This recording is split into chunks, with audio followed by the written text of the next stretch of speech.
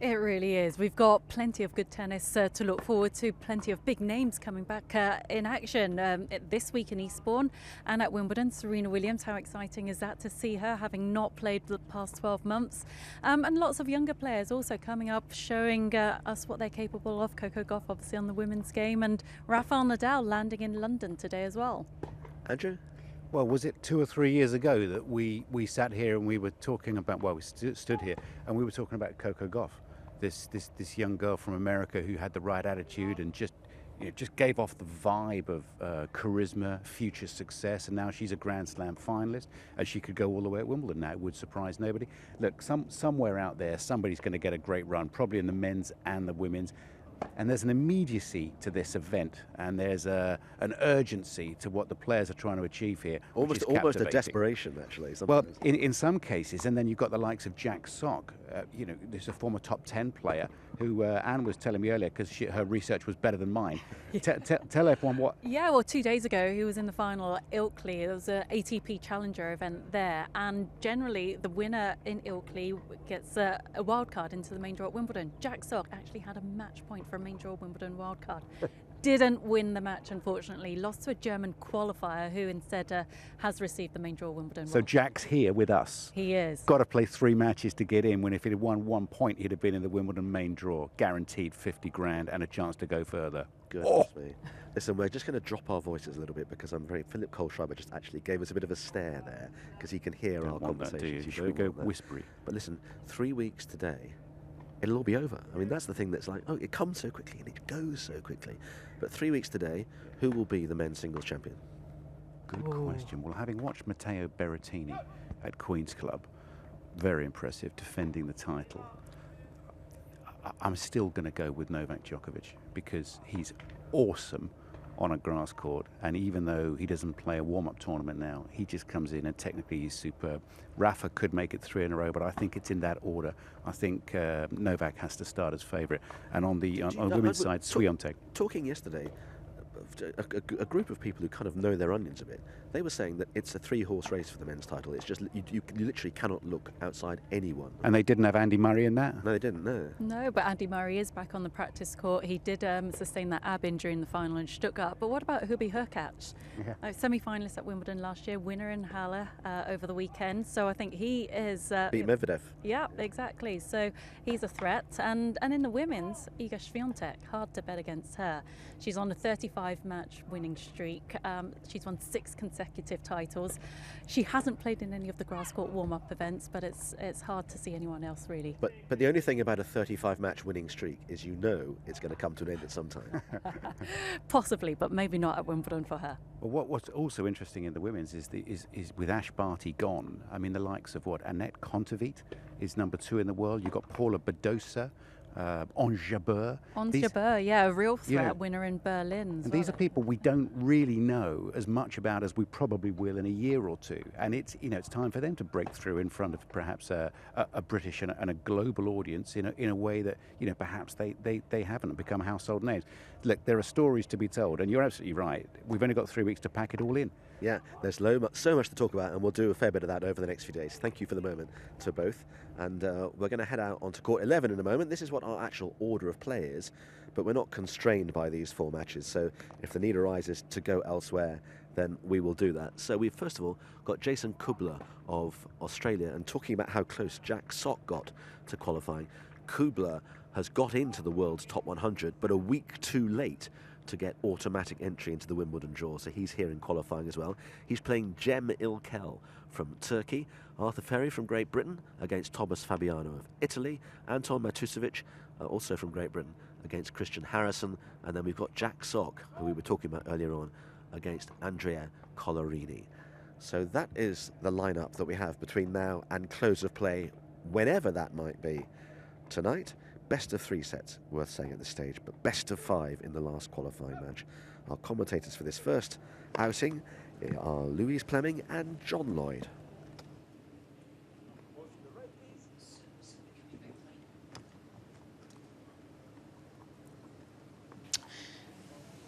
So a terrific match-up here between these 2 players. Jason Kubler certainly probably is the player that has the more experience on grass, and this young man here, it's just his second time playing on the Wimbledon qualifying grass. So a huge experience for this 26-year-old from Turkey, and he's won the toss, and he will start proceedings in this match.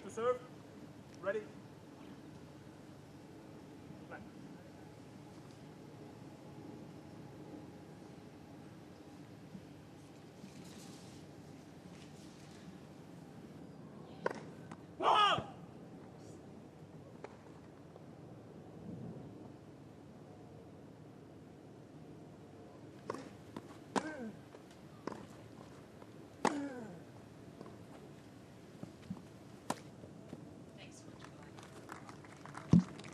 Probably his real kind of tactical style of playing coming forwards, but he's very solid from the back, and I think we're going to see some big forehands out here, John. Yeah.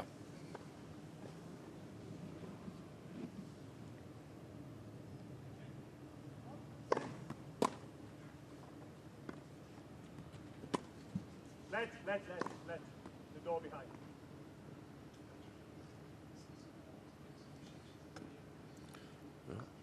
Door opened in the middle of the point.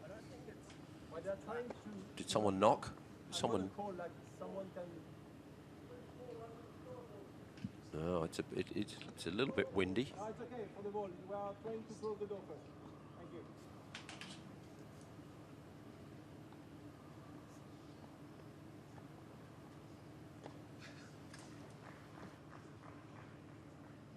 Thank you.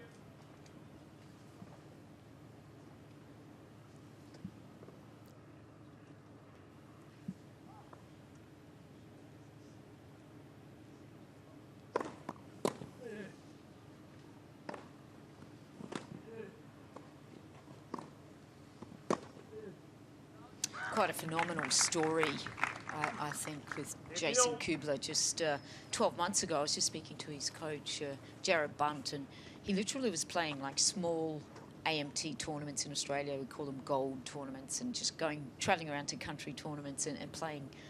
And just 12 months later, look where he's at. I think he's had to reinvent himself a few times, Jason, as well. He's had so many niggles and operations. His knees have... There's Jared there. He's a part of KDV, which is a tennis academy on the Gold Coast. So perfect conditions to train up in Australia there.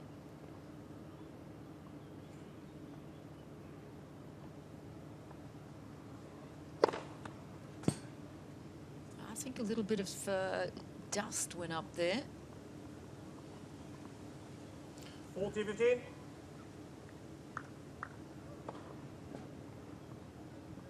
No request from Kubler.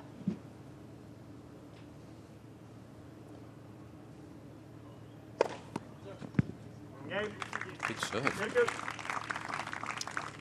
So a good start here for Ilkel. Player that comes from a destination that you wouldn't say probably has grown up a lot on grass. I might look it up to see if there's some grass courts in Turkey somewhere. You've got to think that that's got to be some sort of, an additional, strengthening, positivity, whatever it is. I mean, Australians, we grew up on grass. We're very lucky that we get the experience. Obviously, the English have that benefit as well. Absolutely. Yeah, that certainly helps. And even I think sometimes the coaches, if you pick up a coach from a country like that have been used to playing on grass when they grew up, so they sort of know the differences about playing on the surface, and I think that can be important. Let's see how nervous he is on his first service game. Always a bit tight. First round at Wimbledon qualifying.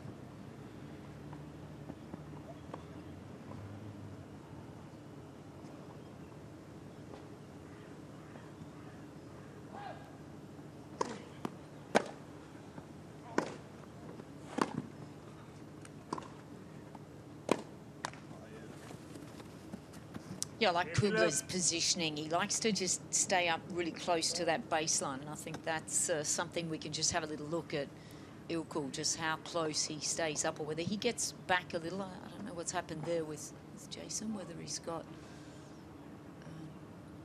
lenses or whether he's just got a bit of grass. He's clearing his eyesight there.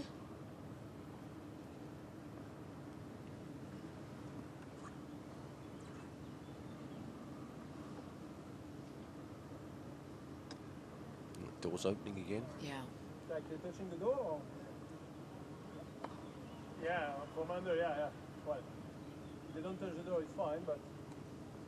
Damien Demissoir just trying to just get this door situation in order.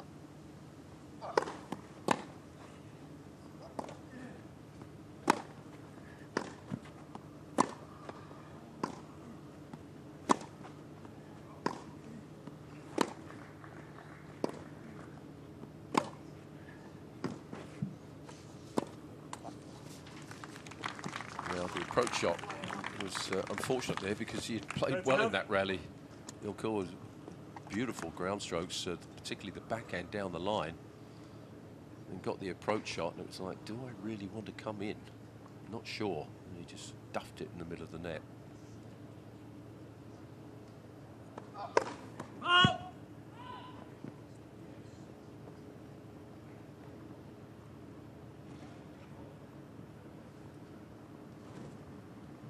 Wait, please, wait, please, wait, please. Oh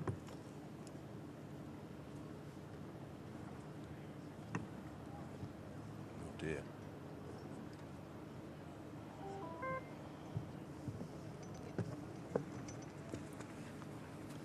So Damien off out of his chair, just trying to sort this situation out. It's a little distracting, that back door, I think. Or no, now we've got one of the, unfortunately, one of the ball young girls has just not feeling well, perhaps fainted there. So Well spotted by the umpire there. He spotted that. He was the quickest person in the whole crowd there that saw that going on. It's okay, I can play with 5, and as soon as someone come at 2-1, for example, I can replace her. No problem. okay, so the umpire just saying he can replace her at 2-1, I believe. So Yeah. that's disappointing for that young lady, but just it's not too hot at the moment here at Roehampton. Just warming up a little bit. The sun is out. It is a stunning day, I would say. But also, they sometimes have nerves as well. Mm. Young ball people. Well, the most important thing is the first 2 days of qualifying is, doesn't matter how hot it is, as long as there's no rain. It is an absolute, the tournament director, the referee is just, please, no rain the first 2 days, because when you have to then catch up and it gets closer to the actual championships beginning, you don't want that to happen.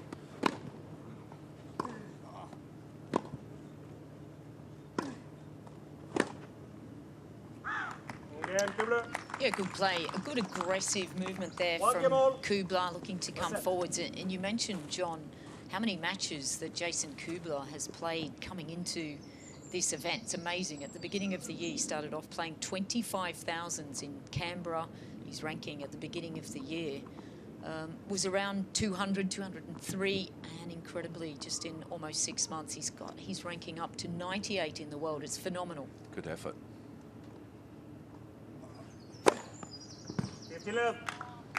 Some pretty good heat on this first serve.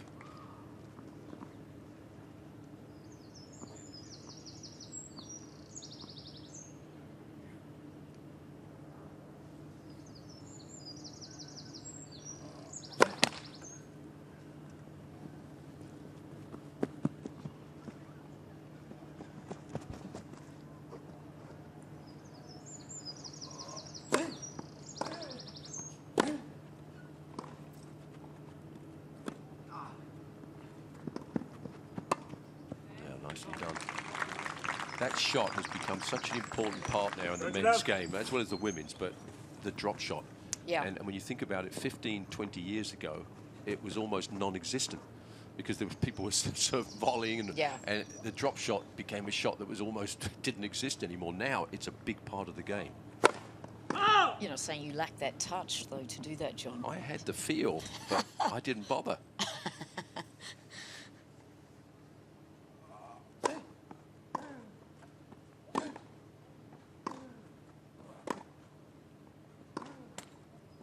Did the wooden rackets have that same kind of feel, though? I mean, I know you obviously started off with that. I did too. So just, oh, okay, you did. I did. Come on.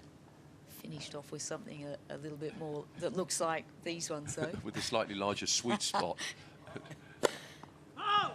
Ooh.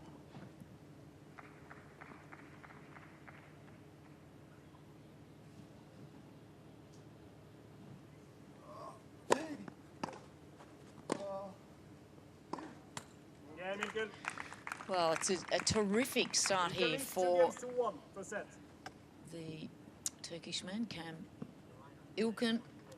He'll be very happy with that. He leads 2-1 in this opening set.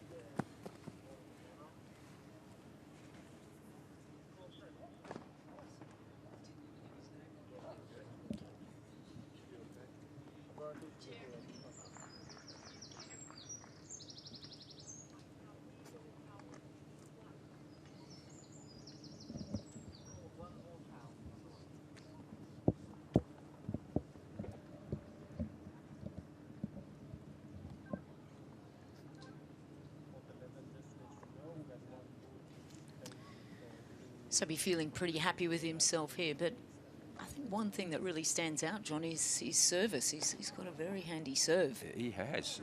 He packs a pretty good punch there, and you can obviously you can see how he favours that inside-out forehand, as so many players do. So he's got that 1-2 punch that we see so often these days. But you know, I'm impressed that he's come out here and doesn't look in any way tight. This is a big match for him, and obviously it's a big match for everybody here. But he looks pretty loose out here, and he's enjoying the surface. Courts are in good shape. Again, another thing that's improved so much. Again, 10, 15 years ago, these courts were not particularly good, but now they are. They've improved them remarkably. Good effort from the groundskeeper and the staff he's got.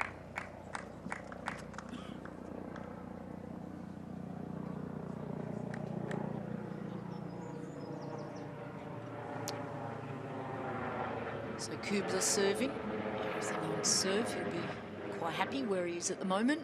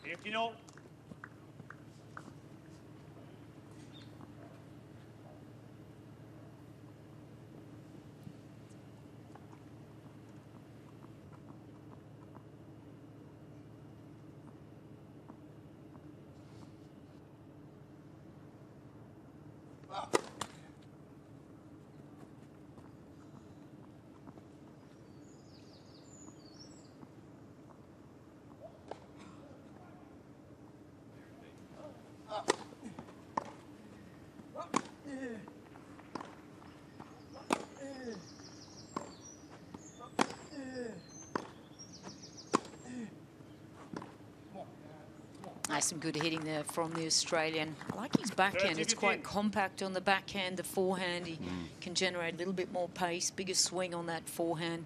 Not a tall guy, though, is he? He's a very good mover. He's not a crafty player, Kubler.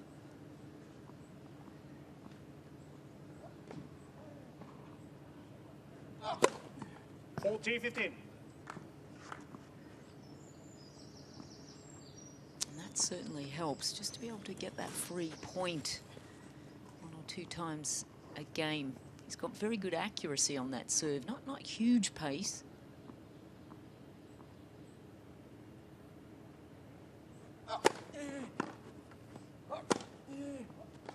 In game, Kubler.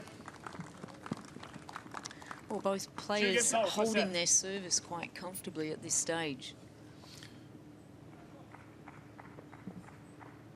Actually walked out on the court yesterday, this court 11, and it is stunning. It is absolutely manicured perfectly.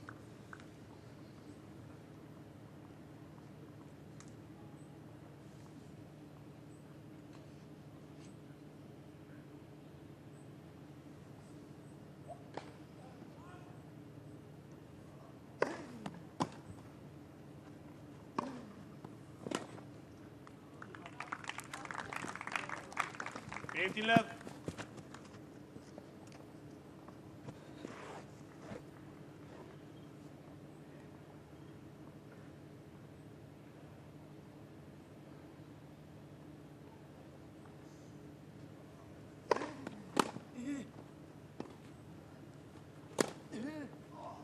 That is a brilliant forehand there. The footwork to get ready for that inside-out forehand. I mean, this was a pretty good backhand slice there, and Ilkel's thinking, I'm in this point, no problem. And then he gets around that and just whips it down that line. Beautiful forehand.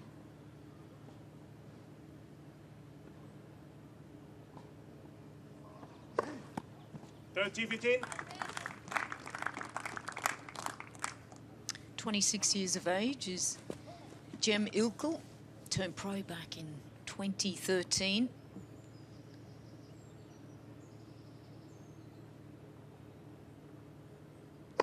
Let. First service.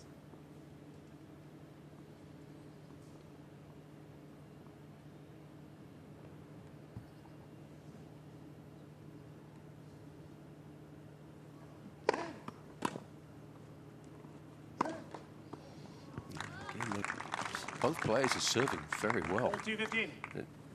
As you said, Louise, they're not hitting that many aces, but the first serves are right in the corner. It sets them up for the second strike.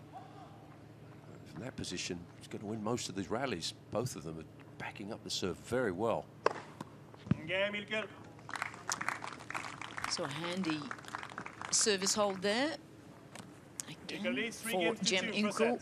So it's the Turkish man in lead, 3-2 at the moment in this opening men's single round, first round at Wimbledon Qualifying.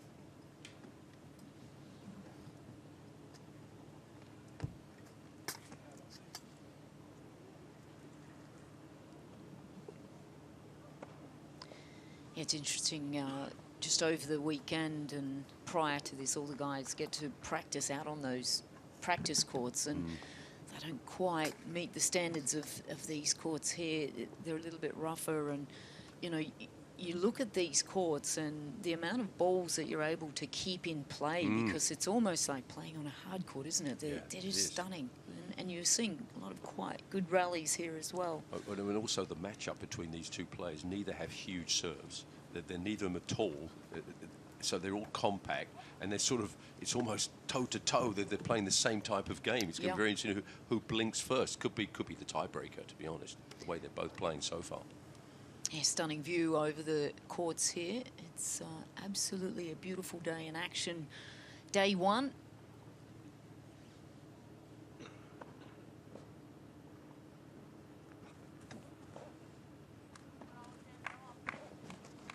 Time.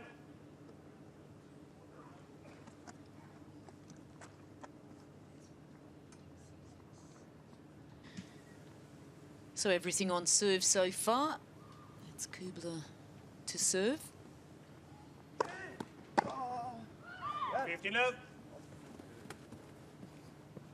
He's just really trying to figure out how he can somehow impact this match, because he's got to draw from something here, Ilkel. He's only played the one match in 12 months on grass. That was at Stuttgart, where he lost first round in qualifying.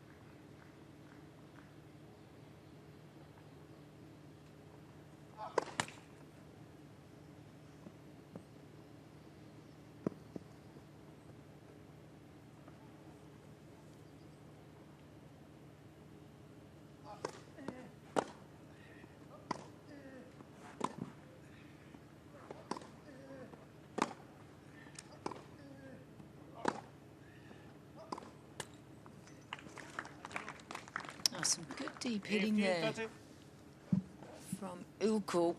He's really trying to find a way to impact this match.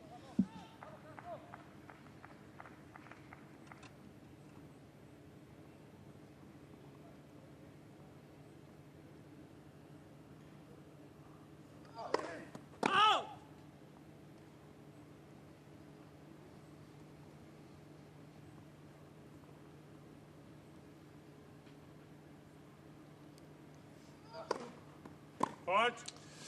15-40. 2 double faults in this game. I wonder if that's because of where Ilkel's been sort of getting set to return. He stands quite a ways back and then sort of makes that quick move in. And whether Kubler's seen him a little bit and he's put pressure on him, but he's served 2 double faults. Been serving well too. This has come out of nowhere, really.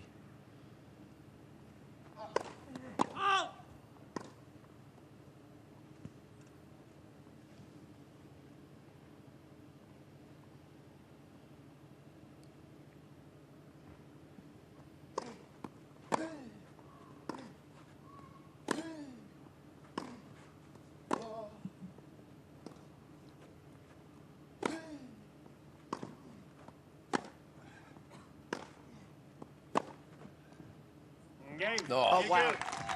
What a forehand that was. Well, it's the first break of the match, and it goes the way of Ilkel. He'll be extremely happy. You know, he just timed that perfectly, didn't he, John? He's been putting pressure a little bit on Kubler. He's been there. He has not quite given the same opportunities. I feel on his own serve, he's been a little bit cleaner on his own serve as well. Yeah. 2 double faults in one service game, though. Can't afford to do that.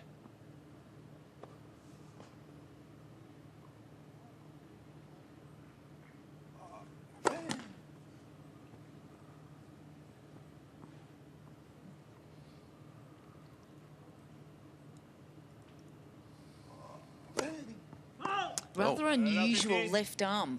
Watch Jem's left arm as he tosses the ball. It almost goes way back over his head here. Just returning one favour to Jason Kubler there. 1 double fault.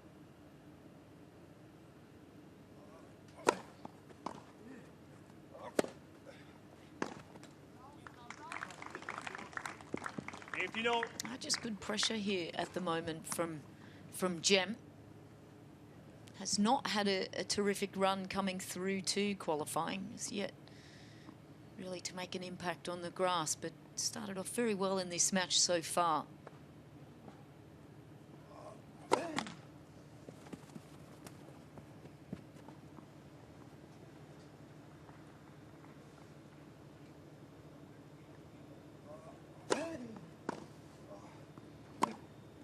He's been very clean today. I mean, his serve again has just been spot on with his placement. Hasn't he really nailed his spots?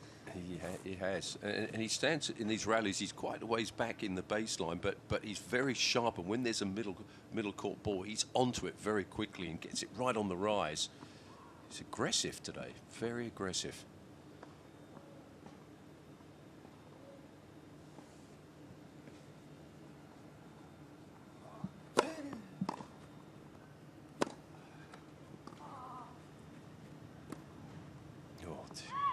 I'd like to have that one back again. Clearly not his favourite surface is clay. As his team, but he lost 6-1, 6-love in the first round of qualifying in Paris, but has spent most of the time prior to that in Uzbekistan and India playing in the Challenger circuit.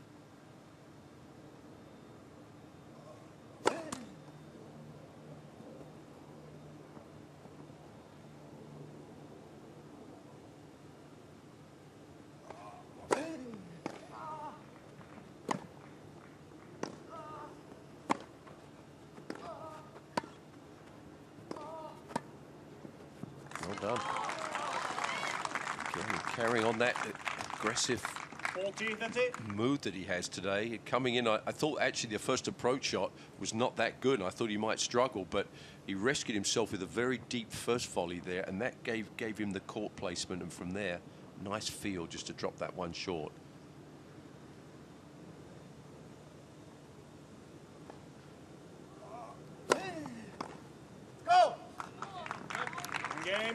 Well, it's a terrific hold of serve there from John Ilkel, and he leads 5 games to 2. Holds the break, and he leads 5-2 in this opening first round Wimbledon qualifying match.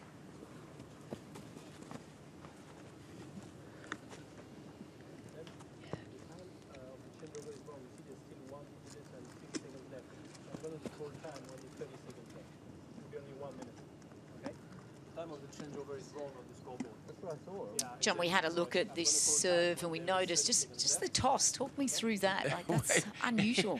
Well, it is, but he just carries on, doesn't he, with the motion. Most people, you release the ball and the hand comes back but down again. He sort of brings it all the way through and carries on, but it works for him. Yeah. And as we always say, what's natural is, unless it's hurting whatever stroke it is, you keep it. Yeah. Because that's what they're used to. And I guess he must release that at a consistent point each time. Yeah.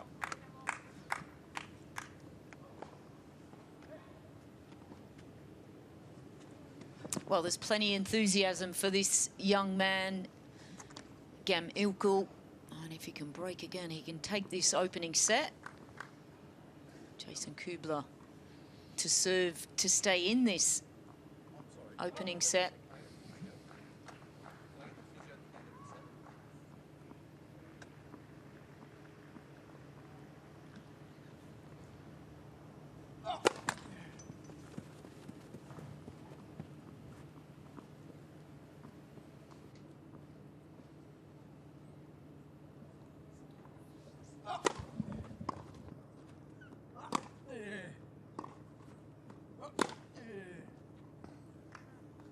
Left.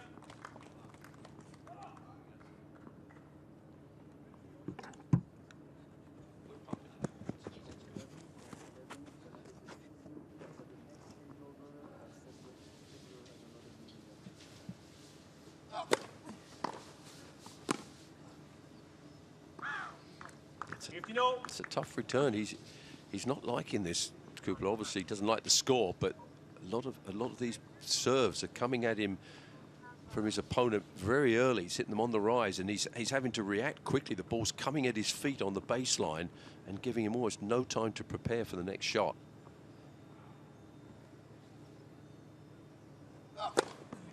30-15. Yeah, that's that rhythm that he had in the first two service games. Yeah. And then the third game, those two double faults, that just really hurt him. This level, you can't afford that sort of thing.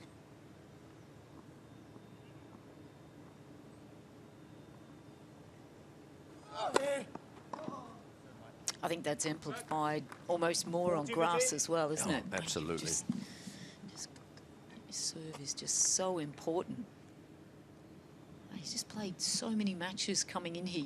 You wonder what's the right amount and what's almost too many. You know, can you get mentally flat? I mean, if you look at the amount of matches, a good hold there, a fast and a much needed hold from the Australian there, but he lost in the final of Orlando just 2 weeks back. He won Little Rock, and obviously after playing 5 matches, losing to Cam Norrie at Roland Garros, that's a lot of matches. And then he decided not to play singles last week, and he went to Ilkel and played doubles there. Just so he was thinking about reining it in and just periodizing that, how many matches he's playing. But you still wonder, that's so many matches.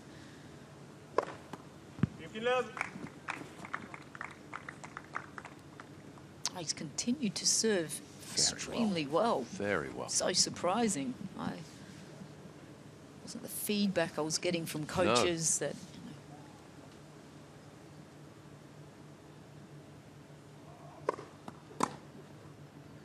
You just wonder as well, John, like you come in here, there's no expectation on you. You know that you're playing a guy that's seeded. He's had a heck of a run coming in here. You almost might be a little bit more relaxed than Kubler. He might have very high expectations, I would imagine.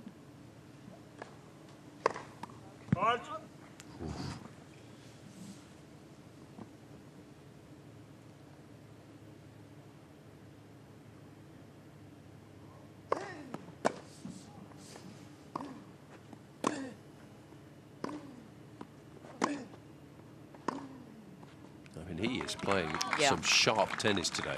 No, he has not made, he hasn't put a foot wrong here so far. Ilkel, pretty impressive play. Can he serve out this opening set?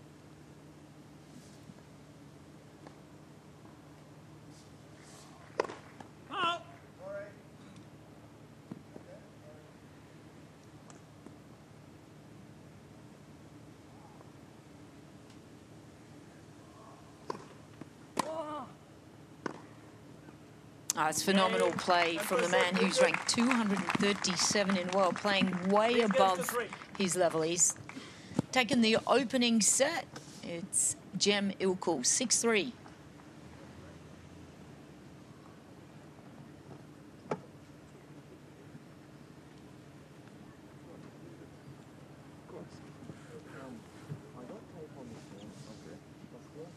Well, it's a terrific start as we just see some attention going over to Jason. Let's have a look at the set one summary. John, what do you make of that? Well, I mean, he played so well there, but I mean, the bottom line was the double faults, and that killed him because he served 2 in one game, and that was really that separated them. But you have to say that Cem Ilkel has played so well, only 5 unforced errors and 11 winners. So he's hitting more winners and less errors. So he's played a very solid.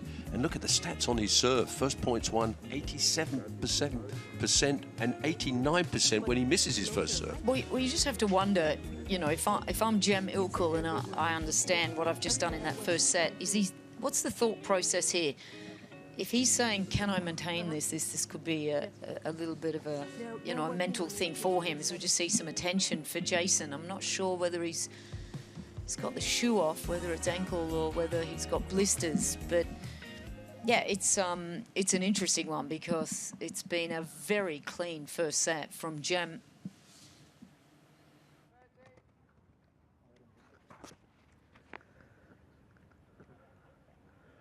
Well, our focus match at the moment obviously features players from Turkey and from Australia out here on court 15, where it's quite blustery actually. It's a beautiful day, but the wind is clearly a factor. We've got the top seed playing here, Zapata Miralles of Spain, and as you can see, he's in a bit of bother at the moment against Bambry of India. 5-3 down, so the Indian is serving for a place, sorry, not for a place, sorry, for the first set.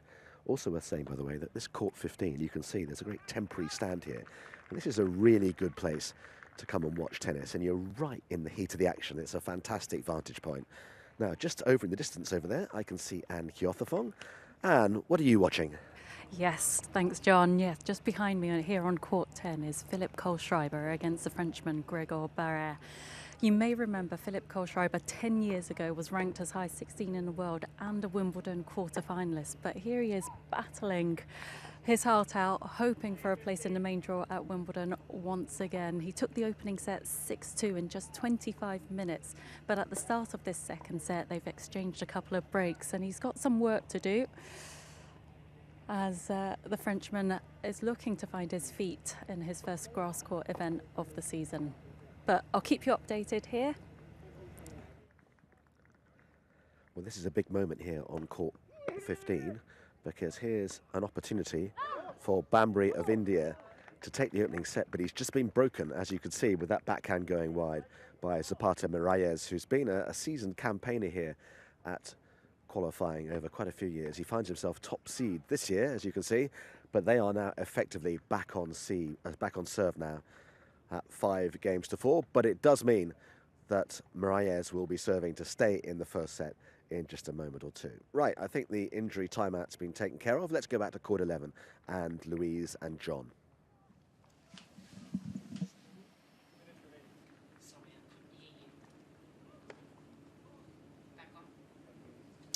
Just some medical attention here at the back end of this opening set. Jason Kubler just getting some foot attention. We talked about the amount of matches.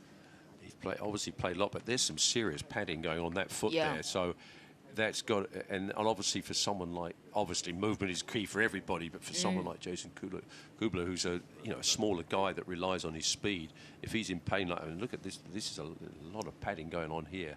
So they're just trying to block this out and just try and give him some relief. They've elevated that little bit, that area, which obviously is giving him pain, but yeah, not a good time. And actually, it's also, to be honest, it's not a good time for his opponent too, because he didn't want this to stop.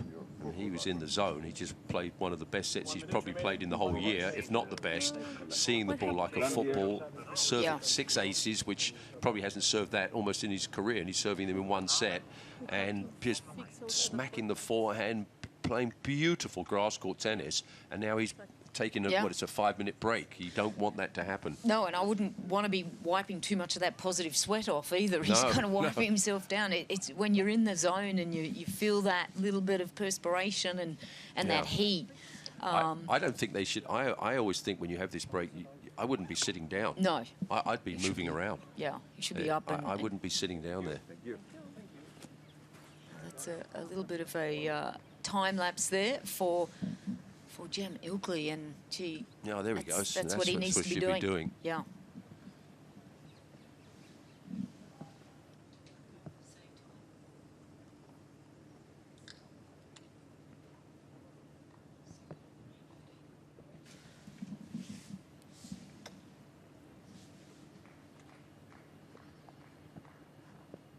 Just final few seconds of getting everything back in order. Jason Kubler. Time.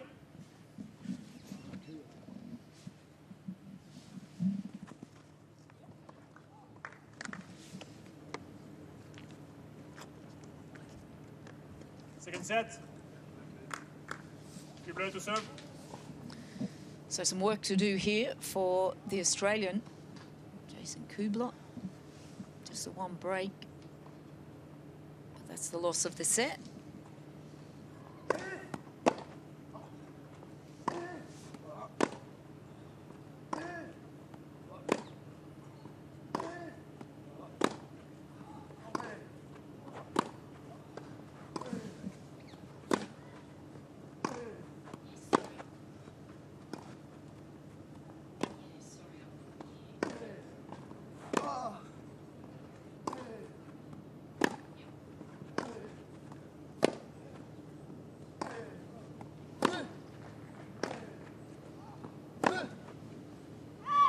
Just out. Just out. Well, that was a world-class rally love. there, trading ground strokes. I mean, what pace they both had, accuracy. Yeah, he had some space to hit into there, didn't he? Possibly didn't need to go quite so close to the edge, but some great tennis there, just to both vie to get this momentum early on in this second set.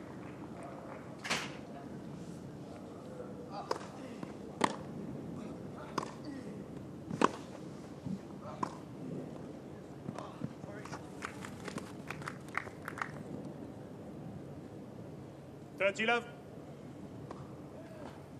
Sometimes hard to get or to feel like you're getting the momentum on grass.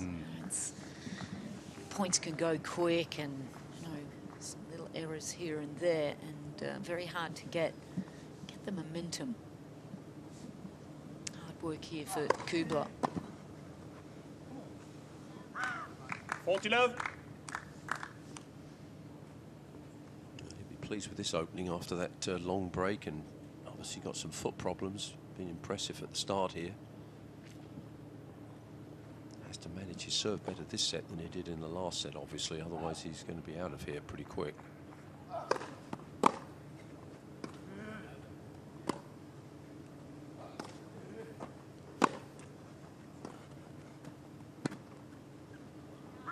Game.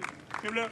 Well, a good hold there from the First number game, 2 second seed, Jason Kubler. He certainly needed that after a little bit of a medical break for those blisters under his foot there.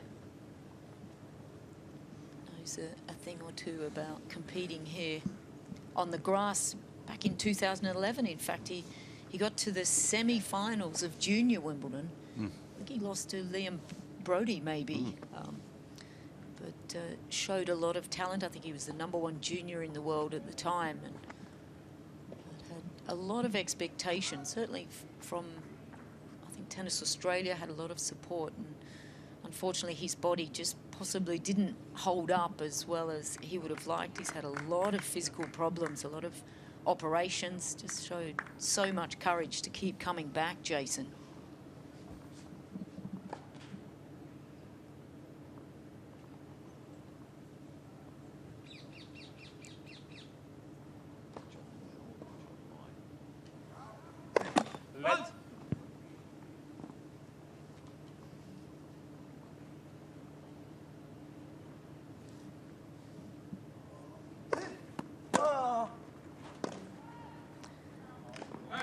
this is where Allow Kubler 15. really wants to make his mark early. Just try to draw some early errors, make sure that he's really putting the pressure back on Ilkel after that fabulous first set that he played.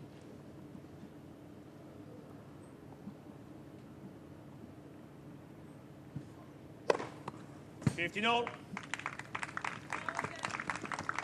That helps. And when he gets his first serve in, the numbers are pretty good, aren't they, John? He's been serving some big serves.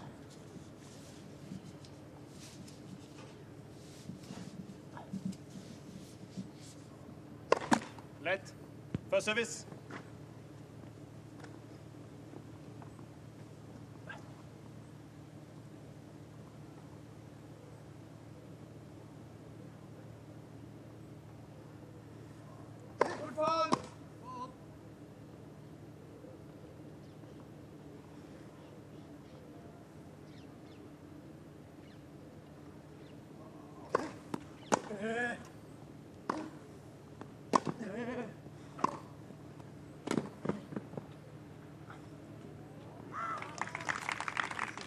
He's very good at opening up the 13. court. It's super effective when he does that on his forehand side. He's quite solid.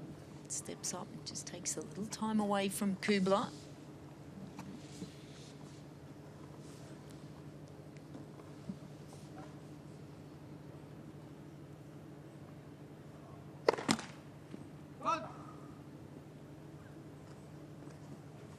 But please.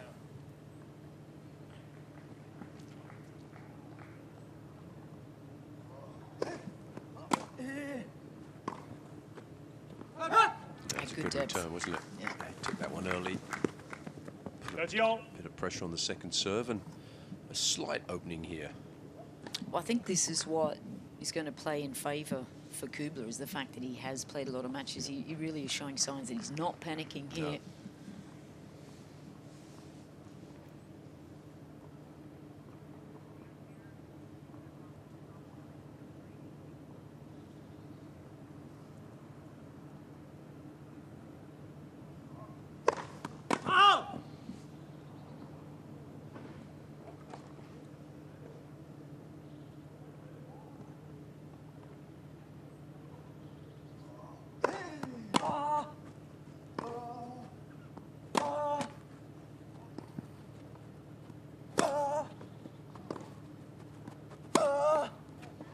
It's well played there. 30, 40. Ilkel there made the mistake there when he had a backhand, and he could have done more with it, and he hit a slice on it. That one was the second backhand. 2 in a row he hit around the mid-court area, and he got away with the first one, but the second one didn't get away with. So a breakpoint opportunity now for the Australian to even things.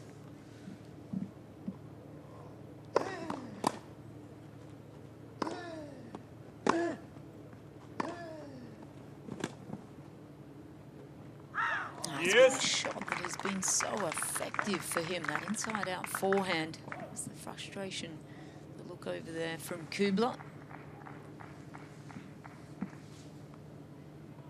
You just sense moments. There's Jared Bunt, Matty Inglis just sitting behind them. Madison English is the #1 seed, perhaps, here at Wimbledon Qualifying this year.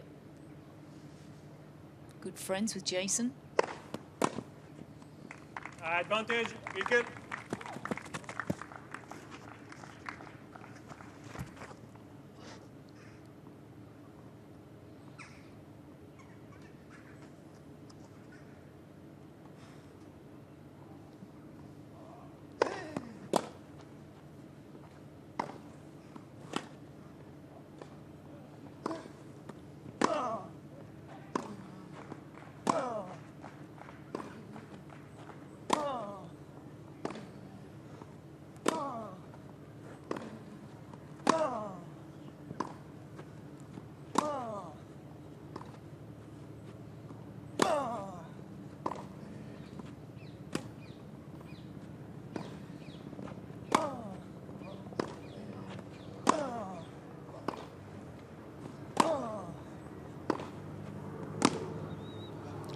Is this grass or clay?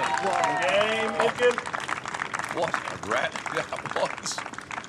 Oh, that's unbelievable. That is One the game rally on. of the match so Second far, set. isn't it? And that last one just absolutely skimming through the line there. I kept thinking, is anybody? He's laughing. Look Is at the anybody going to character. change the pace here a little bit? No, they're not. They're just going to hit harder and harder and harder and not miss. Oh, he's a real character. He is. He's Really loving it. lovely young man, this young man. I was watching a little bit the practice earlier, and he kind of looked around at me, and I said, "Oh, good luck." And he said, "Oh, thanks." Okay, just very relaxed, I felt, which.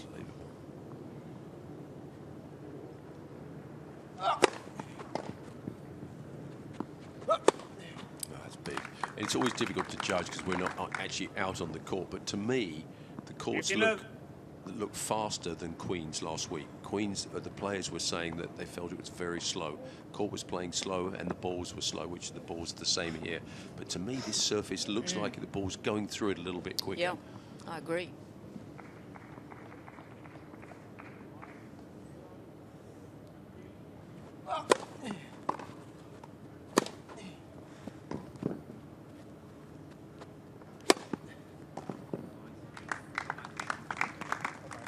I mean, this is obviously a style of tennis now that we see a lot more of. It's not the old tradition, old grass court where it's a certain volley and a lot of people coming in. But for this, the tennis this is very high quality for a first round of qualifying.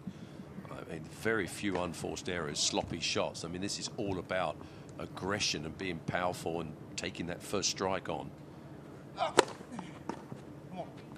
I agree. There's been some very good quality play, and as you saw, I think in the end of the first set summary was just 5 errors coming from Ilkel. That's phenomenal. Hitting the ball at this pace, 5 errors.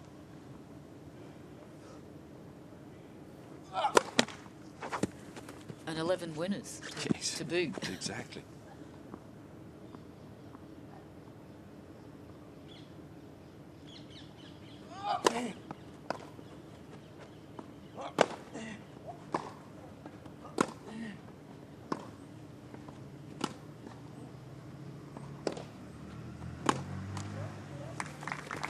Getting good depth from 40-50. Ilkel.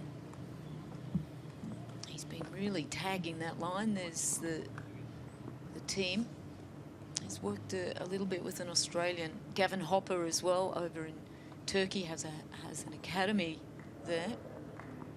Gavin has worked with a lot of top players, mainly back in the day. Amanda Kutzer helped her a lot.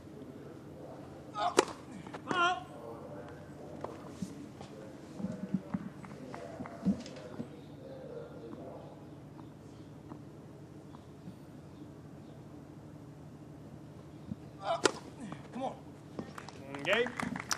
Kubler. Oh, nice way to Kubler leads finish 2 off games to 1, second set. his service game First there. set, Ilkel. A little bit questionable in down with that foot, but things looking like it's going okay. He trails 6-3 and leads 2-1 in the second set.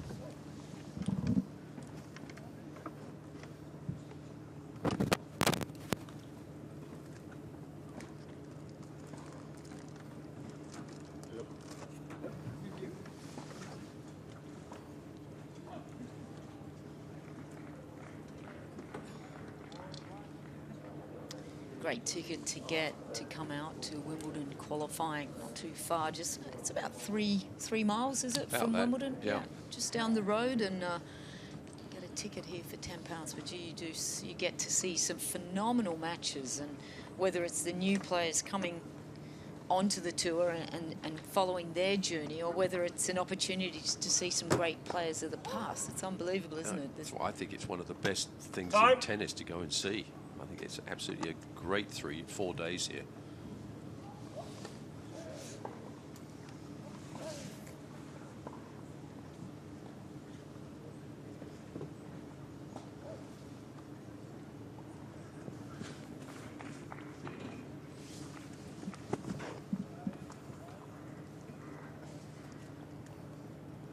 The number 2 seed here this year at Wimbledon qualifying, Jason Kubler.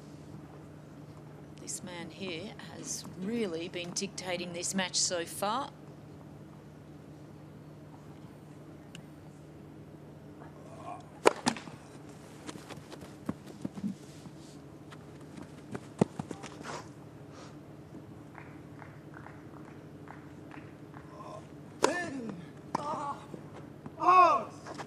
just started off this game as he has really done the whole match. Just very accurate with his serve. He's had good numbers. Just played a very clean match so far. Ilkel.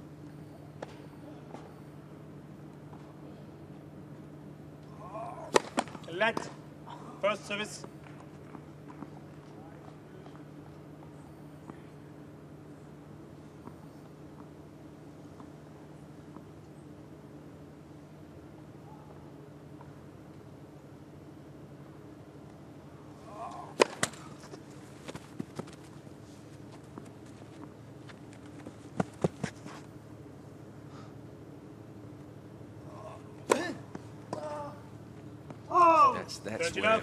That's where Kubler will be disappointed, because the stats in the first set that Ilkel was winning, I think it was 77% or something like that on his second serves. Yeah. And Kubler again, he's had 2 second serves in a row, hasn't made a return. He has to change that around if he's going to win this match. He's getting no joy when the first serve gets in, and if he's not getting much joy on the first serve, at least on the second, you've got to do some sort of damage. And at the moment, he's just not connecting.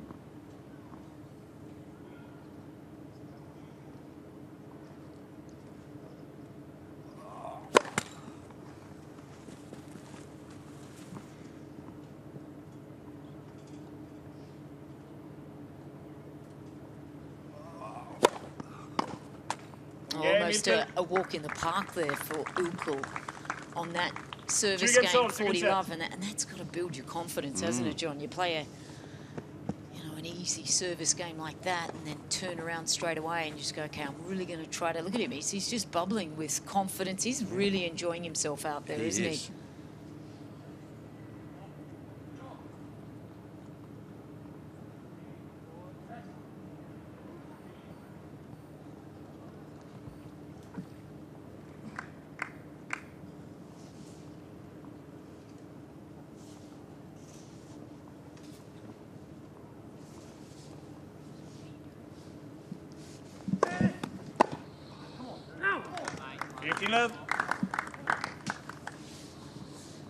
Much needed hold here from Kubler. He's just really seemed like he has not found his stride throughout this match yet.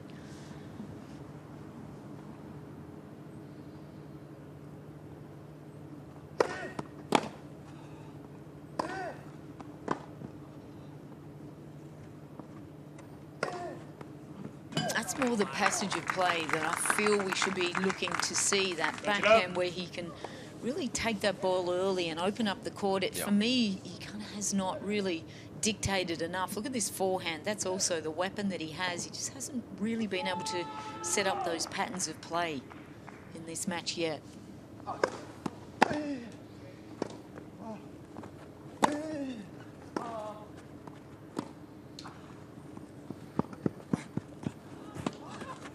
Didn't he get that message from you, John? You said, do not hit a drop shot. Ilkel? He's laughing. I think he did hit you. The first two were even worse than that one. But it's not going to get the job done. Look at it. That's just plenty of time to get to that.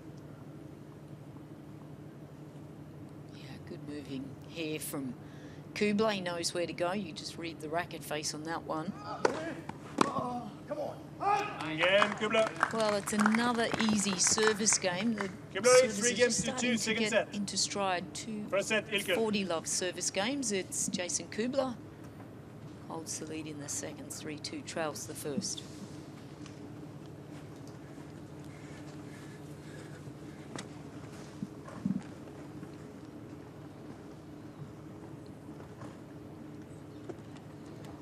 If you're a coach looking after one of these players, John, and weeks out, would you be saying, okay, I really want to get you on the grass as quickly as possible? You've come from clay. What sort of weeks are you thinking? Do you want 1 or 2 weeks prior to? Because Jason spent a lot of time playing on hard court. Yeah. Well, grass is different. It's not as different, but if you can get as much play as you can on it, especially if your record is not great, it's a surface that I do believe all these players are capable of playing well on, and you've got to go with them and spend that time and make sure that they learn how to play on it.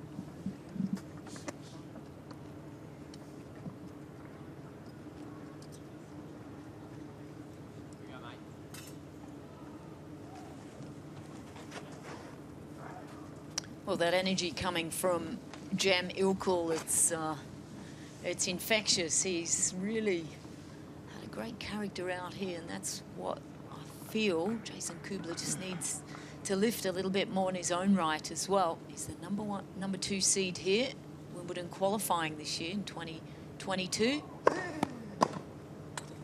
50 love. To me, it really looks like this 26-year-old from Turkey. He's fully in stride and just really enjoying playing on the grass at the moment.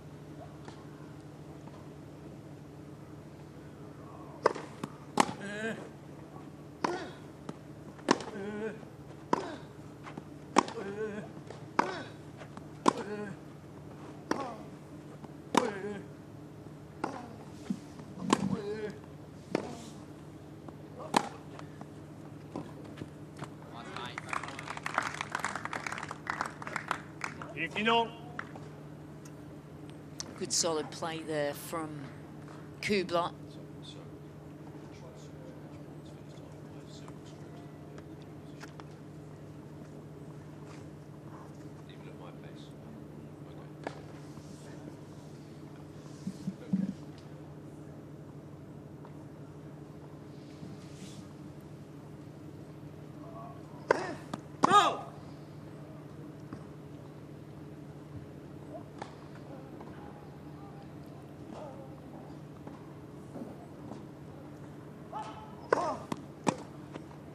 Mentally, he's been so solid today, Ilkel, but you just have to wonder.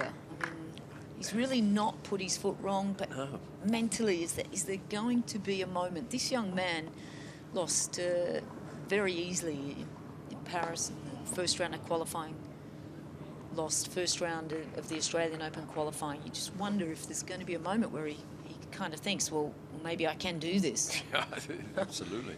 Because it's looking very much that way at the moment. Terrific.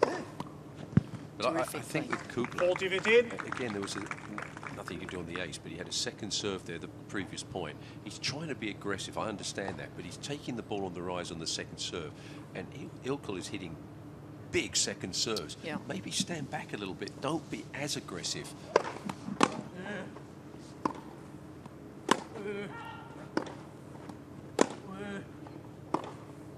Well, phenomenal. Nothing you can do about that, but at least he was in that rally. He's got to somehow make more balls. And he's not doing that at the moment. And his opponent is in the zone at the moment. And it's one of those things where you go, okay, I'm going to make you play enough balls that you wake up from the zone. Yeah. But you can't give 3 points away, and that's what he's doing at the moment. Yeah, he's not building enough pressure. I mean, no. I just love watching Jem at the moment. He's too. running all over the place. He's just got this unbelievable energy that he's bringing. I mean, this is Roger Federer-esque, the way he's just kind of loose and just unbelievable. Yeah, this is my court. Yeah. He doesn't hit the backhand quite like Roger. Not quite, although that last rally. Yeah, just the footwork and everything. He looks amazing.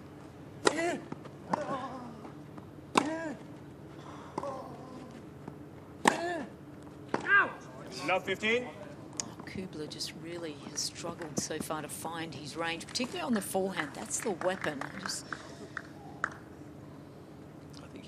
think he's running out of ideas a little bit, and he's forcing the issue a bit too much.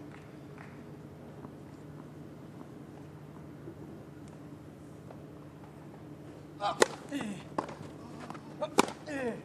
on. 15-0.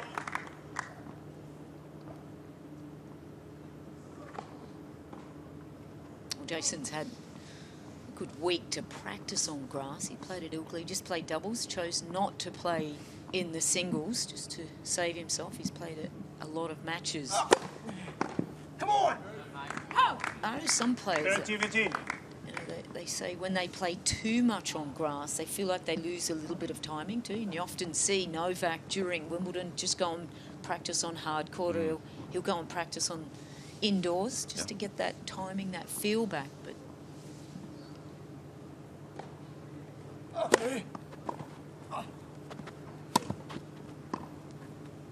stop it. That is so well done. Anticipated where the forehand was going to go to, and and then just improvised. There was, look, he was going back for the lob. You see the way he started moving back for the lob? Yeah.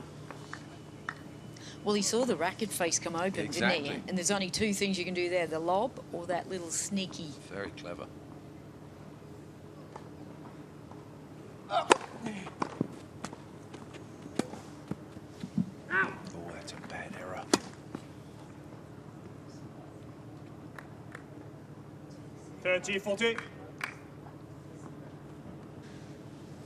So a huge opportunity here for Jem Ilkel, unseeded, playing a match that he will remember for a long time. If he can break here, he's going to put himself into a terrific position in this second set.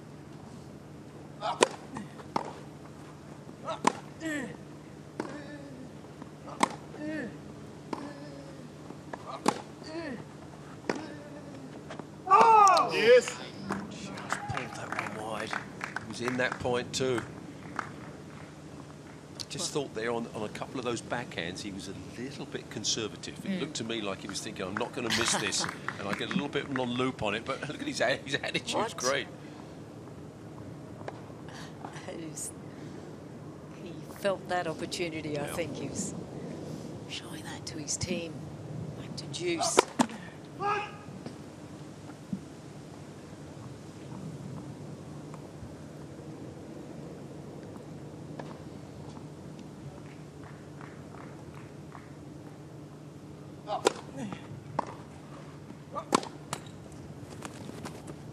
Advantage, Ilkel. They didn't even get higher than the middle of the net there.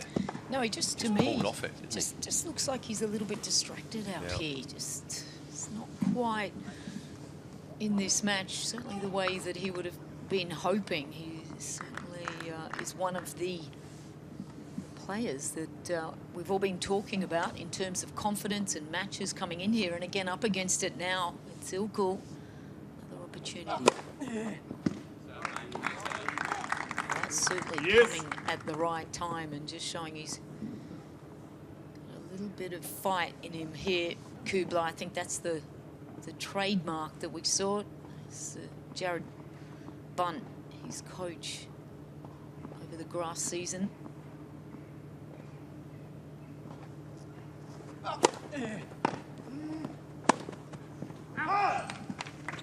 That's just impatient. Advantage, right Ilkel. there. Just not giving himself enough framework to hit in. The encouragement coming from Ilkel's coach now.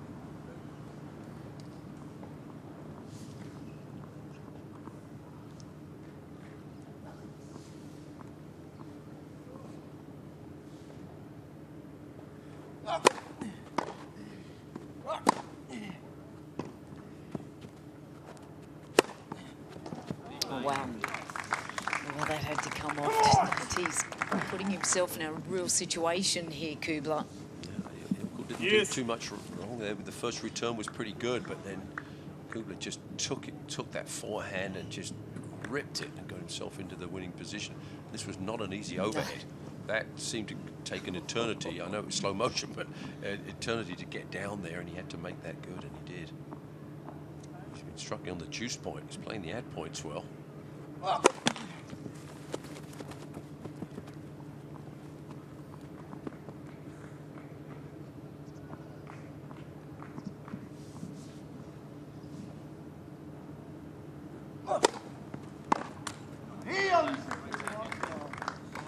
Advantage, Kubler. Doesn't give much, does he, Jason Kubler? Just a little bit of a fist pump there, but he's quite into his own mind. Jared and Matty Inglis just watching on. I'm sure there's a whole team of Tennis Australians Game, Kubler. behind him there. But it's a very tough hold there from Jason Kubler, the number 2 seed. Just hangs in this second set. He leads 4-3 after that hold, but trailing 6-3. Second set, first set, Ilkel.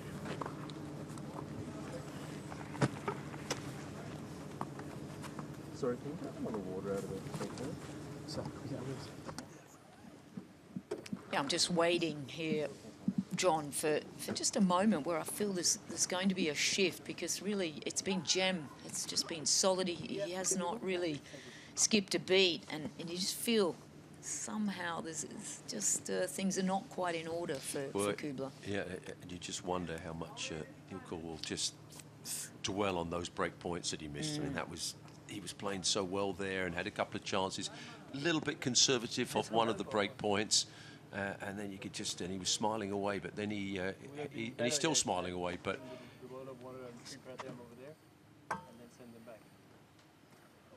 Hear that. But see, he's got the Nadal habit of placing the water bottles in the spot without moving them. Look, there he goes. See, if you're his opponent, you just knock him over when you walk past.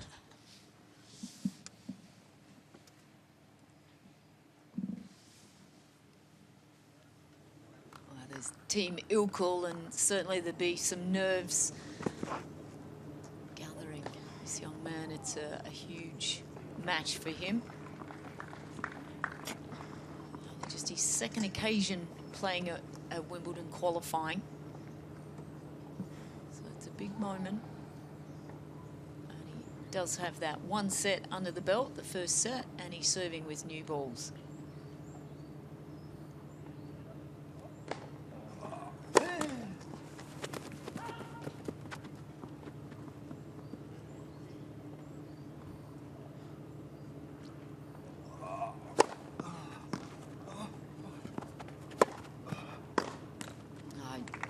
Just been a little bit of the story throughout this match, just the fact that he's just not being able to read the returns and really get into these rallies. That was another second serve as well. It did nothing on the return. Yeah, off the backhand as well. Just making a lot of errors off that side. Well, it's like bread and butter at the moment for Ilkel. He is really enjoying his service games.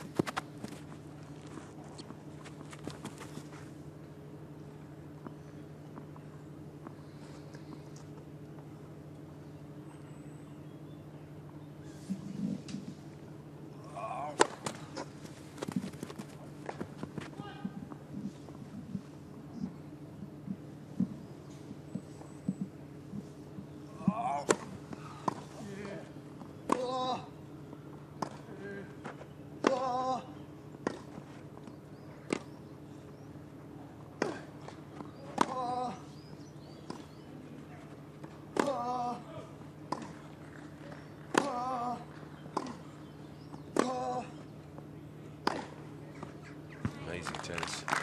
They're making this surface look like it's slow out here with the way they're hitting the ball. And this court is fast, and they are just hitting ground stroke to ground stroke, just trading blows, deep balls. I mean, it's just very few unforced errors. High quality tennis.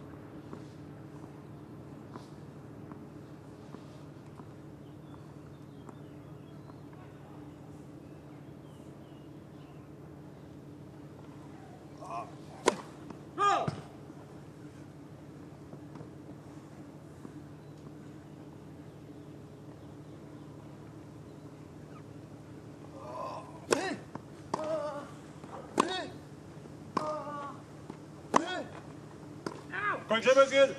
Oh, that's a big overall. First one we've had in the match. No complaints though. 30-15. Damien Demissoire very quick to jump onto that one.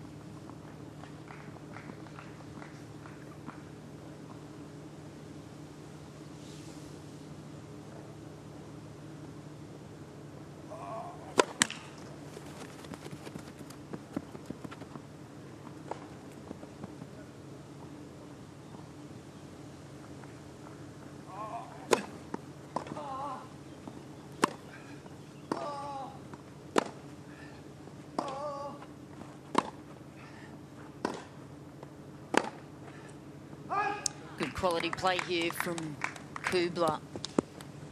That's all. And he's really got to start to make his mark in this match. He's somehow going to keep the pressure on here.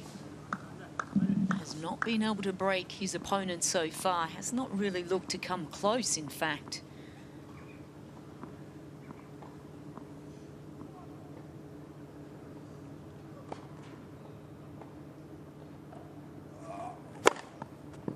That is unbelievable. It's just quality, isn't it? Being able to do that under pressure. That's a terrific serve.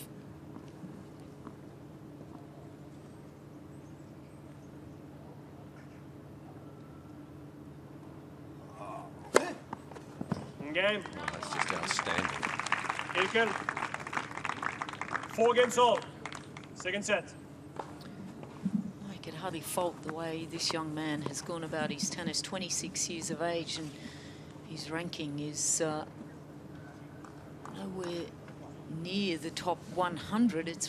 His ranking is 237, and he's playing like a player way above that level. He spent much of his time this year playing in India and the smaller events. So this is a huge occasion for Jem.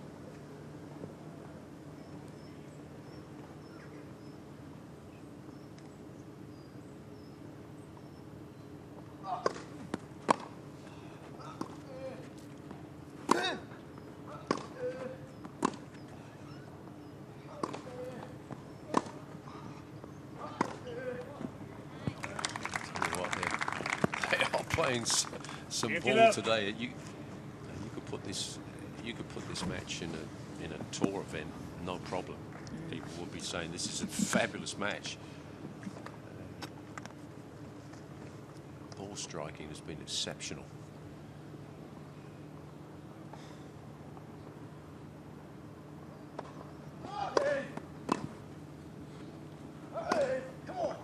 Oh, wow, the little come on. This is a huge game for Kubler.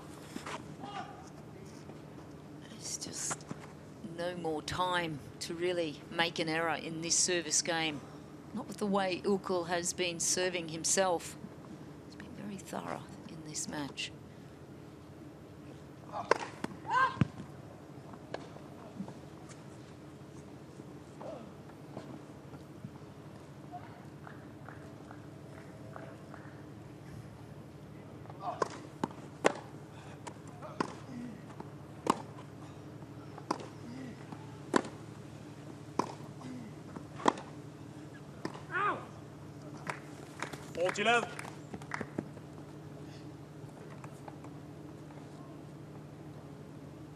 Oh, this will certainly play into the confidence for Kubler, just to get a little reprieve here and get an easy service hold right when he's most needed.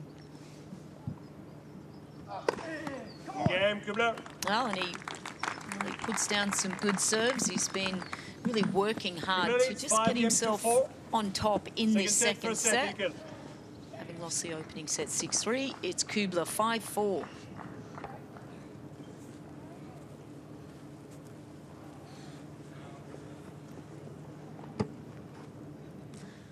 I think this is where things are going to kind of swell up a little bit for Jem. I mean, this is the moment really that he's had the most maximum pressure. He has not really felt too much pressure so far, and he hasn't hiccuped either. He hasn't blinked yet, but we're right at the business end of the set now, and he had those break points where he didn't convert, and you know, if he lets his mind wander a little bit here, then there's trouble ahead. But if he can just keep the way he's backing up his serve the way he is, and he's been holding so consistently, and not worry about too much about his opponent, because at the moment he's doing the job nicely. He could still win this in 2 sets.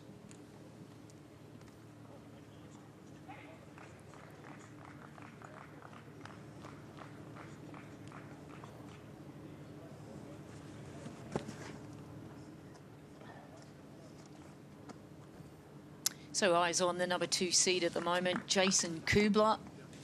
He's a set behind. There's Alicia Molik just to the left there. And Certainly a lot of Tennis Australia support here.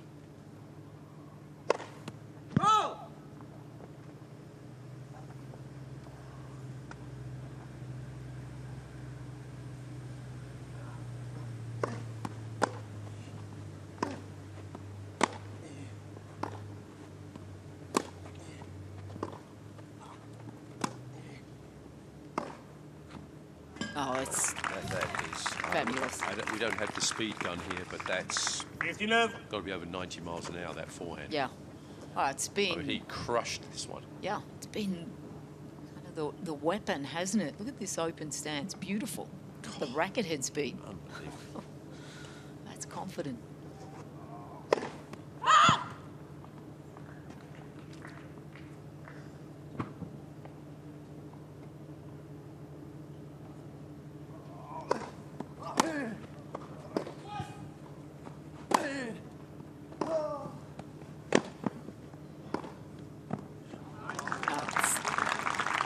Special. That is special. 20 love. Yeah, when you get that ball running cross court there, and you go this ball here, and then you go back down the line, you've got to hit it better than that, otherwise you open yourself up Yeah. for the angle cross court.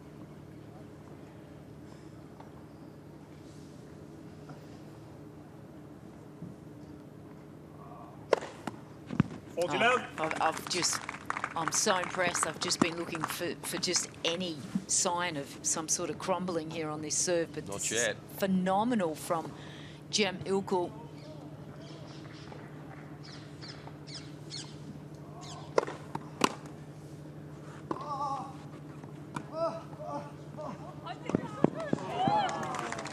That's how the drop shot.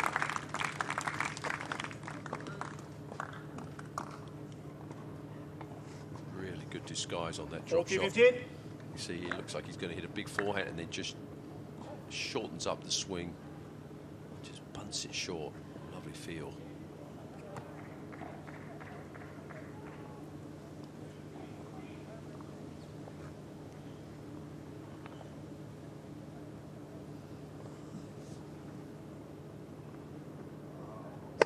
Let. First service.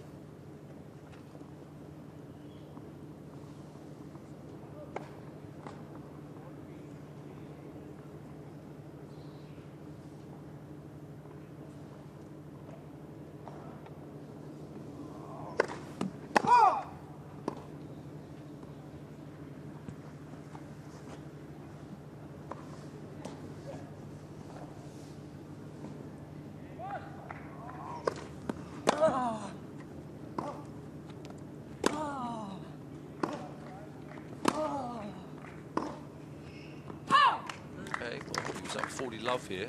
Yep. It looked like it was an easy game. 40, 30. Not quite as easy now. Oh, he's doing the right thing, isn't he? Just Yes. toweling himself off, taking time.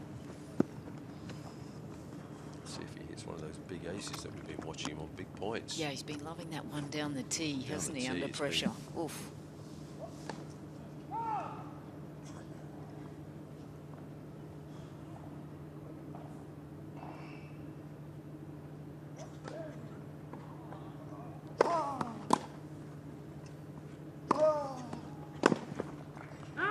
Game. Well, he gets the job done, and you can just see the frustration there for Kubler. He just couldn't make a 5 dent games in old, that second set. service game. This is when he really needs to impact this second set. It's quite amazing. You know, this young man, Ilkel, has not had a lot of wins, and certainly hasn't had a win against a player inside the top 100, where Jason is sitting at the moment, 98 in the world. And had an interesting start to the year as well, Ilkel. He's had to chase some points.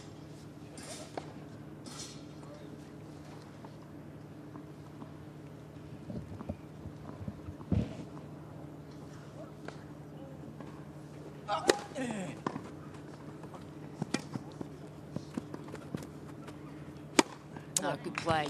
That's the way I feel he's got to be a little bit more 50 left. aggressive in this game here. Just take a bit more ownership over this match. It really has been Jem Ilkel who's just come out here and played like he's the player that really is in form. Let first service. Which one? First service.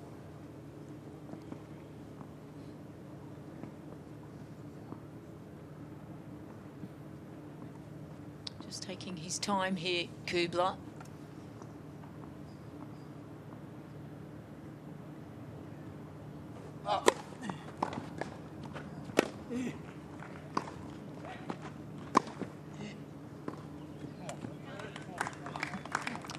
Had an interesting start to the year. You look at players that chase points, John, but Ilkel went down to Australia and played in Bendigo at the beginning of the year, then went back to Italy and played in a challenger there, and then came back to Australia to play the Australian Open qualifying. Now, what a schedule is that?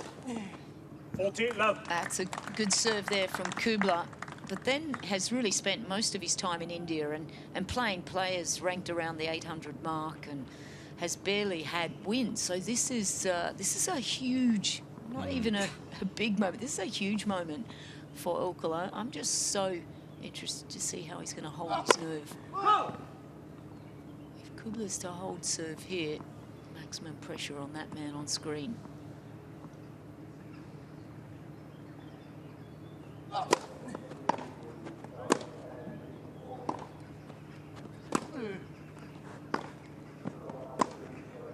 That's good depth again. He's played close to the lines.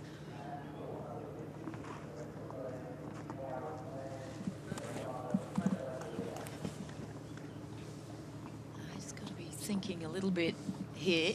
He's played just with such flair today, Ilkel.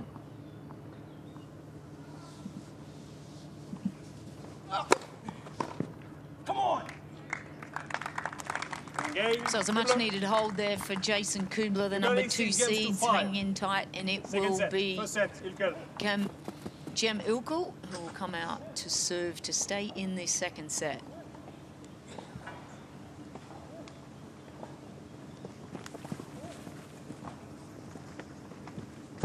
You look at players, John, that are around the 5'10" mark, and that's a player like Jason Kubler, good mover.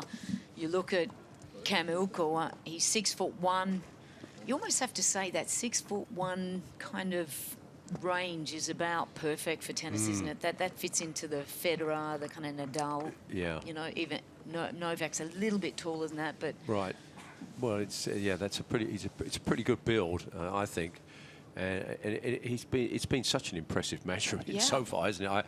I find it hard to believe he's not going to start thinking a little bit here. And credit to Kubler to hold on, that he's held on this second set, because he hasn't played great, but he's done the business on his own serve. He hasn't threatened too much on his opponents, but at least he's taken care of part of the business.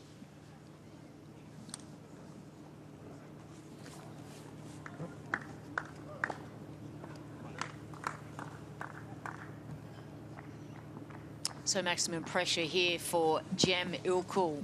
He's the unseeded player, playing a terrific match. He's got a serve to stay in this one. He hasn't shown any cracks so far.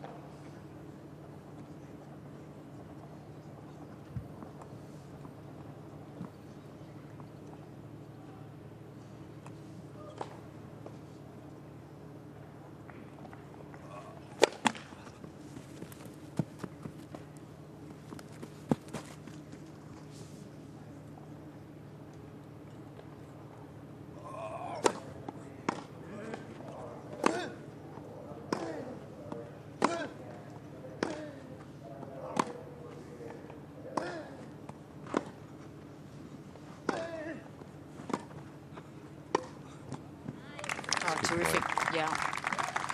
Really good play setting up that point. This is the most animated we've seen him as well. He doesn't, as you say, he doesn't say, you know, not too many gestures, but we've seen a couple of fist pumps, but that was the most movement we've seen from him. He knows his senses here. This is his big chance.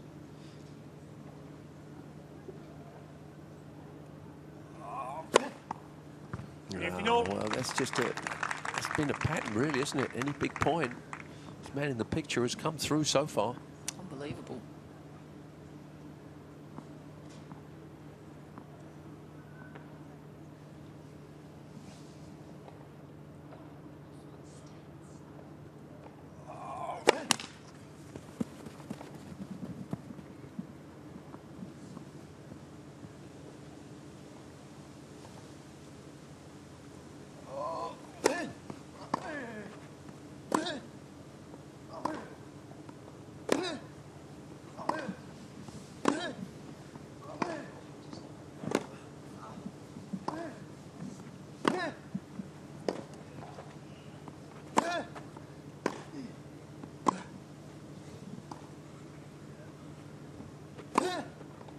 I mean, this is spectacular tennis. This was... 30-15. I mean, the pace, the defensive play from both players. And just again, you can see there, Kubler just did well to get it back nice and deep. And he can't hit any deeper than that. You think, okay, I'm in the point. And then this forehand comes from just nowhere at that type of speed.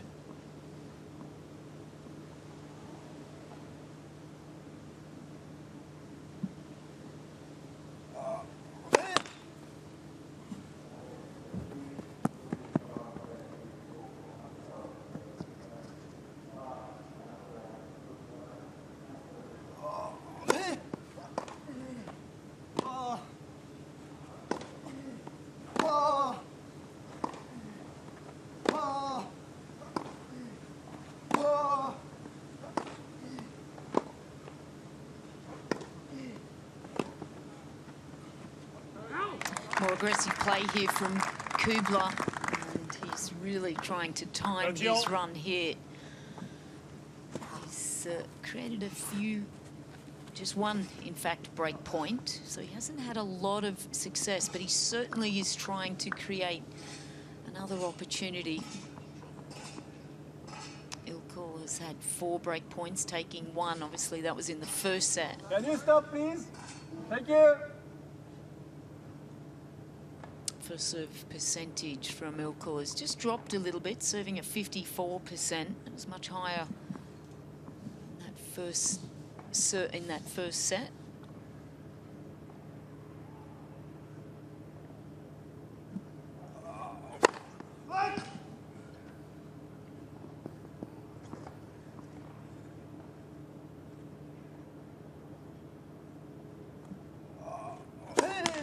Oh. 30-40. What a time for that. And that is simply because of the pressure on this game.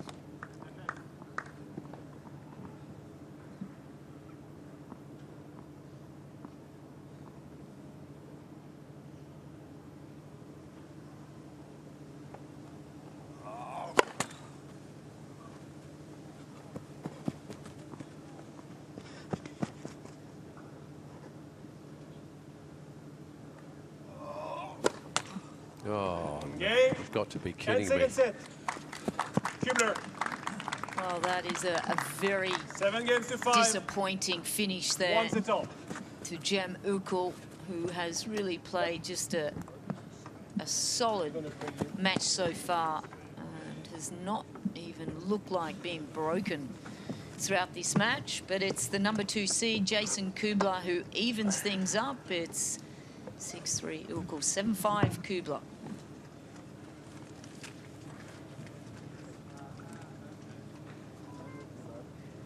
You too? Yep. Well, the numbers just changed around a little bit there, John. It was some terrific numbers early on for Jem, but really those 2 double faults, that's the... Listen, as you correctly said, his first serve percentage dropped. But look at the point, look how successful he was. And it really came down, as in the first set, when Kubler served 2 double faults to lose his serve. Ilkel did the same thing, 2 double faults to lose it at 30-all. Just thinking where the match was, and then just got tight and choked.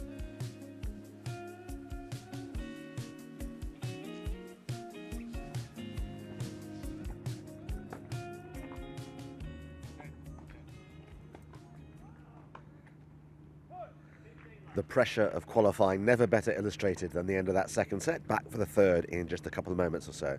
Well, at the start of the programme, if you were with us, you'll have seen Philip Kohlschreiber on court number 10 behind us. 10 years ago, he was playing Joe Wilfried Tsonga in the quarter-finals at the All England Championships. But here he was, coming through qualifying against Grégoire Barrère of France. 2 more wins, he'll be in the main draw, after which he spoke to Anne Kyothafong. Philip, congratulations. That looked pretty straightforward. How did it feel for you out there?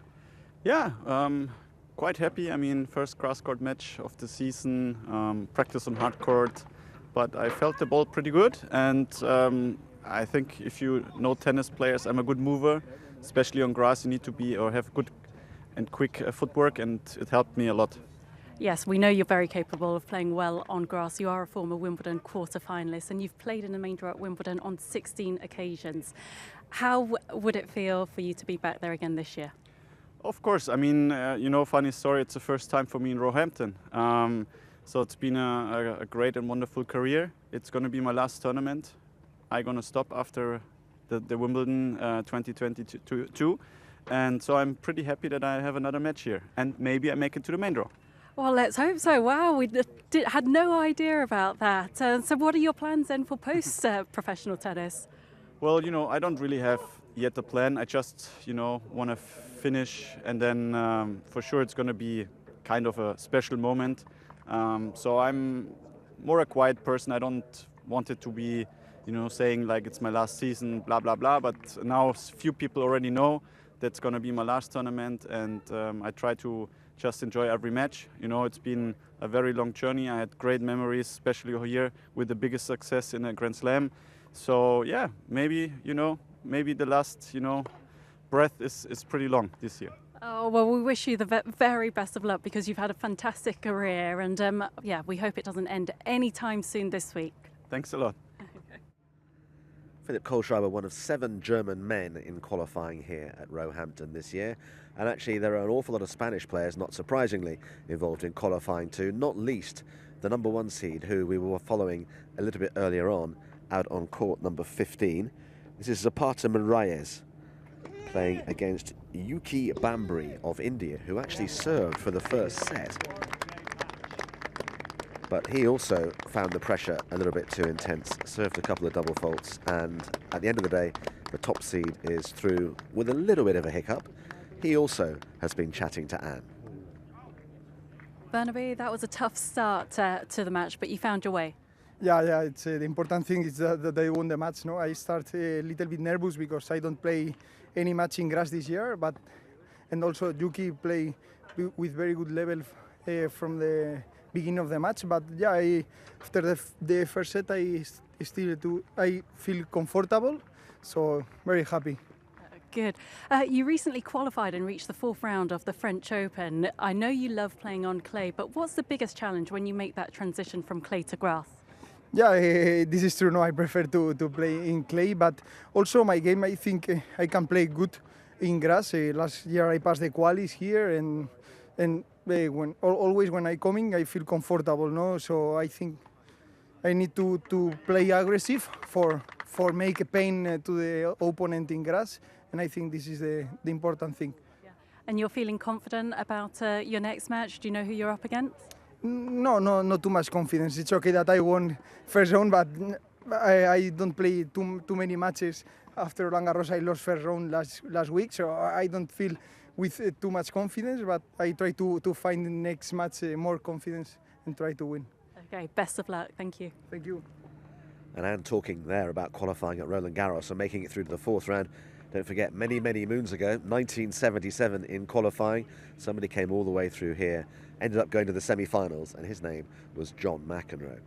Right, to the deciding set then, out on court 11. And this match intriguingly poised. Let's go back to our commentators.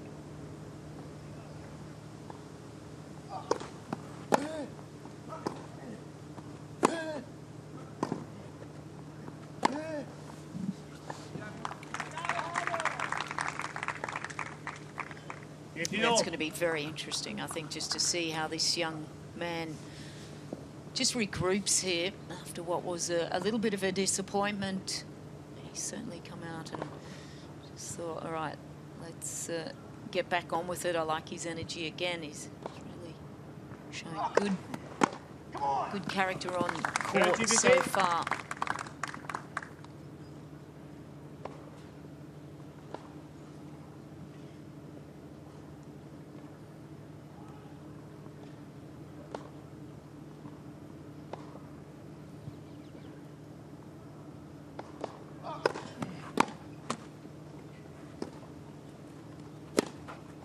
That's phenomenal, that forehand. His racket acceleration from a low ball is amazing. Extraordinary.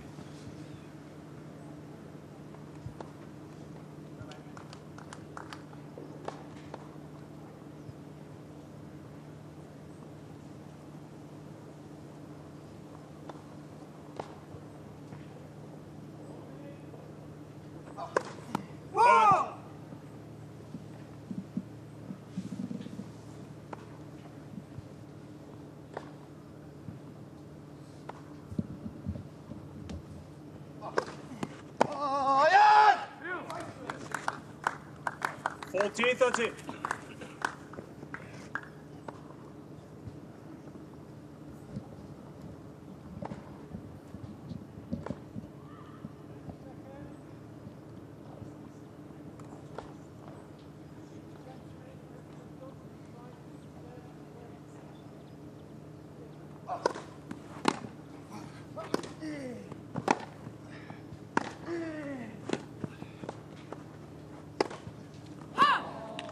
Well, that was awkward. Not an easy overhead, but a very good defensive lob.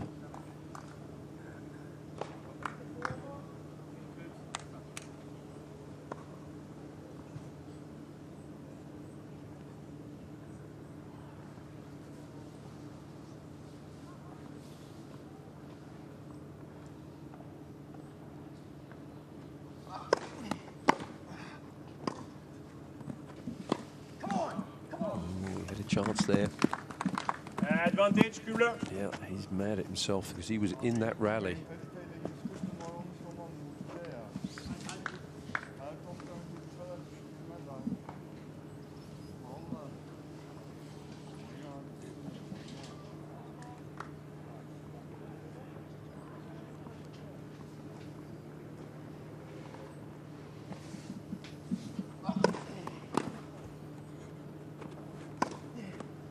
Good play there, the fist bump again from Jason Kubler. First game, final set. Noted, doesn't show a lot of emotion out here, just the way he kind of meanders around the court, but certainly he would be feeling just the pressure and what this match has really turned into. I think before this match he would have thought, okay, you know, I really have got this guy's number. I'm coming in with a lot of confidence, but just his opponent today has just been very solid, very impressive. I like the way Ilkel has really come out here and just competed really hard. And until that last little punctuation there, the double faults, he's been quite flawless. To see how he's able to regroup in set number 3.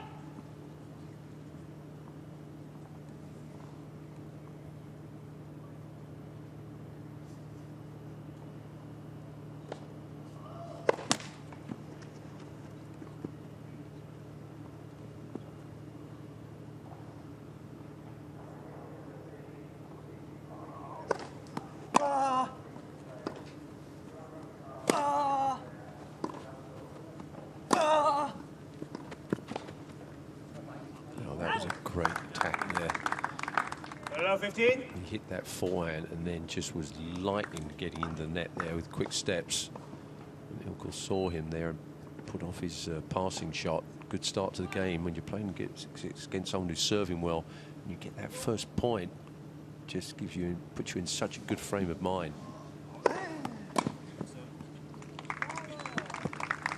He's mixed it up really well today too, hasn't he, Ilkel? You know he's got that big one out wide on the ad side, and he's been able to really nail that one down the tee as well. Let. Service.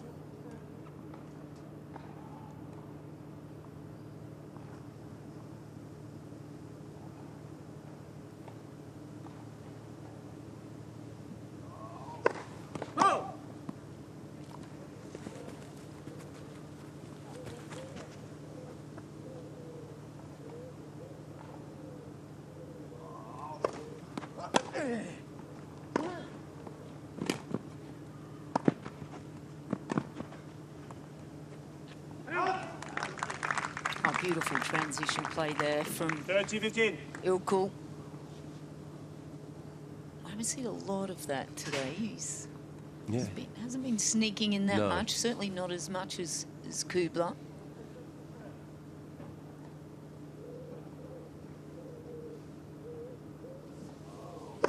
Let. For service.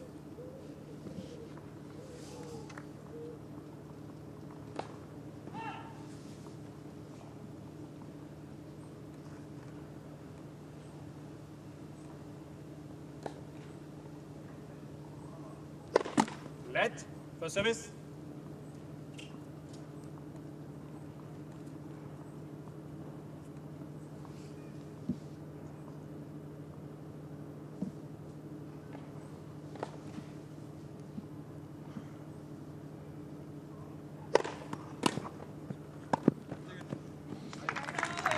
seen that match today. I'm not sure that might be the first serve and volley, isn't it? I think it is. On his side, anyway. I think it's on both sides. Wow, confident move here from Ilkel to just get on the board quickly in this third set.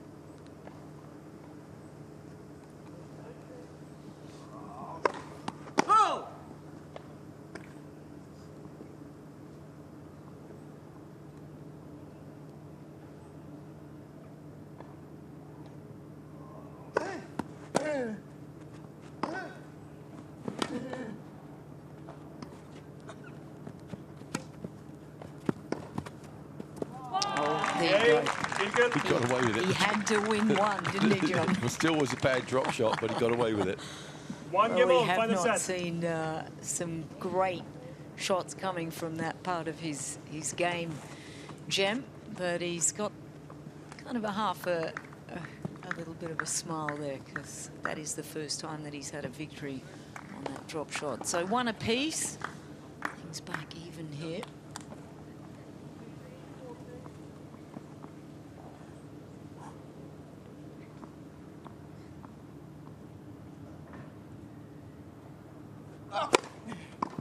Come on, mate. 50 love.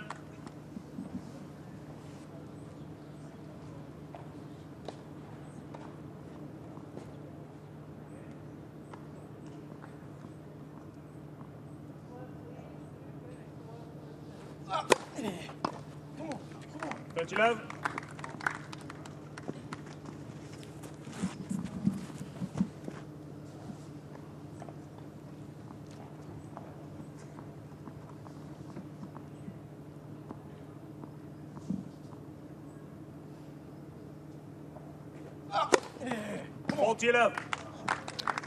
Kubler has had a fair amount of practice of playing three-set matches of late. Had to win a few in Orlando. Won the tournament in Little Rock without dropping a set.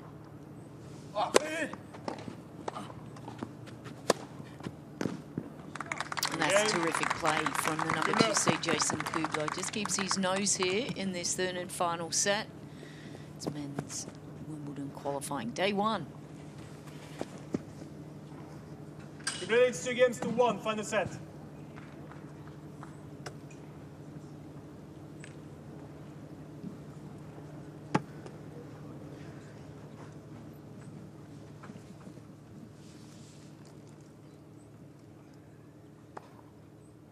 Certainly could see him winning challenges. He's certainly got the game to, and he's striking the ball well.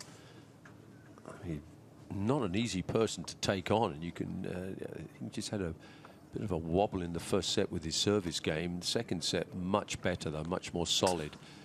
And some of the shot making today from both players has been really exceptional. And you just wonder whether his mindset of winning so many matches. Maybe just a slight difference from edging this third set and winning the match. Yeah, you would think so, wouldn't you? You wonder because, you know, Jam, I should say, has not had a lot of experience and certainly going deep in the corner as well, but he's not really played anyone quite inside the top 100 of late. Are there any more towels? Maybe in the back. Do we have more towels in the back? Can you just double check, please? Yeah, just drop one on the chair. Thank you very much.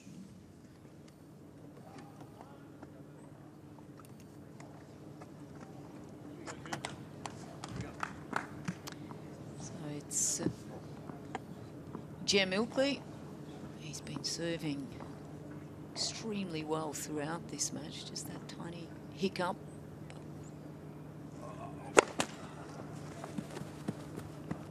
Pressure mounts though as this match does go on.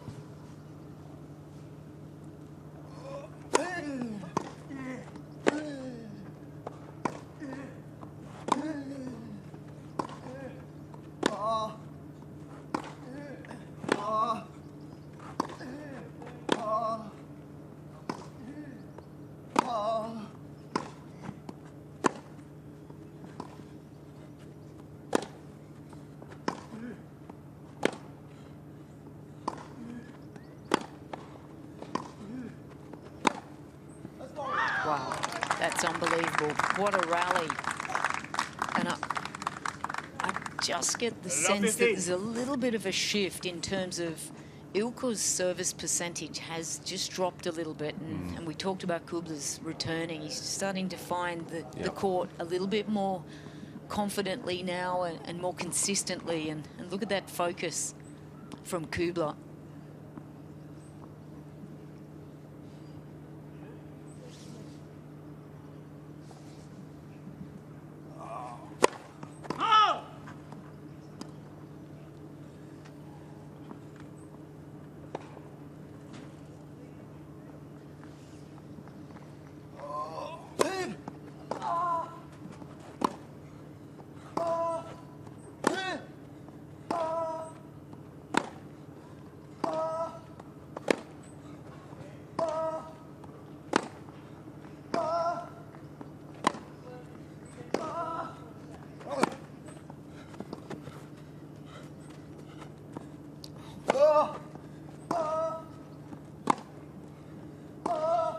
Oh, that is scary tennis.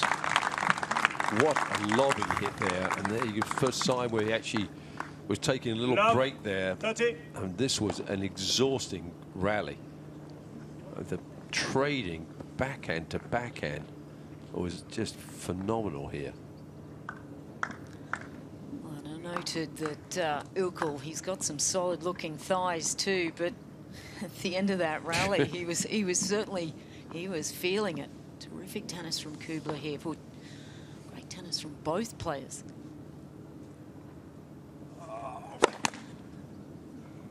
Big second serve here. Looked to dropped his left shoulder on that serve.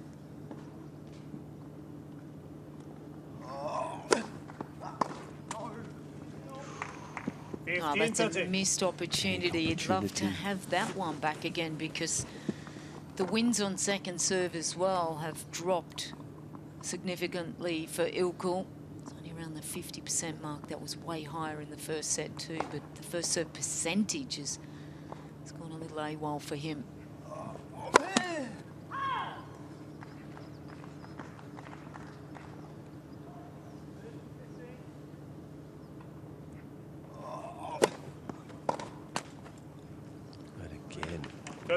Two second serves in a row on his backhand side.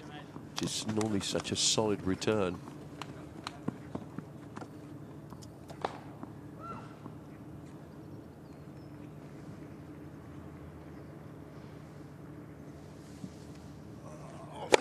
Let. First service.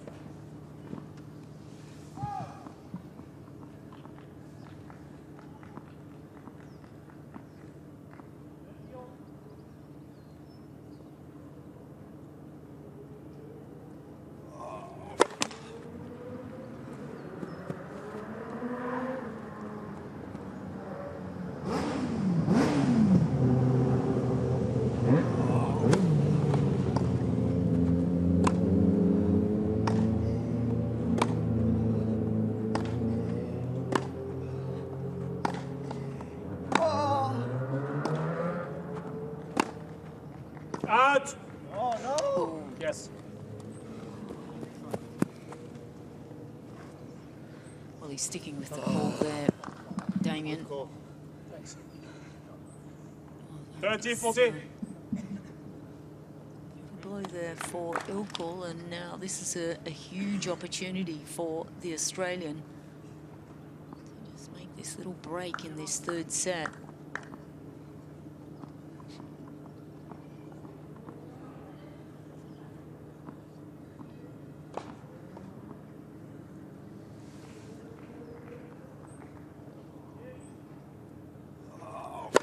Let. First service. He's been exceptional so far in this match on break points, Ilkel.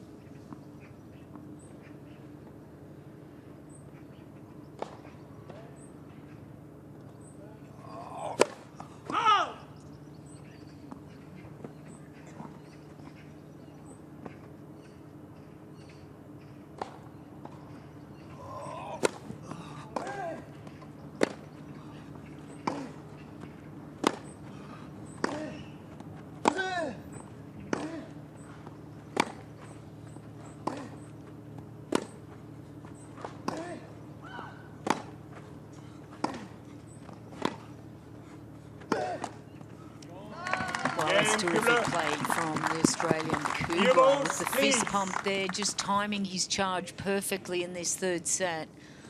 You just wonder, John, that as the rally goes a little bit longer, I just feel once Jem just looking a little fatigued there as those rallies get longer, but you just start to feel that maybe there's a little bit more in the tank from Kubler in these longer rallies, and this is where Kubler has wanted the match to go to. Yeah, because he's played the matches. He's got that in him. He's already done the work. This man in the picture really hasn't played enough, and these type of rallies, you know, eventually they take your legs away because they've been hitting 15, 20 shot rallies regularly, and he's feeling it. Yeah. He looks strong. He is, but match play is just so different.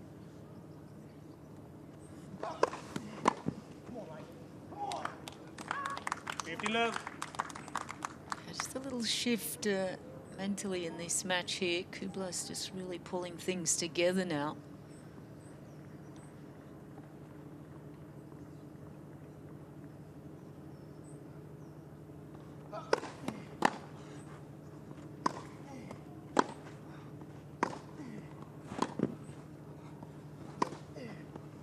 Well, he's just really knowing when to lift. You just get this feeling that he just really knows this is the moment to just be super solid, test this guy. That's the first sign of negativity that we've really seen from Jem throughout this whole match.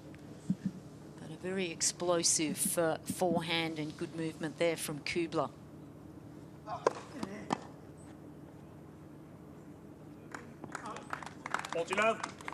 Yeah, he's walking around the court a little bit like a man who knows he's lost his chance, and he certainly had a big chance to win this match in 2 sets.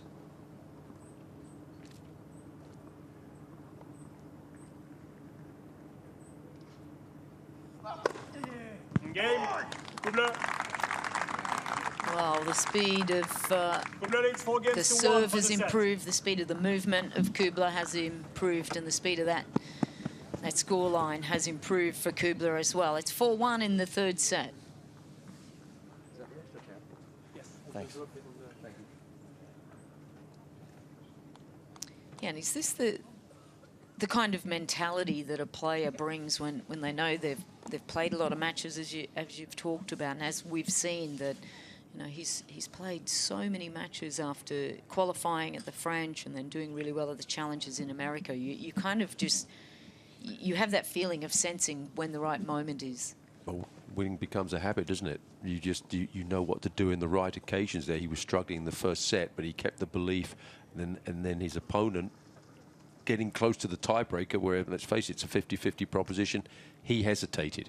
He hasn't played that many matches, Ilkel, and you could just see he got tight and choked. And once that happened, then the experience of Kubler has taken over in the third set, and the player that's played the most matches, had the quality of opponents, is now dominating the match. Yeah, it's quite amazing, isn't it, to see a guy that really looked like he was controlling a match, looked great, and looked like his legs would have carried him all day, but just has fatigued a little in some of those longer rallies.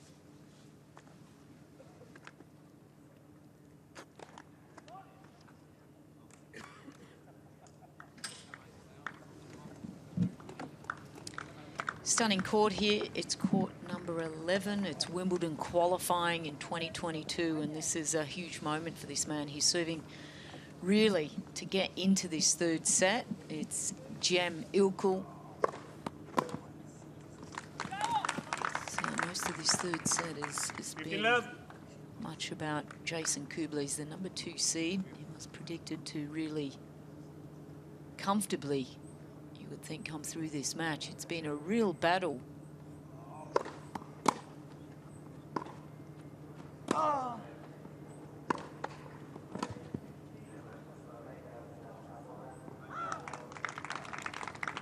30 love.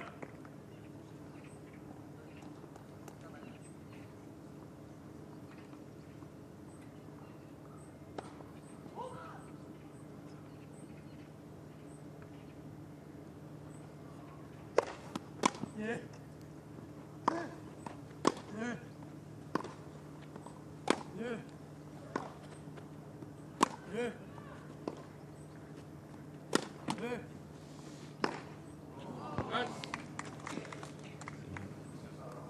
It's a wild one. Haven't seen too many of those.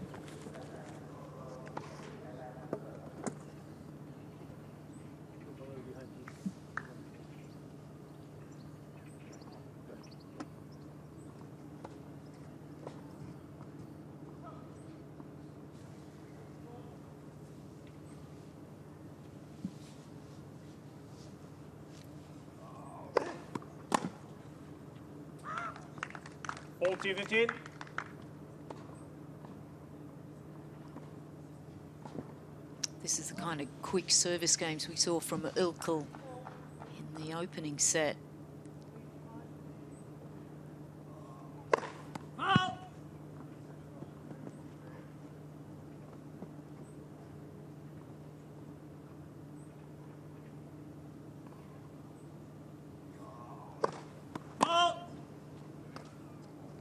Just getting a little frustrated out here, Jam. Just looked like he was thoroughly enjoying it, really maintaining such a good focus up until just the last couple of games, just starting to see some cracks in his play.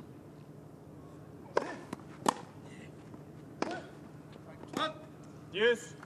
Just rushing a little bit here. Second wild forehand in one game. Obviously can't afford to lose this game, then this match is over.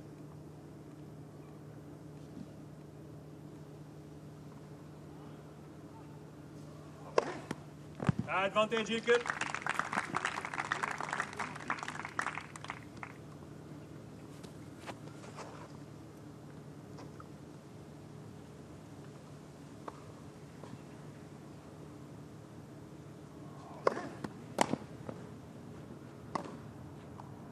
Game, Ilkel. Well done.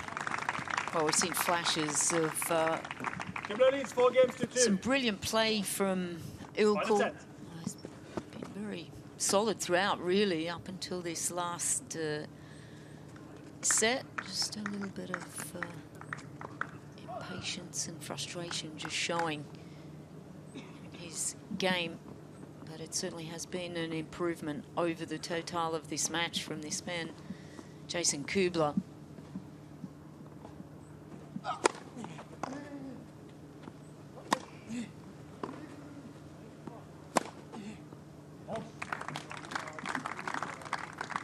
Yeah, the forehand overall has been outstanding.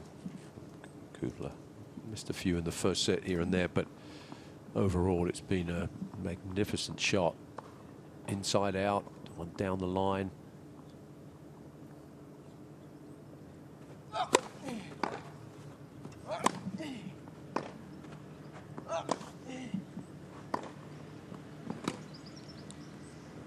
Out.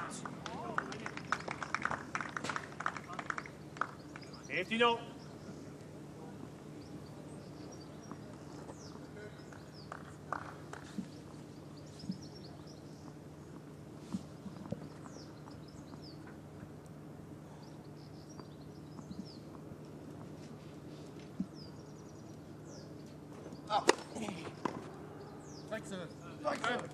Good serving again. And again, just going through these service games just with good concentration, taking his time here, not showing too much throughout. There's Jared Bunt, coach, KDV Tennis Academy up on the Gold Coast. Oh, just really working through these service games rather quickly now, Kubler. His percentages have stayed pretty good, 71% on first serve, 88% conversion. He'll take that any day of the week. Oh, phenomenal numbers.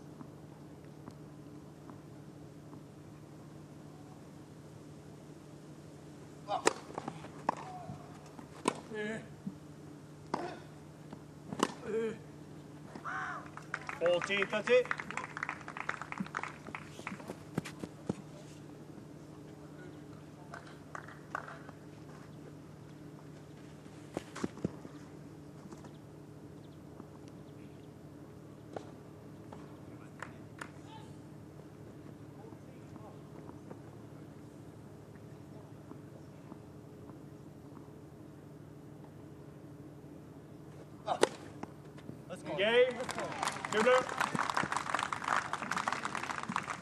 So a pretty handy Kubler leads 5 games to 2. service game Final there set. from Jason Kubler, and a look of almost conviction here. It has been a big turnaround since that opening set, but it's Jason Kubler, the number 2 seed. 5-2 in the third.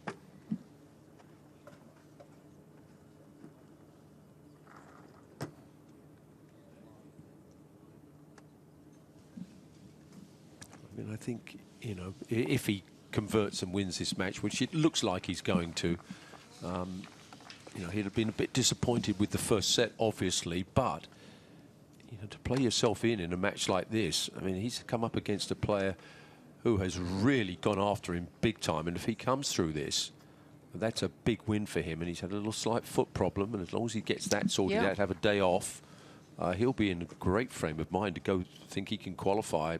Absolutely, because he may not get pushed as much as he has done in this match. Yeah, I agree. Cam Ilkel has come out and just played a really solid match. It's almost a shame that he just threw those 2 double faults at the end of the second set.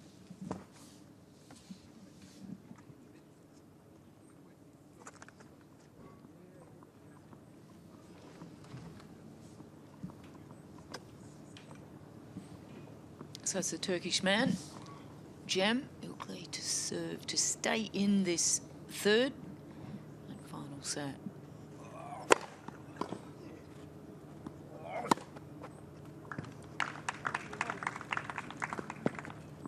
Love.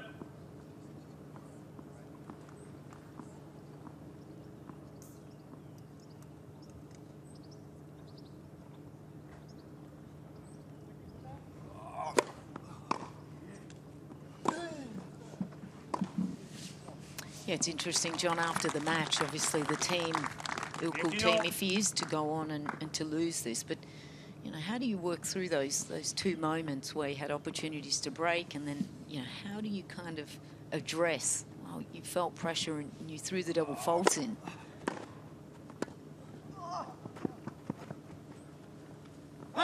Strange shot selection. Well, you're absolutely right. Well, the bottom line is, 30-15. when you look at some of his play in the first 2 sets until he got nervous at the end, there's no way he should be ranked where he's ranked, that low. And so it comes down to the mental side. That's the problem. It's not the way he hits the ball, it's in the mind. And that's not easy to work. It's not easy to work on. You know?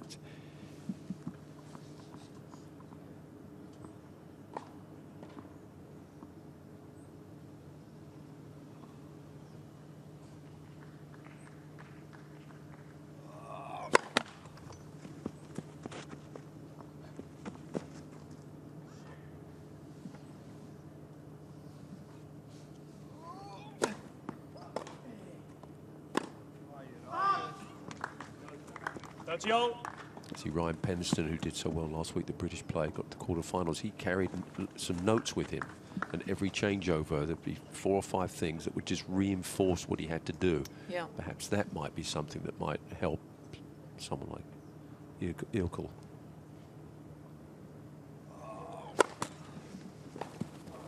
Serve, left shoulder pulling down again. That's a sign of fatigue.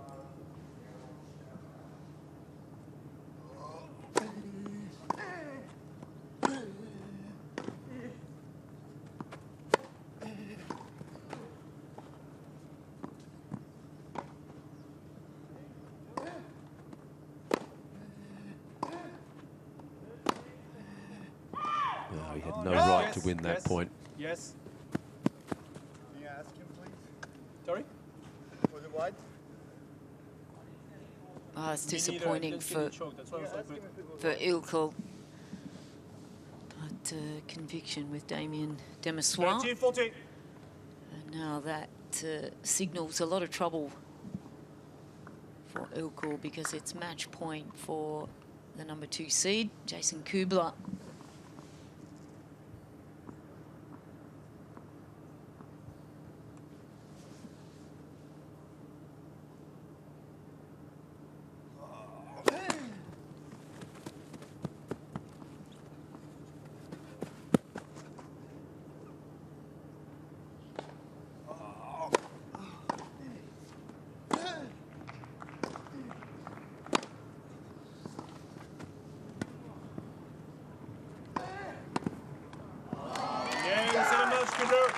Well, he gets it. Jason Kubler, the Australian, is the number 2 seed here at Wimbledon Qualifying 2022, and he's really had to work very hard to get through a very difficult opponent. Ilkel, he certainly will take a lot of confidence from this match. He played a phenomenal first set and a half and really had to make Jason Kubler work very hard. It was really nothing. Came down to a couple of points, just the double faults that will really plague Ilkel, but Ilkel, you'd have to imagine his ranking, if he can continue to play at this level, his ranking is going to really improve. Currently ranked at 237, and that, if he can just keep going out and playing with the same intensity as we just see Jason Kubler having a chat now with Damien Demissoire. But he'll be very happy with the way he's been able to bring his game just into really good control there. I think the one area where he really struggled was just reading the serve of Ilkel and really just getting those returns in play. That's the area where he really struggled today.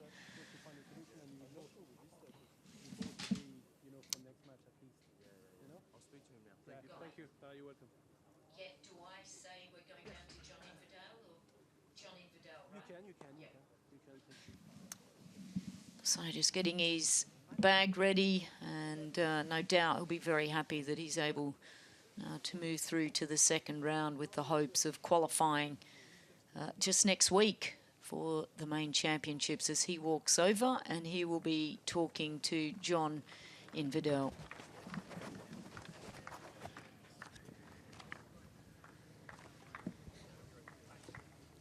Hiya.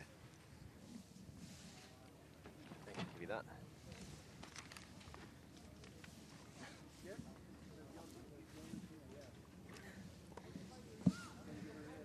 Jason, many congratulations. Was that a tougher battle than you might have expected? I think on grass, it's one of those surfaces where, you know, anything can really happen. You know, one guy can serve unbelievably well for a set, and then, you know, you have no chances on the return. So, yeah, the first set was tricky. You know, I hit a couple double faults in one of the games, and then, you know, obviously that led to the set. But yeah, I think mentally I did very well today. I sort of stayed with the course, and yeah, it went my way in the end.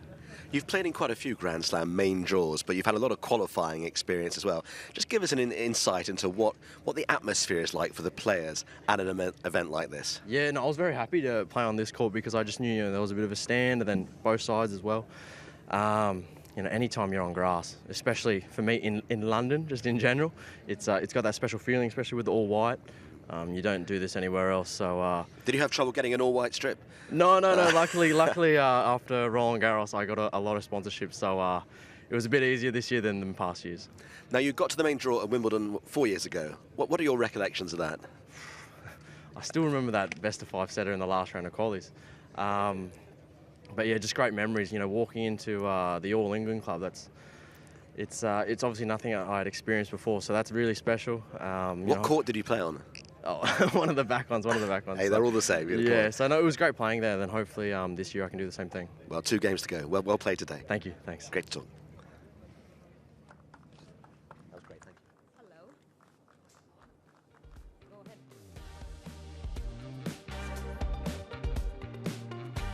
Australian there, Jason Kubler.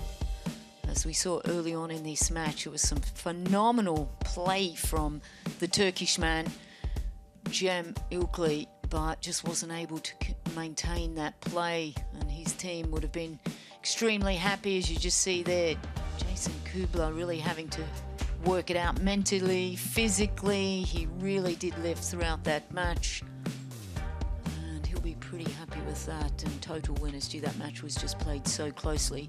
Ilkel, just the first serve percentage really dropped there down to 52%. He really was serving at some really high numbers. Both players converted a lot of first serve points, and it was such a close match. You see their total unforced errors 20 apiece. The winners just edging there for Jason Kubler, the Australian. Just that confidence of coming off the back of qualifying at Roland Garros and winning that first round match. He's had a phenomenal run through the last couple of weeks as well in the USA with the challenges, so he'll be very happy just to make it through to the second round here at Wimbledon qualifying, and looking forwards to his second match. But the numbers were pretty good from both players. But there it is, 3-6, 7-5, 6-2 to Jason Kubler, the number 2 seed. As we just see, we're focusing on court 11 here. This is the matches that we will be watching. It's the Brit, the Fery's rather a great player to watch, just a shorter guy, but plays with such flair. Thomas Fabbiano is up against the Italian, and then Anton Matusevich against Christian Harrison, the American, recently doing really well in challenges over there. And then it's the one match that I would love to see as well. It's the 14th seed, Jack Sock up against Collarini, the Argentine.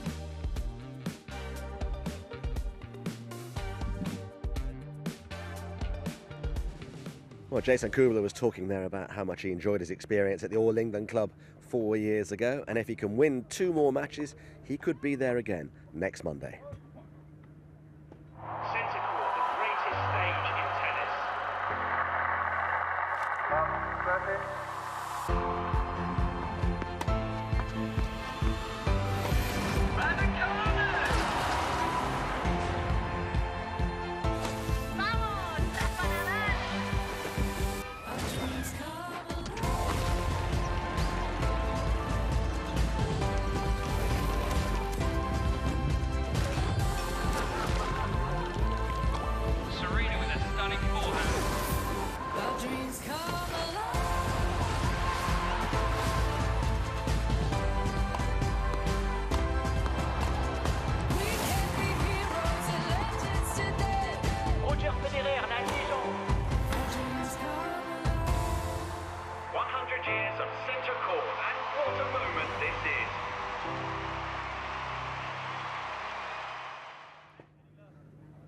Well, there are so many familiar names dotted all around these courts. We were talking about seeing Jack Sock a little later on. We spoke to Philippe Kohlschreiber earlier on, and Gilles Simon, French player who's been really at the forefront of that group of French players, whether it's been Gasquet and Tsonga and Monfils. Gilles Simon has been right in the heart of that battalion of French players who've been at the top of the game. But he found himself out on court 13, playing Duje Djukovic. And not only did he find himself out there, he then found himself out. So here's perhaps a rather unexpected winner talking to Anne Kyothafon. Duje, you're making your debut here for the qualifying at Wimbledon, and you've just beaten a former top 10 player. How pleased are you about that? I'm pleased, as I would be with any victory. But yeah, I mean, it's nice to beat somebody that you've been watching on TV for a while, you know, for a long time. But it was clear he wasn't near his top level today, so it's not the perfect satisfaction, to be honest. Okay, still a win. I'm interested to know, at the age of 16, you left your home country of Croatia to train in Italy, and you worked with Riccardo Piatti. What did he teach you most about tennis? Well, everything I know. Yeah, everything I know. Is there something specific, part of your game, that you would credit him with? Serve. I would say the serve. Yeah. And how much are you looking forward to your next match? A lot. I'm most likely going to play against my friends, so quite much. Feeling quietly confident? Yeah, as always. Best of luck. Thanks. Well, he sure has a confident air about him. John Lloyd's here to have a chat about... Actually, we talk about someone like Gilles Simon and Kohlschreiber. How hard... Because we tend to think of qualifying as the younger players on the way up the escalator, aspiring to great things in the future. But actually, it's a few people on the down escalator as well. Yeah. How hard is it for them in this kind of environment when at the back of your mind you're thinking, hang on a minute, not too long ago I was on centre court? I think it's one of the most difficult things there is, to be honest. I mean, you've been there, done it. You've been used to playing on the main courts at Wimbledon or any of the slams, and then you go back into qualifying. It shows to me how much they love the game, that they're still out there doing it. I mean, they've been doing it for 10, 15 years. They've been in the regular tour. And there's some good crowds here. The courts are nice, but it's not the main draw. And I think it's one of the most difficult things to accept, that that's what you've got to do to get back there again. And then the hardest decision you possibly have to make thereafter is, at what point do you say, I'm not going to do this anymore? Well, that only comes down to the athlete, and it really comes down when you wake up one morning, it's like, I just don't want to do the training anymore.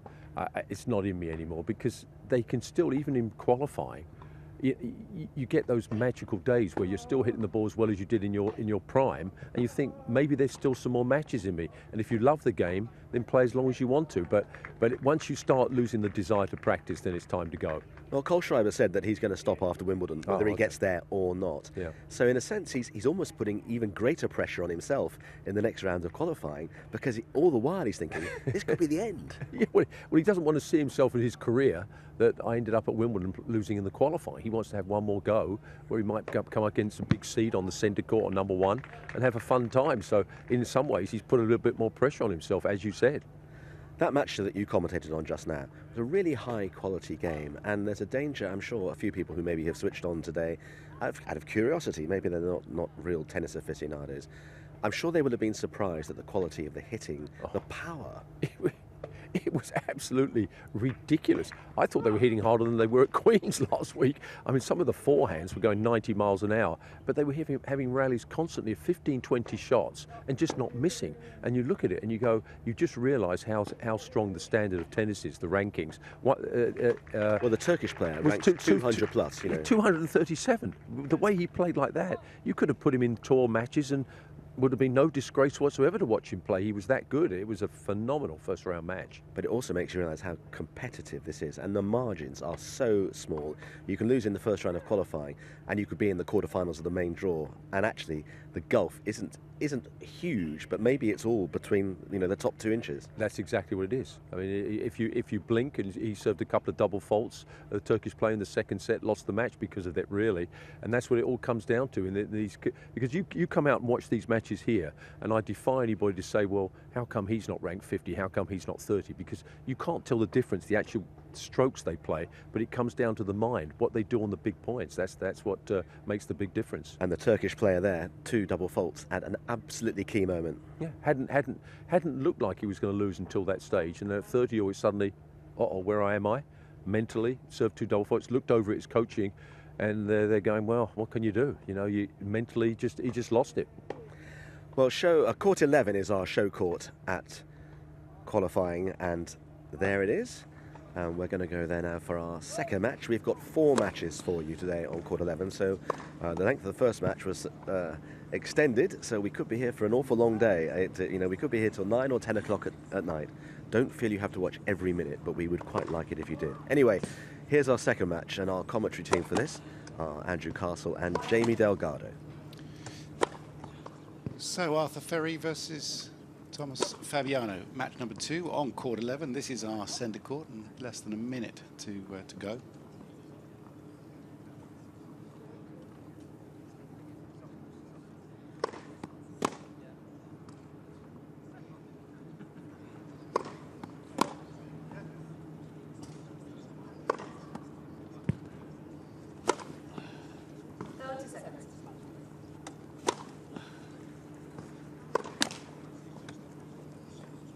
Ladies and gentlemen, I'll refer you to the left of the chair on the toss and chose to receive.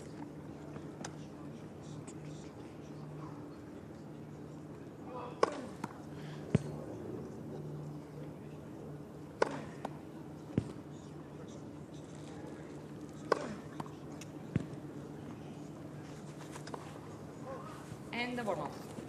So, end of warm-up announced and ready to play. It's a best of 3 set first round match. Still £11,000 for first round losers here. But that will not be so much on the minds of the players as the opportunity to get into the Wimbledon main draw. A wonderful opportunity. So Britain's Arthur Fery taking to the court to play Thomas Fabbiano.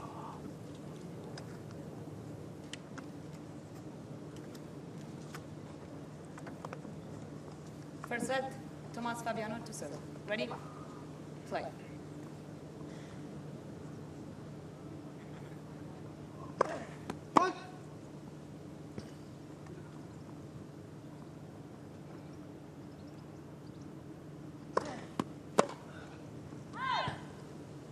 $15 low.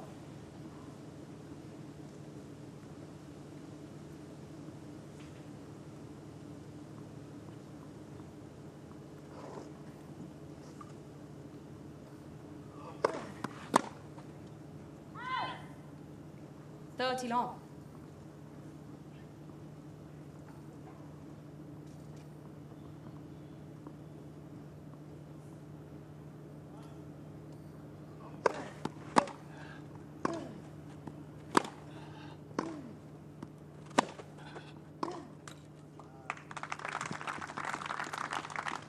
$30-15.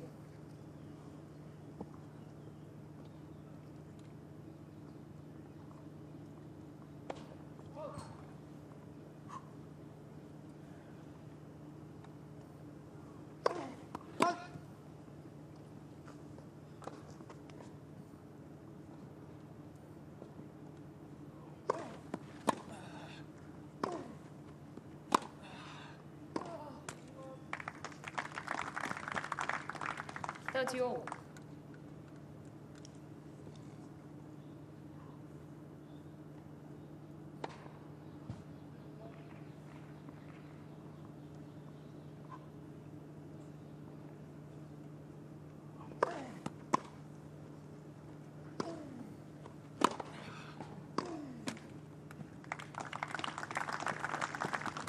$30-40.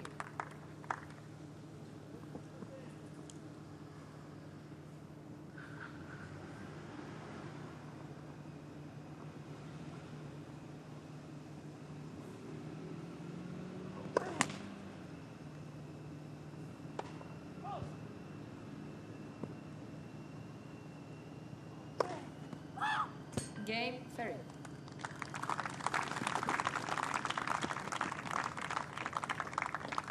First game. Good start for Arthur Fery here on court 11. 1-1 love.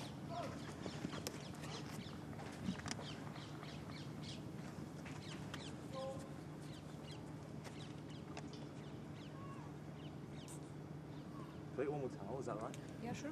Thanks. You want it now or from the back?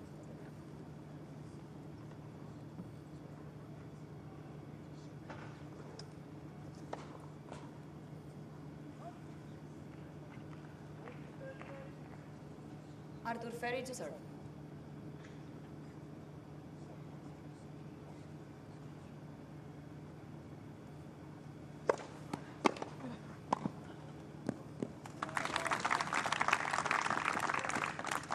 $15-all.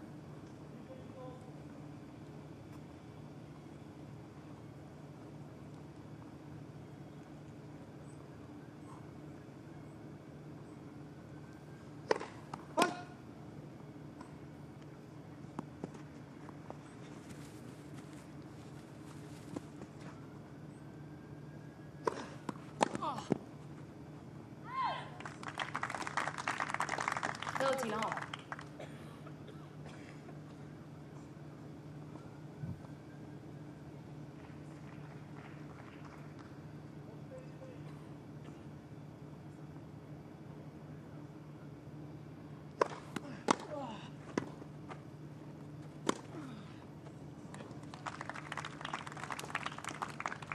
$30-15.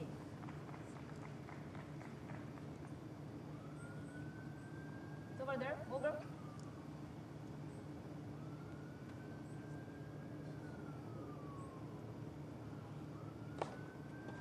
Yeah.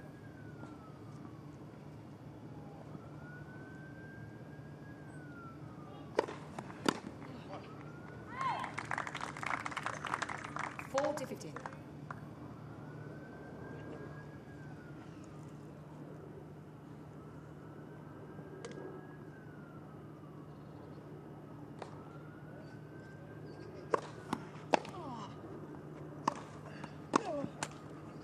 Game, Fery. Fery leads by 2-love for set.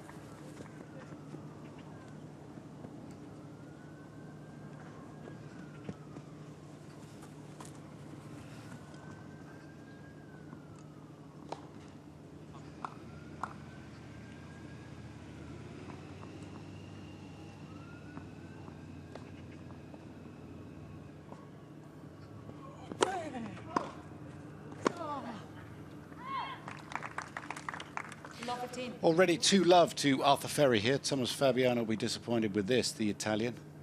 Poor start for the now veterans. So we've got a very good young one versus a veteran on tour.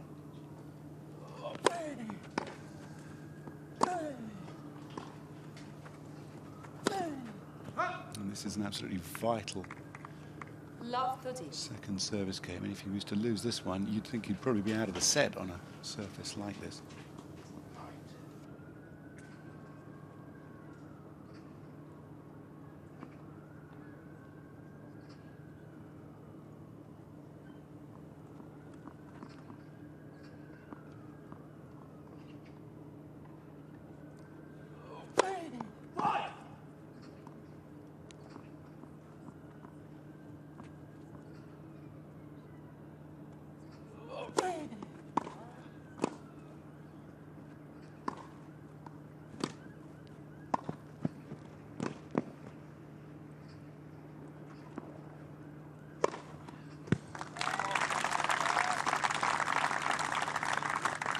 This is a stunning start for Arthur Fery. Moves very comfortably in the grass, just in the background there as we look at this replay of the overhead going straight down the line. Just matches taking place all over the studio. First service.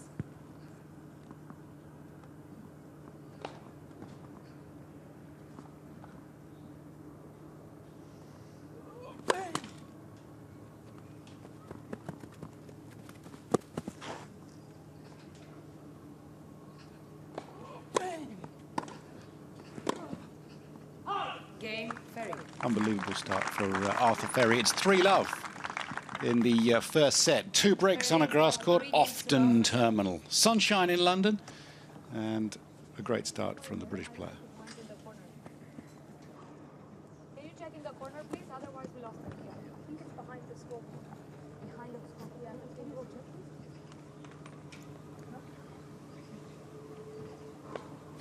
Yes, interesting in the first match here, Jason Kubler of Australia, who came through in 3 sets. Quite pleased to see any fans over on the open stand over there. Don't need a ticket for that.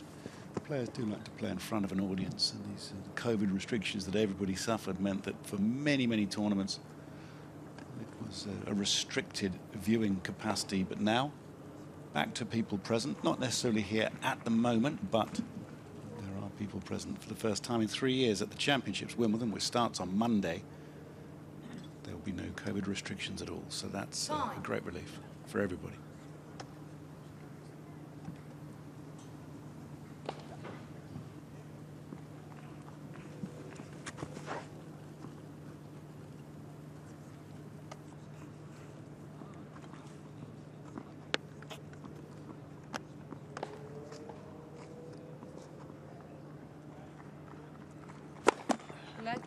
First service.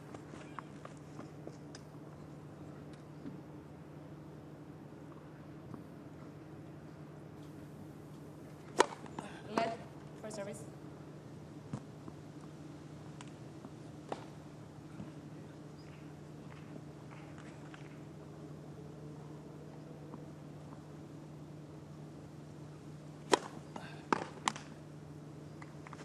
Long.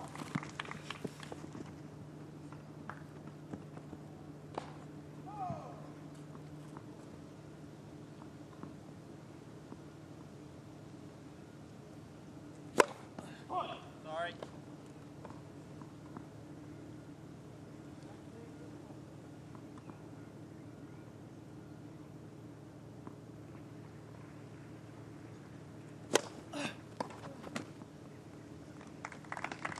Long. You all right?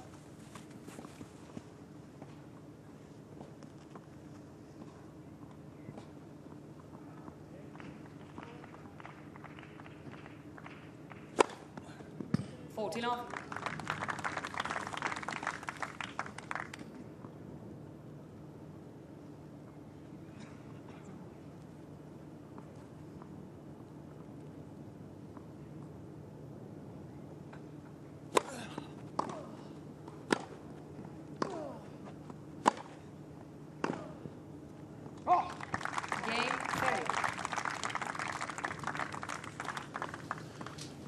Fery leads by 4 games to love for set.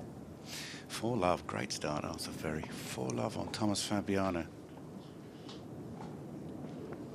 Fabbiano, who lost to Sam Querrey in the qualifying at Queen's, but a very fine grass court player, a man who had a real losing streak going on in 2019 before winning a match there, going to the semi-final and made the third round of Wimbledon.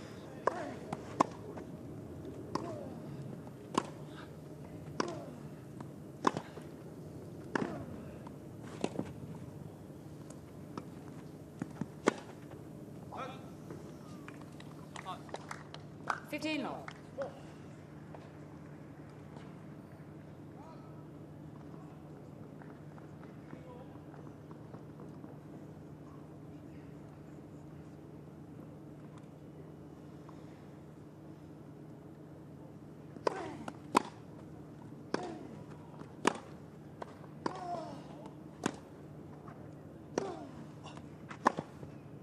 Out.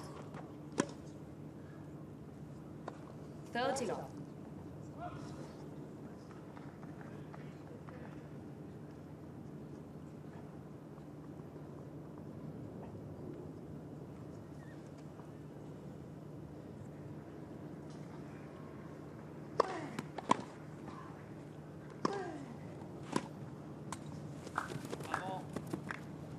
Love.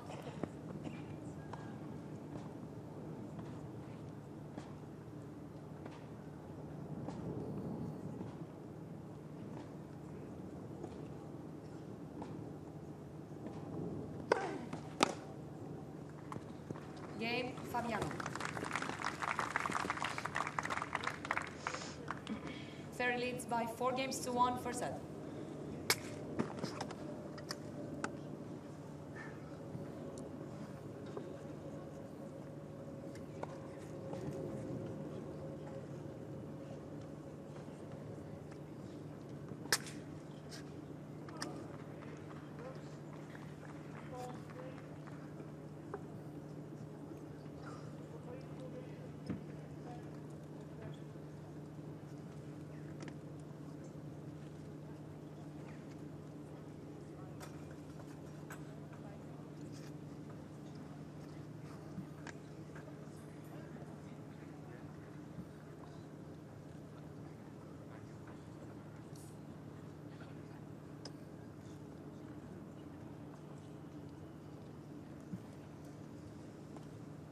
Time.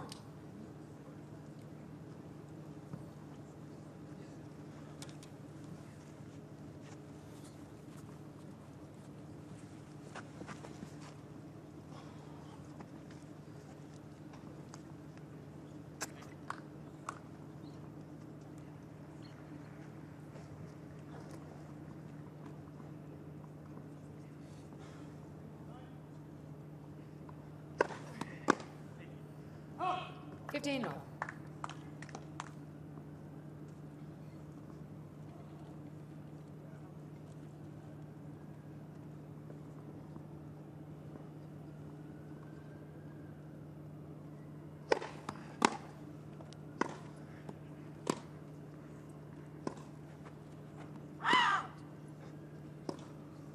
All. Delighted to be welcomed by Jamie Delgado into the commentary box here. One of the most experienced coaches in the game, a man who came through this qualifying. How many times, Jamie? 3 times. 30, 50. Yeah, they were good. Yeah, what a feeling it is to get through qualies. Really a special feeling getting through 3 matches here and getting yourself into the main draw. Well, you were a bad draw here. You were a terrible draw.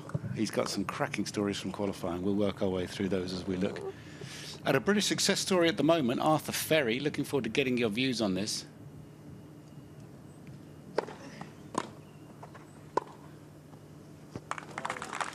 And your views on this player. What do you think of him? 40-50. Well, firstly, he's an exceptionally talented boy.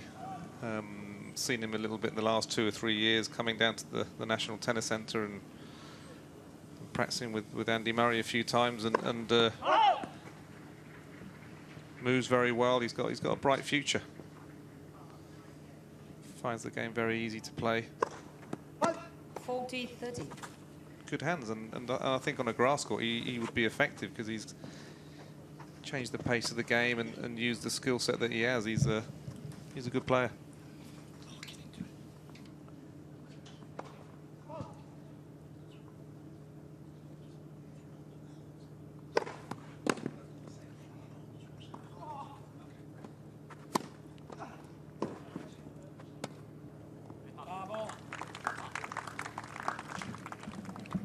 Deuce. Both guys built the same way. You don't have to be 8 foot tall and full of muscles to be a tennis player these days. So I think too often, Jamie, we'd love to get your view on this. Too often we get hung up on that. How big were the parents? How tall somebody going to be? I mean, you man, the little guys that, you know, got the job done and played great. You know, don't have to be number 1 in the world either. Make a good living.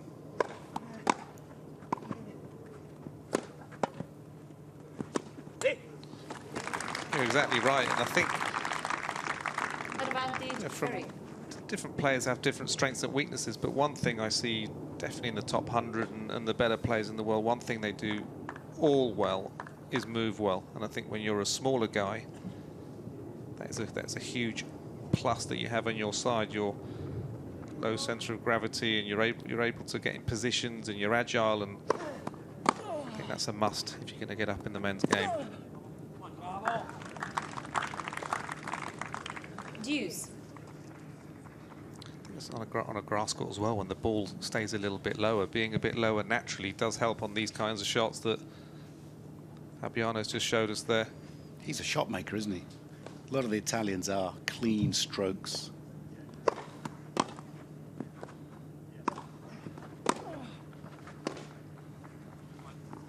Yeah, he is, and he's been around a while now, 33 years old, I think Fabbiano is, and got good experience and on grass courts. He's good competitor. Seen him around on the tour. He's always there mentally. He's always competing, giving himself his best shot.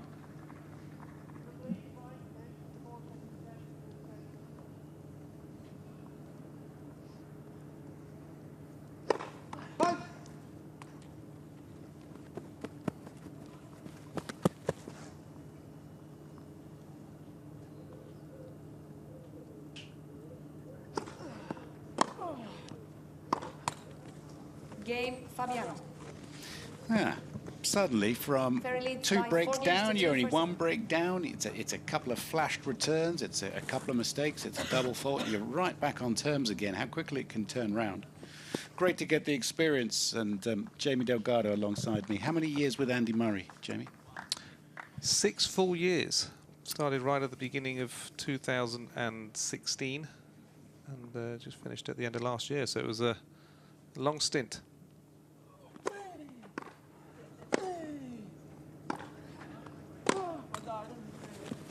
Which I have to say is a bit rare, isn't it, in the coach-player relationships these days. To last 6 years with the player when it's that intense is quite a long time. Emma Raducanu been in touch, or her father? No, no. Contrary to a few reports, but no. First service. Looking forward to watch her play at Wimbledon. Yeah, I hope she can make it.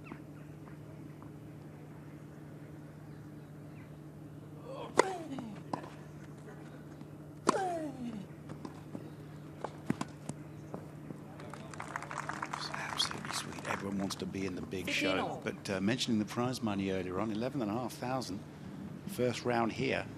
Qualies have changed a bit since your day, but even more since my day. That's amazing, isn't it? Yeah, That's I think a tremendous tournament. When I played the qualifying the first time, I think it was just under £1,000. So that's a pretty steep increase.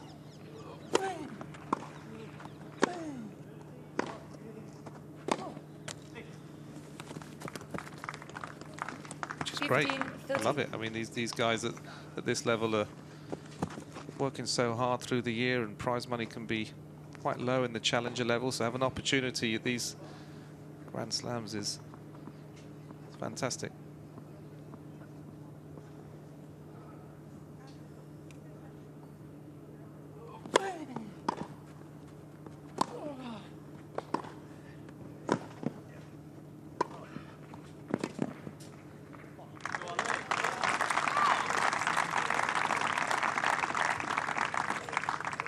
Such a beautiful 15, backhand, 14. Arthur. The ability to change direction so effortlessly. Really has good feel on that side.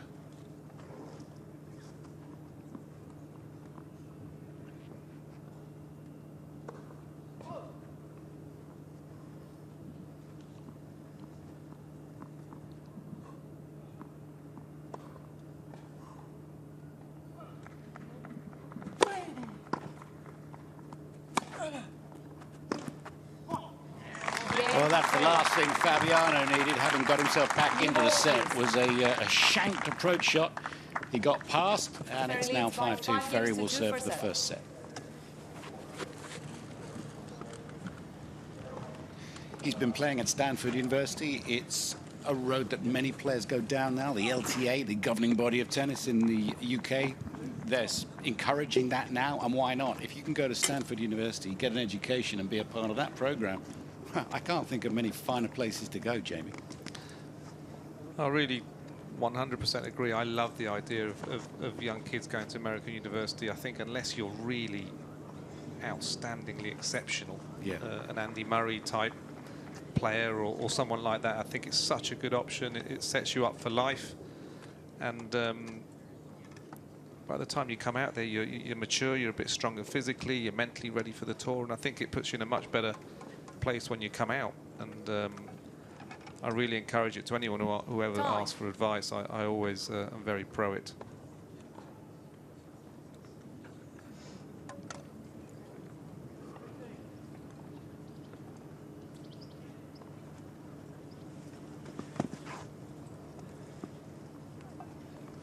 Notes being taken after 7 games of the match between Arthur Fery of Great Britain and Thomas Fabbiano of Italy, and serving with new tennis balls here in qualification. The Briton closes in on this first set. 15 all. Again, another great example of his early backhand. Such a good looking shot.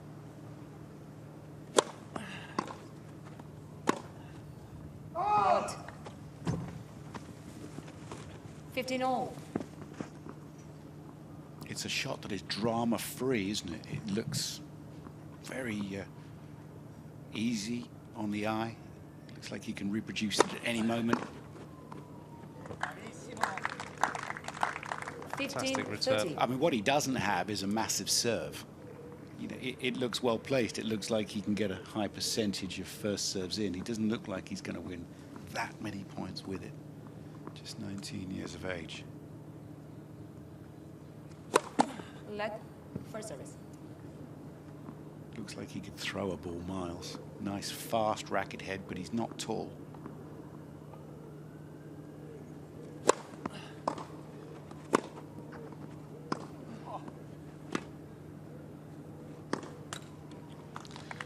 Yeah, and I think if that's going to be part of your game where you're not going to get so many cheap points on your serve, you've got to really make sure that the rest of your game is completely in place. Your movement, your ground strokes, you're able to take the ball a bit early, you're able to change the pace in the point, and I think he does all of those things very well. He will clearly be looking to improve his serve over time, but it's never going to be a huge weapon.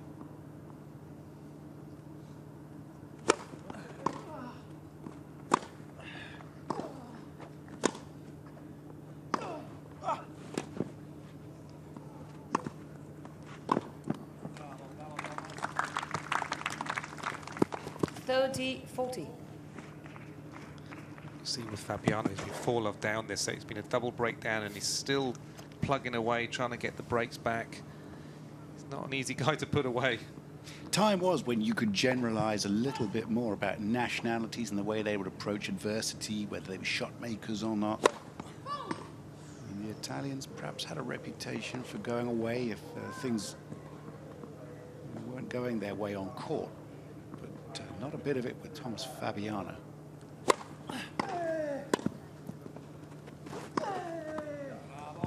And how about that? Really great credit to him. Fery leads by 5 games to 3 for 7. A couple of Italian players who were magnificent front runners, but didn't like being behind quite so much. I remember Diego Narciso, some of you might remember, the left-hander. great friend of mine, and we played a lot. But hey, if you had him down, you knew he would stay down. But if he got ahead of you, you had no shout. Fabbiano is not of that type. World #1 junior? He was world #1 junior, yeah, wasn't he? Did he win Wimbledon as well? Big lefty. Yeah. Always moaning. Always. Just there was something wrong. Great man.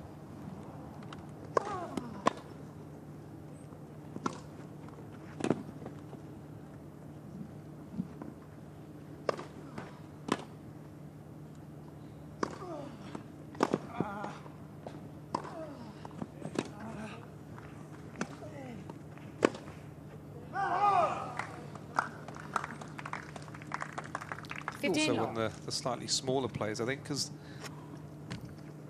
the power and the easy points don't come so easily. You naturally become a good fighter more often than not, because you're having to struggle for games. You're going to have to lose serve and then break back, and it's a big quality that they tend to have. Yeah.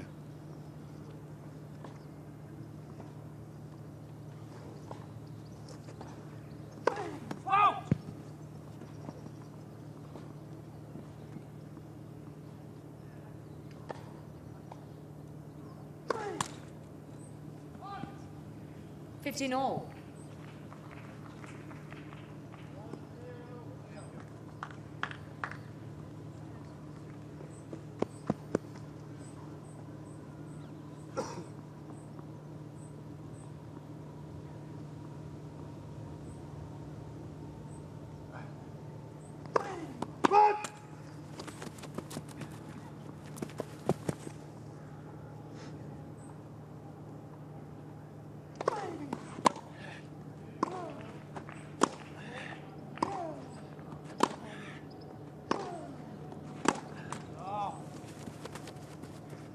$30-15.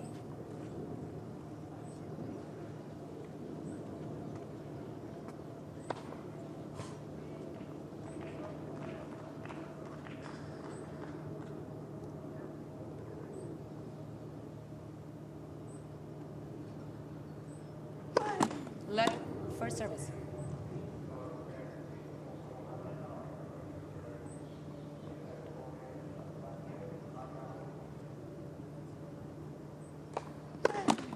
Let first service.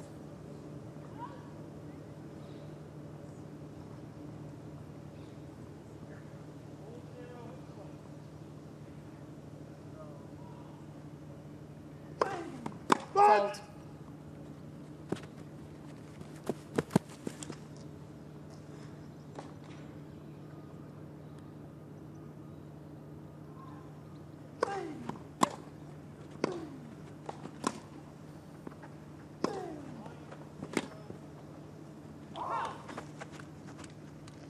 $30-15.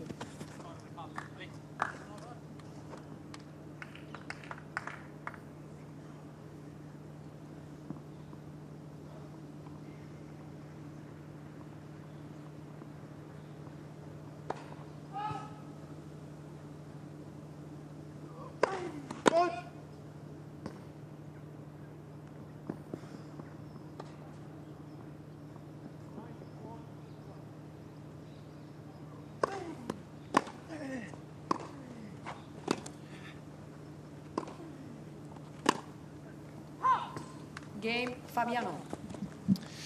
Well, this is going to be interesting because it's Fery been leads by 5 one-way games to 4 traffic for so far, all Arthur Fery, but he still hasn't served this set out. He will in just a mo. And from a neutral's point of view, this is quite an interesting situation, isn't it, Jamie? You know, he's, Arthur will be thinking, what have I got to do to get rid of this guy? Yeah, I mean, he was thinking sort of 20 minutes ago he's going to run away with the set, and he's still got a very good service game to play here, and he knows Fabbiano's going to be in there every point and making probably most of his returns, so he's still got a few good points in front of them that he's got to navigate here.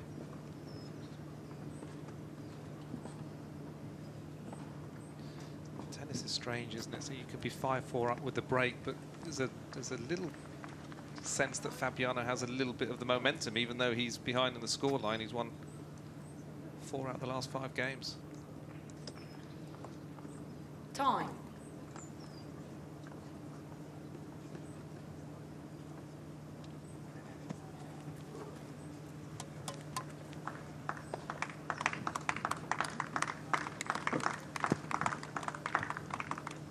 So an important game in this first round qualifying match. Arthur Fery, the 19-year-old from Great Britain of French heritage, playing at Stanford University.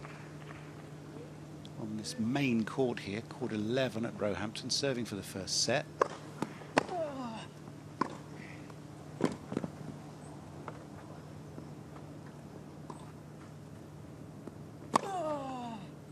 And he's played himself into trouble there. The lob was okay. I think Fery could have taken that out of the air. He chose not to, and Fabbiano lapped up the opportunity to run round and play a forehand. That was a bit odd. I didn't see the sun being a factor there necessarily.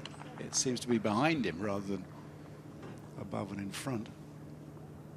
Didn't fancy that one. Love 15. Serve, extra pace. That's a match player's serve. He needed that one after that tough first point, just to get a cheap point on your serve there. He'll be thankful for that return. Sure will.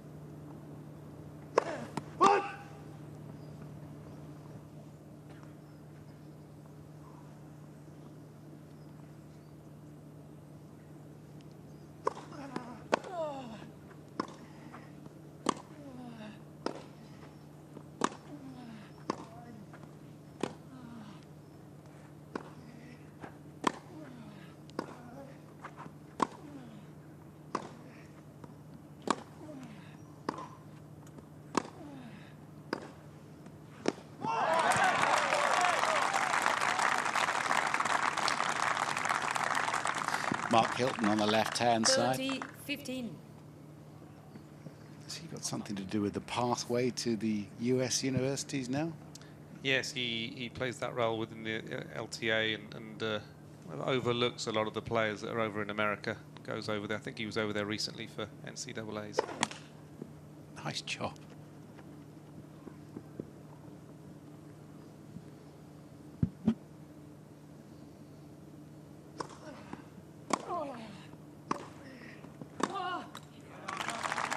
Quality response from Love 15 down, where he let the overhead bounce, the lob, remember? Really adding a little bit of extra oomph to both the serve at Love 15 and that forehand at 35. Set points, Fery. Fault. No Hawkeye in operation here, so no challenges. Correction ball was good. First service. Oh boy, look at Fabbiano. He's just let that go. No problem at all. It was a wrong call, overruled. I guess he agreed with that, but now Fery gets a first serve. Doesn't feel like natural justice particularly.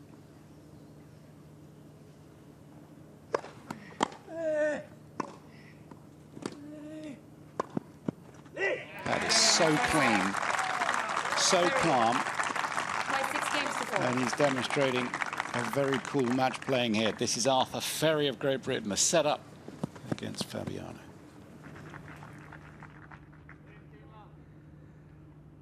Well, obviously, there have been so many issues in the run-up to this year's Wimbledon that have kind of almost superseded tennis, not least of which was the decision by the All England Club not to allow Russian and Belarusian players to take part in this year's competition, which means the focus is very much more on the Ukrainian players who are able to play here. And one has been in action out on court 14 over the course of the last 15 minutes or so. Ilya Marchenko playing Jesper de Jong of the Netherlands, who's the 31st seed here. So in the context of the rankings, that's an upset victory for the Ukrainian, Marchenko. And he's been talking to Anne Keothafong. Ilya, fantastic performance. Slight dip in the second set, but managed to regroup for the third. Well, yeah, at the end of the second set, I knew I had no chances to come back, and yeah, decided to maybe like take it easy and focus on the third set. And at the end, it played out well, and I'm really happy that I was able to beat such a talented guy. And last year you were here, but you were playing in front of no fans. How different does it feel for you this time? Well, of course, it's a huge difference. I always play better on center courts and when the fans are there, because I take that energy. I really need that energy. It motivates me, and of course, it's a huge difference. And I'm happy that many fans supported me today. And finally, you're the second highest ranked male player from Ukraine. With everything going on back home, how does it feel to be, or how difficult is it to remain focused on your tennis? Well, last 3 months, obviously, it was not about tennis. Tennis was not that important, and especially at the time of my career. I mean, it's coming to an end, and very difficult to find motivation, focus, and to think about your tennis game other than your family back at home, and people who still dying every day. And I mean, it's really difficult to describe what you feel. I mean, you say it's all right, but it's not. And yeah, it's every Ukrainian lives this thing for the last 3 months, and it's yeah. I mean, we are as a tennis player. We shouldn't complain. I mean, I can't complain, to be honest. There are many worse things than to lose some matches in tennis, obviously. Yeah, that's amazing perspective. Best of luck in your next match. Thank you very much. Thank you. Well, Ilya Marchenko there talking about the glorious triviality of sport, which effectively is what this is in the context of other things happening in the world. Really interesting stuff. Right, well, there is actually more than one tennis player called Novak, and that's Denis Novak, who is from Austria. And there's actually nothing happening on court 14 at the moment because somebody's gone for a bathroom break, I think. He's playing Jonas Foracek of the Czech Republic, and as you can see, it's 7-6 on a first set tie break, and Novak has a break of serve in the second set. I assume his opponent must have gone for an injury timeout or something there, because there seems to be a delay in play there. Right, let's go back to court 11 then. Arthur Fery of Great Britain took the first set there. First game, second set. I'd love to know, if he wins this game, I'd love to know what life is really like on a tennis scholarship at Stanford University. Like, how many lectures do you ever attend, Arthur? That's a question for later. And so many questions to ask Arthur Fery about life in the United States. Tommy Fabbiano here, one of the veterans of the tour. Arthur Fery trying to be on tour. But 2 years at Stanford University, where he played at #1 position and had a great deal of success as well. And if you're playing #1 at Stanford, if you are a freshman, then a sophomore, you're very impressive, because normally people wouldn't have that opportunity until junior or senior year, 3rd and 4th years.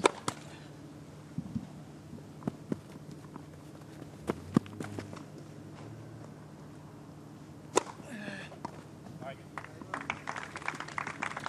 think it's fantastic how many matches they get to play, and it shows at the end of that first set. It was a tricky situation, 5-4, love 15, but the amount of times that you would have had to deal with that in American university matches. Let first service. Very match tight.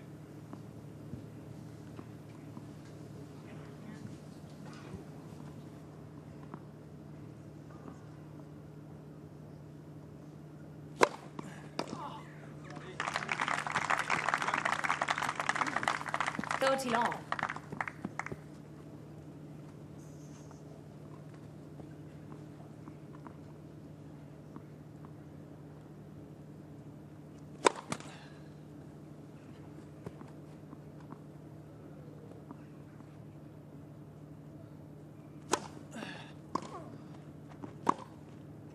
Oh!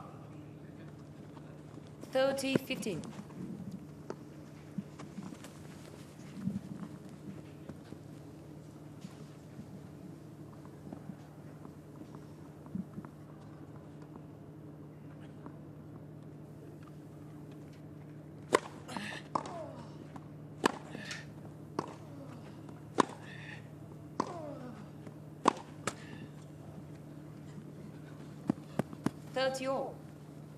Stanford are in the top 15 universities for tennis in the United States. They are #1 academically, so there's no question. If you are a student athlete at Stanford, they don't let you in unless you've got a brain and that you are going to exercise it by going to class and studying. You just cannot survive. You can't keep your scholarship without keeping up your grade point average.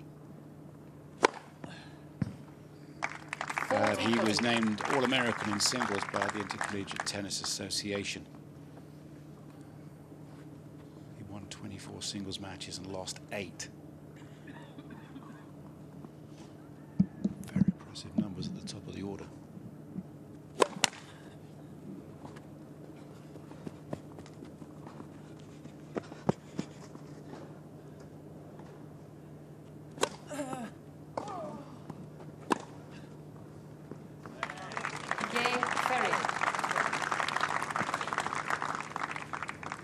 Made the NCAA championship and lost to the winner in the quarterfinals. So that's this young man, Arthur Fery.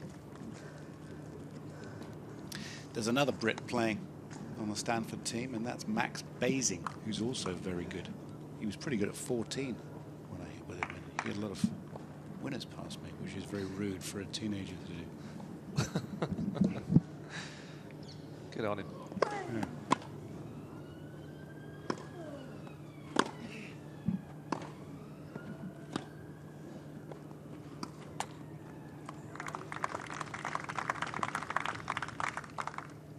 Law 15. Smart shot there from Arthur, that short backhand slice. Cross court with the backhand, just bringing Fabbiano up to uncomfortable area of the court. So often players will miss that shot. Very smart.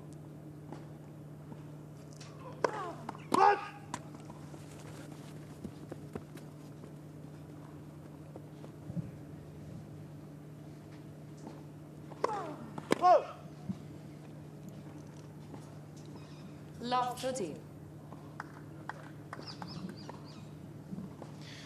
Thomas Fabbiano, as far as his grass court record is concerned, very good on this service. When he won a match in Eastbourne in 2019, he snapped a 9-match losing streak. Now, let me tell you, that is a crisis. You lose 9 straight matches. You know, you're talking to people on the phone who might be able to help you. Anybody. Psychologists, friends, parents, brothers, anybody.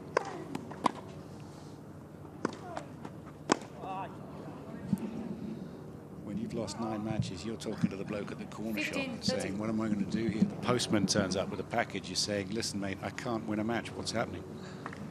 The tournament driver. The driver, the tournament driver, yeah.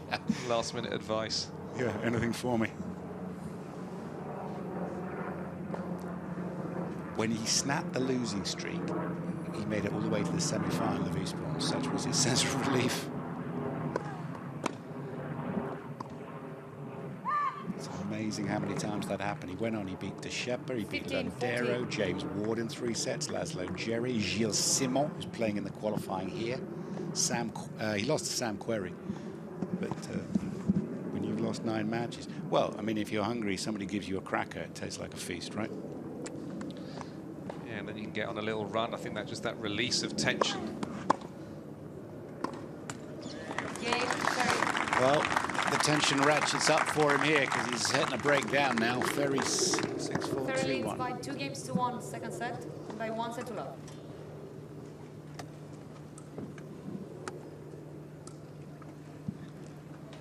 My friend Jamie Delgado here would have been unbelievable at American University. It would have absolutely been you. Yeah, I would have loved it. Why didn't you go? It's because your junior record was so good, maybe. I think at the time I was doing exceptionally well at that age group in the juniors, and that feeling to go straight on the tour. I mean, looking back, would I have done that? I think it could have been a good option. I just think mentally you just mature in the years that you're there, and like I say, I really recommend it to almost everybody at that age, unless you're really almost in the top 100 by then already, which is very, very rare. Yeah, I would have loved it. Would have got a degree as well. Maybe. They don't give them away. Qualifying matches on day 1 under the same sort of sky that we have here in London for 360 days of the year. Don't let anybody tell you any different. It's always like this, bathed in sunshine.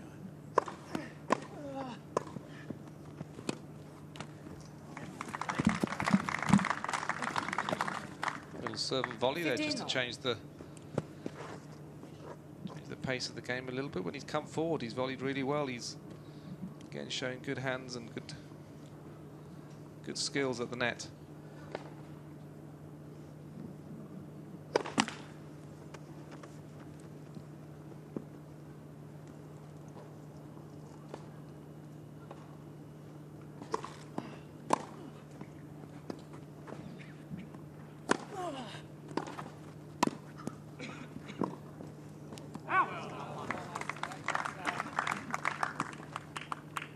all.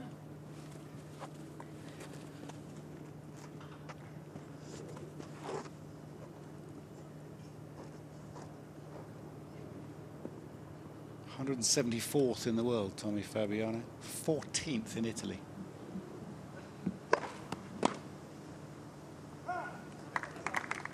Got the big boy as the man to beat as far as Italian tennis is concerned now. Matteo Berrettini, Wimbledon finalist last year, who was a set-up on Novak Djokovic in that Wimbledon final. Just won Queens again.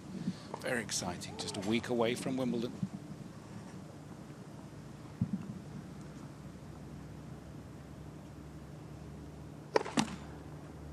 Let for service. Yes, Italian tennis so strong now, isn't it? With Yannick Sinner behind him and Musetti, another exciting player. Sonego. Yeah.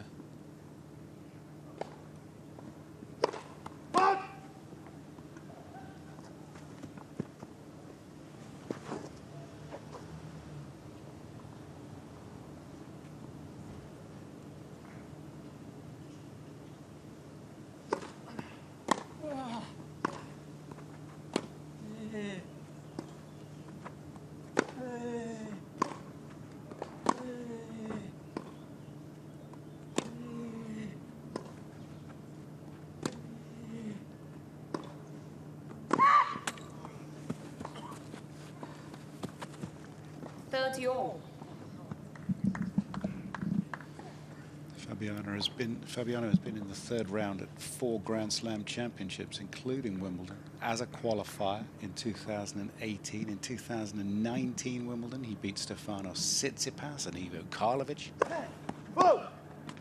It's unbelievable, really, at 33, that he wants to be out here in the qualifying and still playing and still having a go. He must love the game. It's tremendous. You're a long time retired. Yeah, I think as long as he's physically feeling good and he's got the energy and the motivation, especially on this surface, there's no reason why he can't believe that he can have some good results. Now listen, my friend Jamie Delgado here, how many Wimbledons did you play in a row? I don't actually know the number, but I think it's the sort of low 20s. I think you played 23 Wimbledons in a row. Yeah, it's madness. I don't know if they included juniors, because I played the first year of juniors when I was 15, just a few years ago. Do you know what's been? It's incredible, isn't it? What if you know, the feeling to play at Wimbledon is just it's the best feeling in the world, isn't it?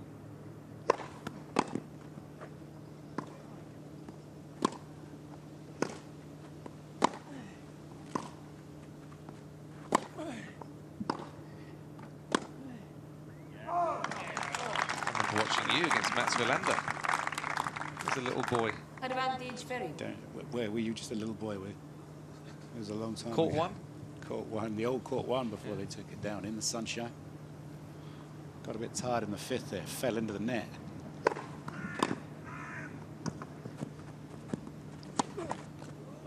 Ooh, top of the net. Deuce. Happy days. I benefited hugely from American University. None of it could have happened, whatever my journey was, you know. It was a junior college first because they'd never really heard of me, weren't sure. There wasn't a junior circuit record behind me. Then from junior college went to Wichita State in Kansas.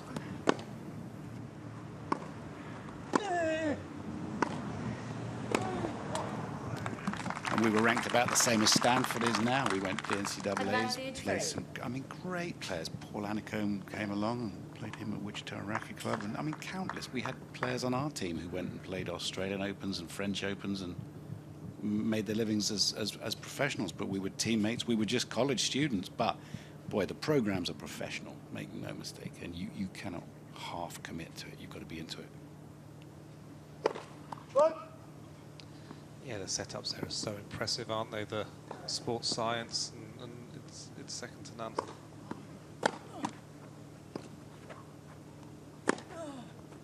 Just wide. Game, Fery.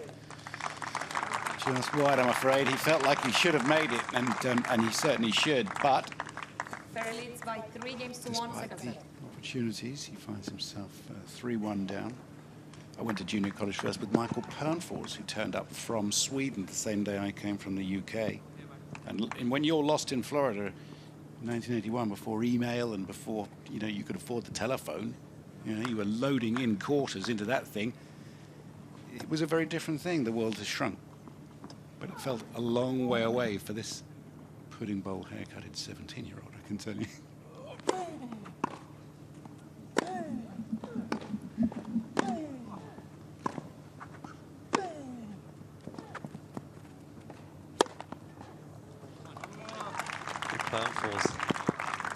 Remember him playing Jimmy Connors at Wimbledon? He played one of the classic comebacks of Wimbledon history. Unfortunately, he was on the wrong side of it. Well, he was 6-1, 6-1, 4-1 up on centre court, but I'm surprised anybody was watching it. I was playing mixed doubles on court 9 at the time, watching the scoreboard tick over. Should have been watching that instead.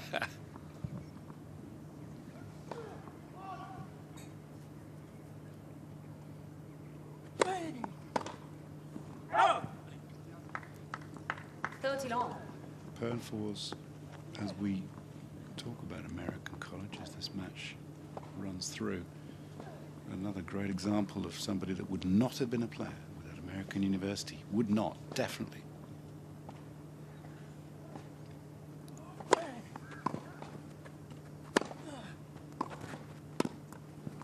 This time, stayed 2 years at Seminole Junior College, transferred to the University of Georgia, big program, the Bulldogs. Played #1 there, was virtually unbeaten, and won the NCAA 2 years in a row. Went pro, got top 10 in the world in the French Open final instantly. That's how good American college is, which is why this man in your picture is there at Stanford. 40-15.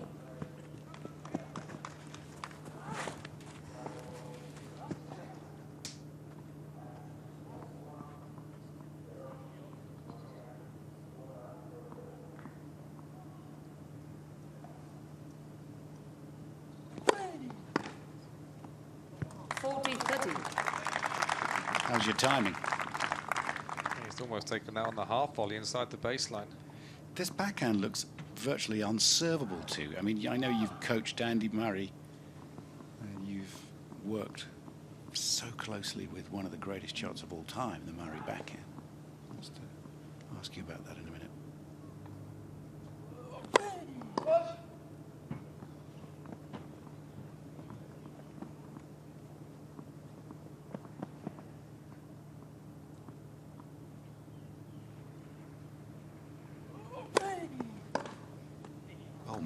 This backhand is special. Well, it is the timing. He's got all the shots. He can.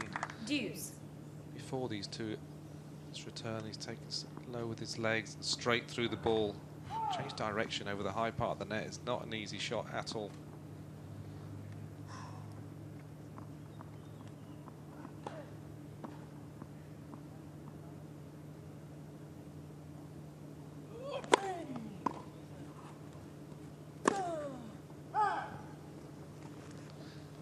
That's where it helps. He's had a couple of great defensive backhands, and then you find Fabbiano just over-pressing a little bit, and then a few errors come in, and points you win aren't just the points that you win hit a great shot at. It can inflict errors on your opponent immediately.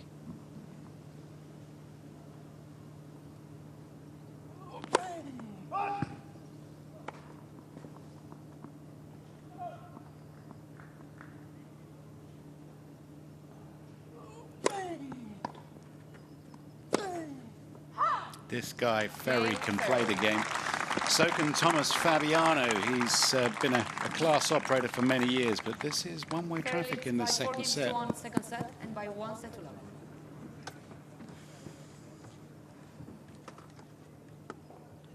So working with the Andy Murray backhand specifically, you've got the great strength there. I mean, there's nothing wrong with his forehand either.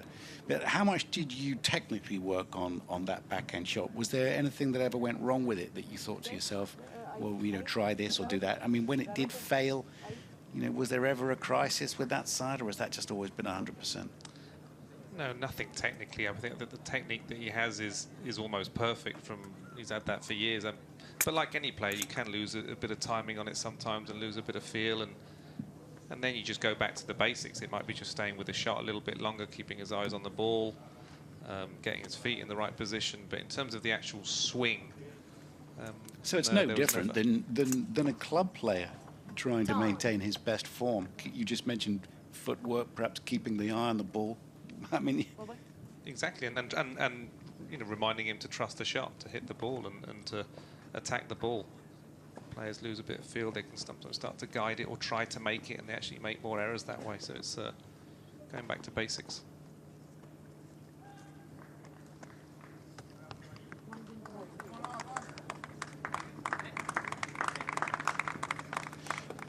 Fery from Britain qualifying, setting 4-1 up.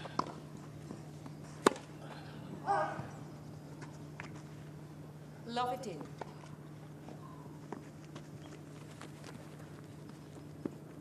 There is substance to this 19-year-old's game that is impressive.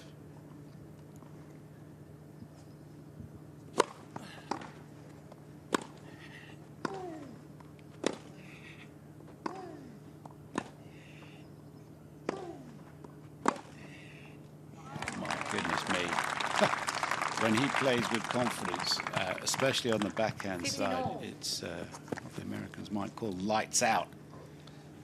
Yeah, he's been really impressive so far today. Such a short backlift as well, isn't it, on the backhand? It doesn't look like there's anything that can go wrong with it particularly. Calm.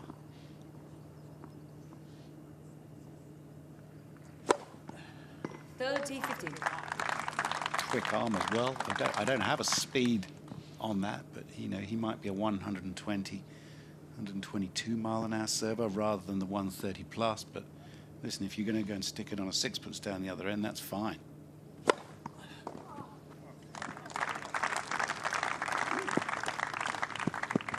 You just feel that confidence running through his body now. He's setting 4-1 up. He's starting to really loosen up and get some cheap points off serve as well, which is always welcome.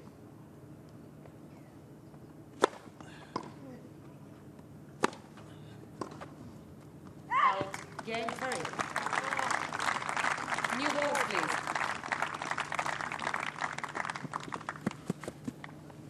Fery leads by 5-1, second set.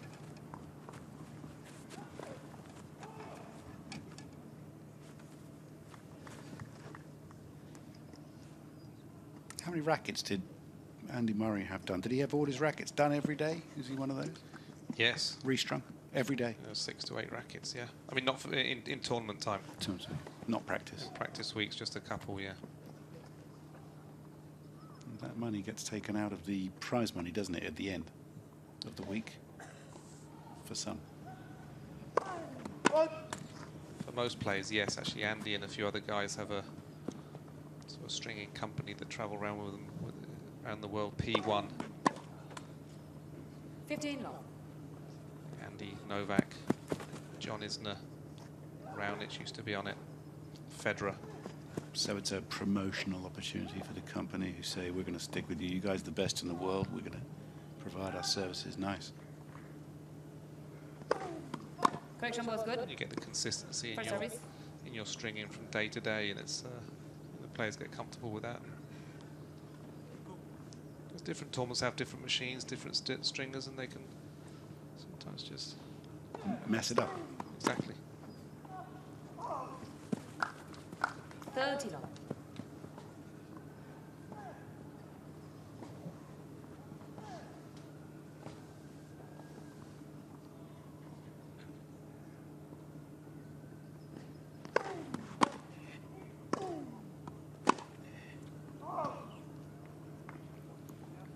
40 long.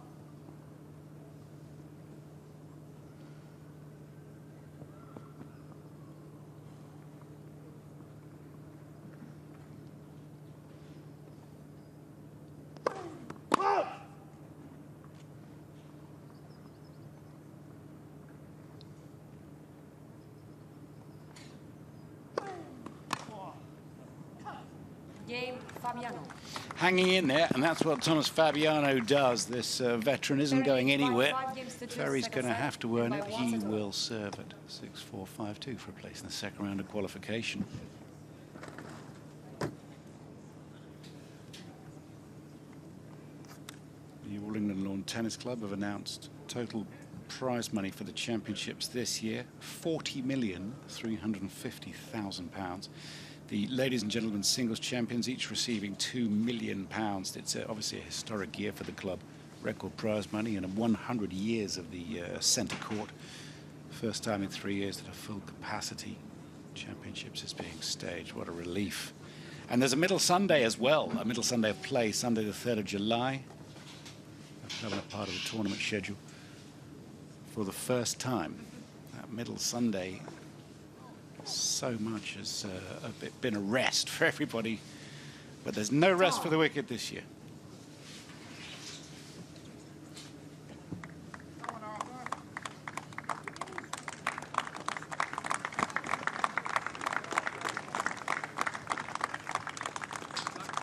Arthur Fery in the third round of qualifying last year, since when he's done another year at Stanford University playing #1. The Brit, 19-year-old. Serving at a set and 5-2 against Thomas Fabbiano for a place in the second round.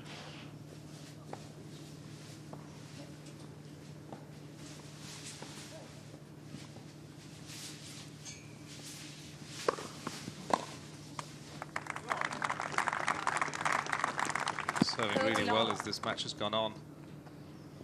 Second set especially, getting quite a few cheap points now on his first serve.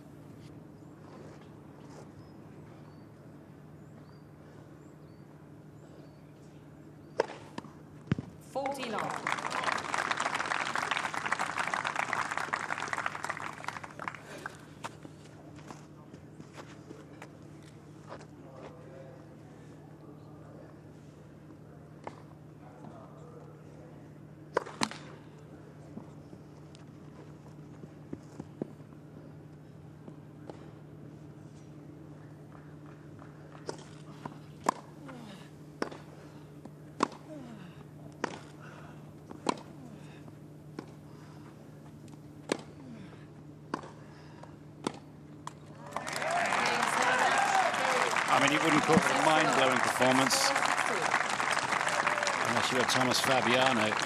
But Arthur Fery has just been very, very impressive. Difficult to know just how impressive that was until he comes up against other players. But that looked, he hesitates to use the word amazing, but there was some very good tennis in that, Jamie Delgado. Yeah, I think it was a very mature performance. I thought he played a very good match. At the end of the first set, he came up big on some of the big points when he had to serve that set out at 5-4. Love 15, he played a few good points. But I think his calmness and his maturity was really impressive, and he, towards the end of the match, he kind of ran away with it a little bit. Fully deserved win. Do you know much about next opponent, Guinard of France or Moreno? Not much, Albaron of the United States? I guess we'll find out something about them when they play him. Arthur Fery next. Great matches taking place. The BBC, Wimbledon, then we're going to do one in sports. There you go, just being told Take your bag if you want. what his obligations would be if he doesn't mind. Take your bag, take your stuff, and go over and talk to John Inverdell in a minute. He'll be conducting the interview, looking at some of the names in this qualifying. I hope you're enjoying it. We certainly enjoy being here. Andreas Seppi is playing. He's the 26th seed. Jack Sock is playing on this court a little bit later on. Outrageous, really, isn't it? A man who's actually been in the ATP Tour finals. Amazing. So here is Arthur Fery. We need to find out more about this young man. He's going to win an awful lot of tennis matches. So what's he like? What's Stanford like? He's about to be questioned by one of the best, that's for sure. Here's our John Inverdell. Good, thanks. Arthur, many congratulations. Does it get much better than that? No, it's always good playing at home in front of people I know and everything. Especially after last year, it was good to get back out there and start off with a win, so it was good.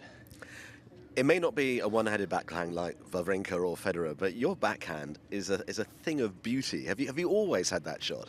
Yeah, I mean, I definitely rely on it. It's been my best shot for probably the whole of my tennis career. So yeah, I rely on it when I have to, and obviously don't tell everyone else. But I'm trying to get everything else up to the level of the backhand as well. So. Now, you went to school around here. You know, your mum was a very handy tennis player as well. Has Wimbledon and the concept of Wimbledon been a part of your life for almost as long as you can ever remember? Yeah, I mean, Wimbledon's been shaped my life, especially my tennis career, a lot. Obviously, growing up 10 minutes away from the stadium, and then going every year, watching my idols play there. So. What age were you when you first went? I'd say, I don't know, maybe 5, 6. My mum would always come with me. And do you remember, you know, who you watched first? Oh, definitely watched on TV the finals.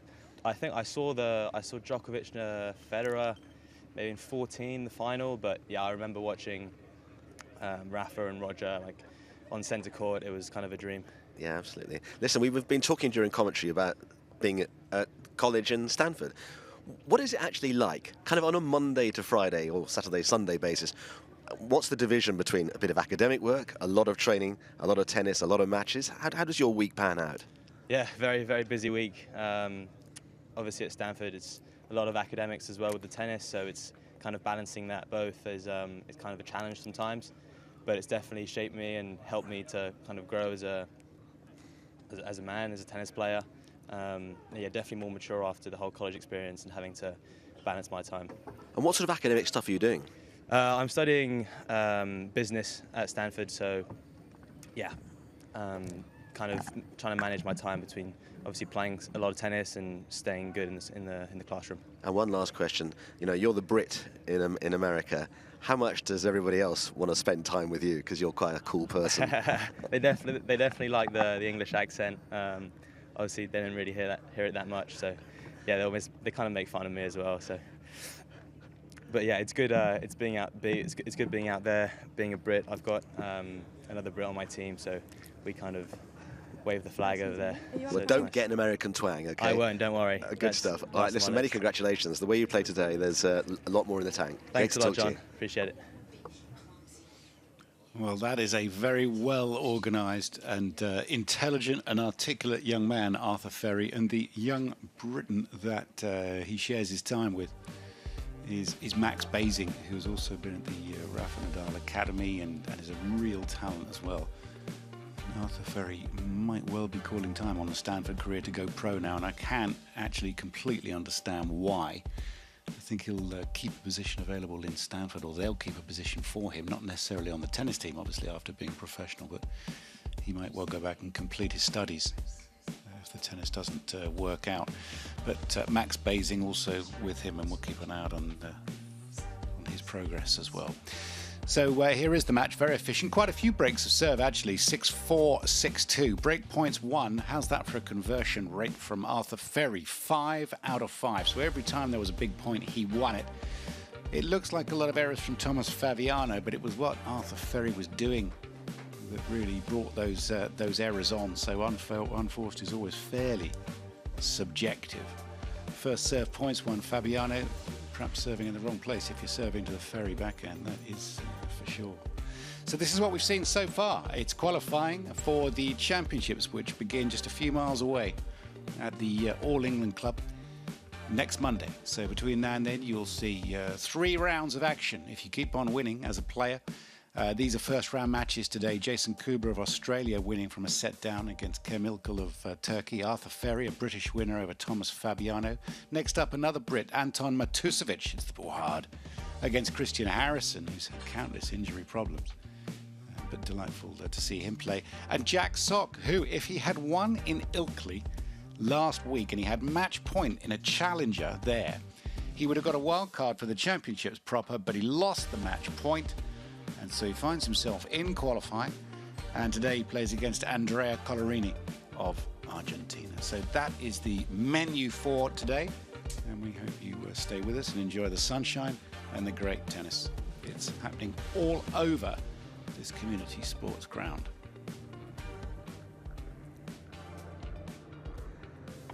So 2 more live games to bring you this afternoon, but we mentioned Denis Novak from Austria, who was out playing on court 14 behind us a little bit earlier on. And here's the conclusion of his match against Jonas Foracek of the Czech Republic. And you can hear the umpire say game, set and match there. So let's hear what he had to say afterwards. Denis, congratulations on your win. How was it? It was good. First match on grass this year for me because I didn't play some tournaments before. But yeah, close first set, but I think the tiebreak was crucial, and second set was good for me. Yeah. You've made the third round at Wimbledon in the past, and you say grass is your favourite surface. What is it? I love it. I mean, I was sure when I come here I have a lot of fun to play on grass, and I always enjoy it. And so, yeah, I think it brings out the best of me. Yeah. And what would it mean to you to qualify for Wimbledon once again? A lot, because I mean this year is very difficult for me with injury and all this stuff. So it means a lot to me, and yeah, I think I go for day by day, and we'll see. Thank you and best of luck. Thank you. Well, great to hear such enthusiasm for this surface from him. Here, meanwhile, is a match point involving Michael Moe and Gerald Meltzer. Great to see, and a couple of the players have mentioned it already, such decent crowds here on all the courts around this community sports ground. So let's hear from the winner in this particular match. Pretty straightforward for you today, Michael. Yeah, you know, a pretty clean match. I've been on the grass for like 2 weeks now, feeling pretty comfortable on it, and really happy with the way I executed my shots and my whole game as a whole. You qualified back in 2018, 3 matches, 1 here. Have you noticed many changes over the years? Yeah, I even played this tournament as a junior. I played the G1 right before Wimbledon Juniors, and you know that's probably back in like 2015, 2014. I think the grass courts are getting better and better. The venue as a whole is getting better and better. You know, like the turnout today was unbelievable. Lots of fans came out, so you know I think every year they continue to improve and continue to push the envelope. What do you remember most when you made your debut as a junior at Wimbledon? Just the grass courts, you know, so different. You don't really get to play on that in the States. I actually grew up in the Middle East, and definitely no grass courts over there. So to get a chance to play on these grass courts is always an honor. Yeah. Thank you very much, and good luck. Appreciate that. Well, interesting to hear Michael Moe talking about how things here have changed since he first came here since 2015. Jamie Delgado with us, who first came here slightly before that, and the whole, if you like, professionalism with a small P, but maybe also with a capital P, seems to have gone through the roof. Yeah, I mean, I think with a capital P, to be honest, I think first of all the courts. I think the level of the courts now is basically the same as Wimbledon. It used to be terrible bounces everywhere and so inconsistent. So now it really feels like you're playing in the main draw in terms of the courts, and I think just the general professionalism, even the TV cameras here, that never used to be here before, and I think the crowds just keep getting bigger as well. I think it's moved on so much since since I played it. Yeah. And what's the driver for that, do you think? I think that the competition as well with the other slams is to always just try to maintain being the best slam, I think, and making the players feel like they are playing Wimbledon and they are playing a hugely important event. I think a lot of events sometimes can treat the qualifiers not like proper main draw players, and I think we're doing the best we can to make it feel as good as possible here. Watching some of the matches here, I mean, John Lloyd was making the point earlier on that if you were watching them in isolation and you said to somebody who didn't know who was playing, what do you think that person there is ranked? They'd go, 50, 60 in the world, because they look such fabulous players, and yet, there are 160 in the world. The depth in talent is massive now. Does that get deeper with every passing year as well? I think it does, yeah. I think I think you can go down to 300-400 in the world and watch someone play, and they hit the ball just as well as someone in the top 50. I think the difference between the players that eventually get up there is a lot of it is off the court and what goes on between the ears rather than the forehands and backhands. There's so many good players, even that not even getting into the qualies here. There's excellent technical players. So it's a lot of it is in the mind. Shot selection and desire and dedication and gym work. All of these things are so important. But there's so many good ball hitters these days. It's quite interesting, actually, looking at one or two players here who clearly have entourage is perhaps overstating the case, but they've got 3 or 4 people following them, whereas some people are just travelling in isolation. When you're at perhaps an early stage of your career, how important is it to have people around you who can support you when perhaps things aren't going well, and also keep you grounded when they are? I think it's hugely important, whether that's a coach or one of your family members or someone that you really trust. Because it's so easy just to sort of lose your way a little bit sometimes on the tour if you lose a couple of matches, or maybe you're playing here for the first time, and it just helps to have someone who's been here before and show you where the practice courts are and your tickets and your match warm-ups. I think all this stuff really, really helps. Yeah, I think it's important. And so by conversely, does that mean the players who perhaps come from less well-funded, less well-supported countries, and we've got players playing here from Peru and countries like that, if they are travelling in isolation, does that make it that much harder for them? It does, because it's obviously there's an extra expense there, but I think the prize money's gone up so much more since I played qualifying. It's now, I think it's 11,000-12,000 for first round losers, so that will cover your expenses and hopefully your team as well. So I think that's kind of a huge positive from Wimbledon. Excellent. Okay, well, thank you. We'll talk to Jamie a bit later on. He's also commentating on our 4th match this afternoon. But after one British success that we've just seen, will there be another one here? Let's go to our commentators, who are Louise Plemming and John Lloyd. Closing check 7 for 11.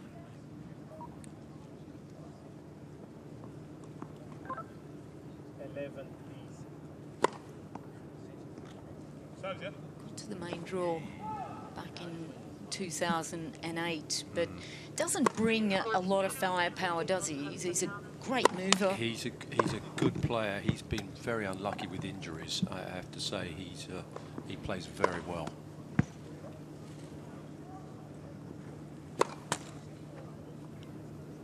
Two minutes.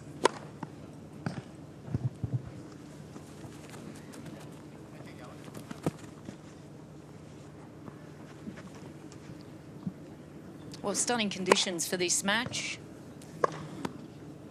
Another Brit. We just saw a very fiery win by Arthur Fery. That was a terrific match from that young man. Big things in store for him, there's no doubt about that. But just a couple of years older, Anton Matusevich, as you said, he was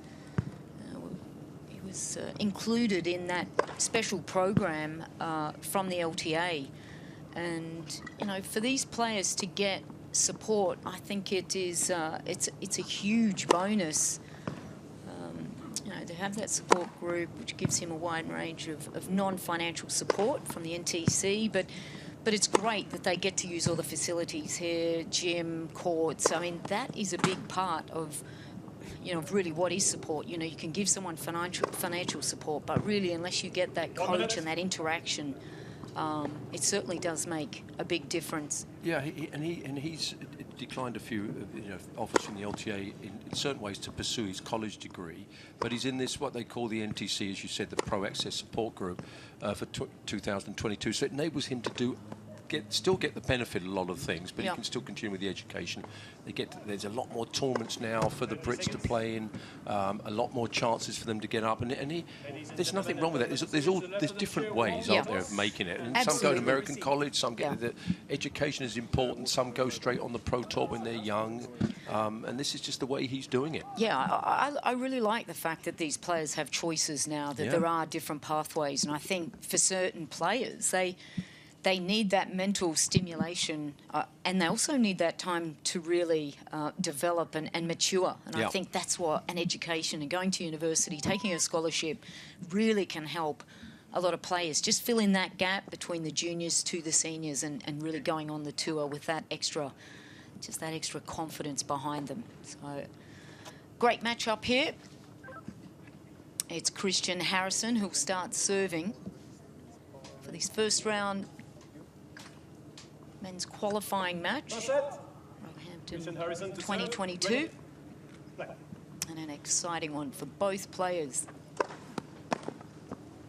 15 left. I mean, you couldn't ask for more perfect condition. There's not a breath of air as you go out there, and I felt these carpet-like lawn courts yesterday, and they are stunning to play on.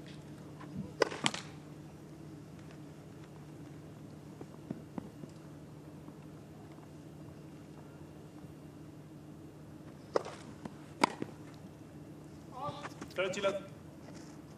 Ranked 248 at the moment on the ATP Tour, just 5'11", so he's not a big striking lad.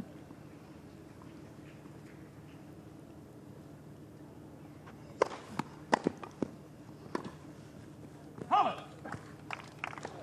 30-15. Had a really good run in Savannah recently, getting through to the finals, losing to Jack Sock, who also is playing here at Wimbledon this year in the qualifying.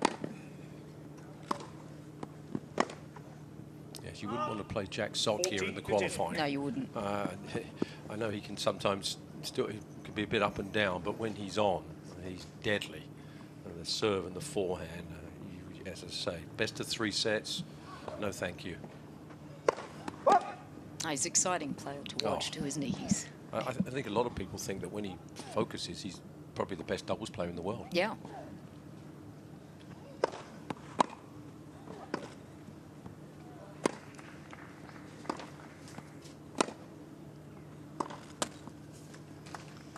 I think he won 2 Wimbledons, perhaps Jack. I'll have to double check that, but he's an exciting doubles player. Oh, he's brutal.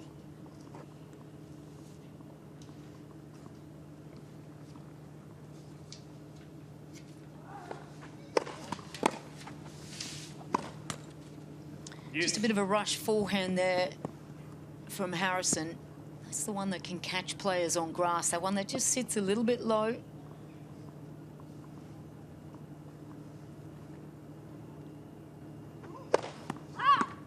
You okay? Oops. Oh, wow. Ouch. That's unfortunate. That did come down with a few clicks behind it. Was it the hit or did she slip? I don't know what. Well, both, I suppose. Yeah. I was worried about this happening last week at Queen's. And these 135 miles an hour serves thundering down. In a high match stop. Oh, yeah, there's no doubt that would... She got it in the face there, it looks like. It's dangerous. Wow. Yeah, it should be some height. Yeah, it's... Well, it's hard, isn't it? It's hard. It's coming up at you very fast. Well, and if you're a lines person, then your job is to call the ball, and then you've got this missile coming right at you. Well, and you're focusing a lot on the line, too. And then you see this... And then you've got to react, and 130 to 135 miles an hour, you don't have time to think. This is... Yeah, again, it happened... Oh, yeah, she really got... That's awful. Oh, yeah, that's tough. That really can be dangerous. As I say, at Queen's last week, there was a couple of the ball girls got hit. And, yeah, but we just don't think about this enough. But when these are coming at 130 miles an hour... Yeah. Okay, fine. I have waters and power. Do you want them? Yes, please. Can you get more after? Yeah. Because it's empty, yeah. Well, I hope she's going to be okay. That's a real shock to the system when that happens. And hopefully it didn't look like it was in her eye, but oh, good heavens. That is brutal. Yikes. Oof. Well, it's hard for the players too. Of course. You know, the players feel horrible. You could see the connection between the two of them, just kind of having that little conversation there. But not an easy situation for Harrison, but he's on the board, and always nice to win, well, your first service game. And that actually can be a little bit of a, well, not a little bit, but it can be quite a huge distraction. It's your first serve, and if it's just lingering a little bit in the back of your mind, was like, as tough as that is for Christian, it needed to be done, really refocused and back on track. Yeah. I mean, it would be the worst thing possible that can happen is to lose your first service game on grass. Yeah. But not an easy situation, but it's the American holds serve. Anton Matusevich to serve.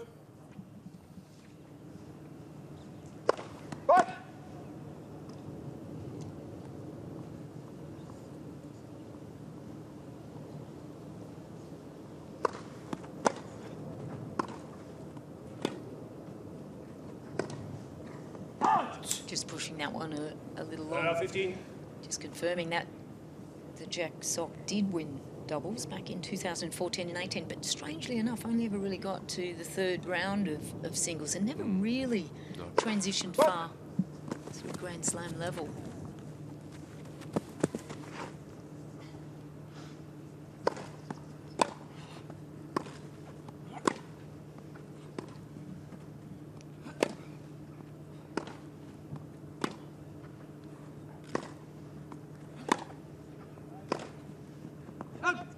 Pushing that one wide.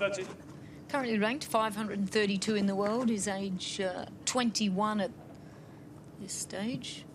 His birthplace, funnily enough, was in New York, but happily plays under the British flag.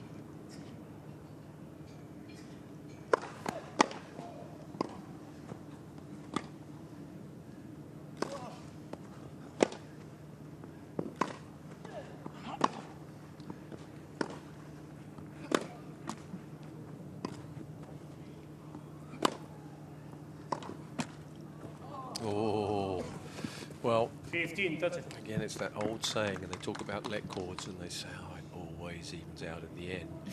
What a load of nonsense that is. It doesn't matter how many there are, it's if they happen on big points, and that was a big point. He was about to go down love 40 then. Yeah.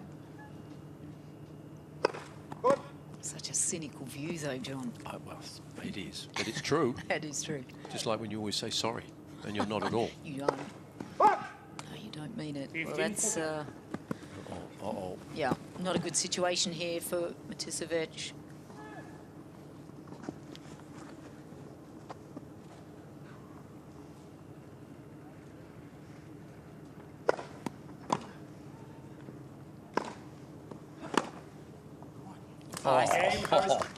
What a backhand that was. Well, that felt good, didn't it? For one man on the court. How on earth did he hit that from that position?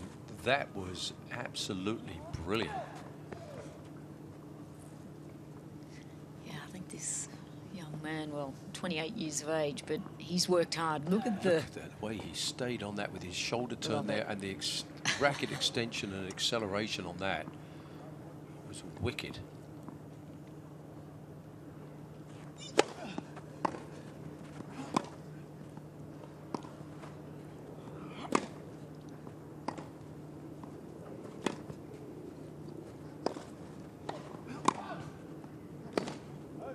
The problem is this matchup already, you're seeing it, that Matusevich, for me, is going to, the only way he can win this is to go for big shots and hit Harrison off the court, because he is going to play 1,000 balls and make you play over and over again, and I don't think the matchup is good here at all. Of course, I waited till he was a break-up before I said that, but... Yeah, I was waiting for that. Don't commit too early. No. It's solid, isn't it? He was on my tennis team a couple of years ago, Right. Christian Harrison, and he was what you call a solid pro, that you knew that no one was going to... You were going to have to beat him. He was never going to beat himself, and he was always going to hit one more ball back. As you said, not huge weapons, but a tough pro. Yeah. Let first service. How would you match him up with his brother, Ryan? Well, at the moment, he's a better player than Ryan. Yeah. Ryan has dropped down the rankings big time. I think Ryan had a few more weapons when he was playing at his best, but...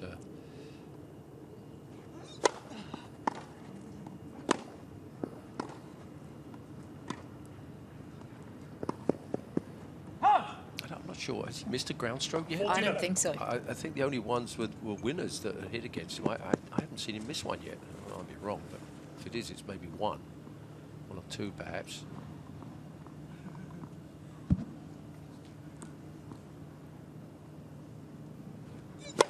Let first service.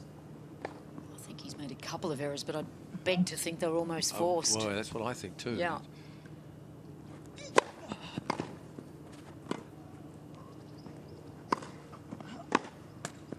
If you look at the matchups, for you, what stands out the most as the biggest difference between the two players? Well, I think the consistency, the weight of shot from Christian Harrison and his speed around the court, he's going to hit depth and he's going to make you play one more balls and soak up the pressure. And I just don't think Matusevich has played enough and will be consistent enough to hit enough winners to get through him. I can't see it.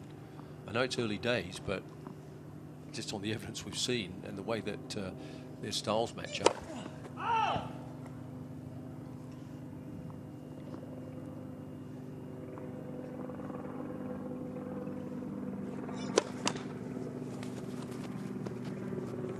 That's it.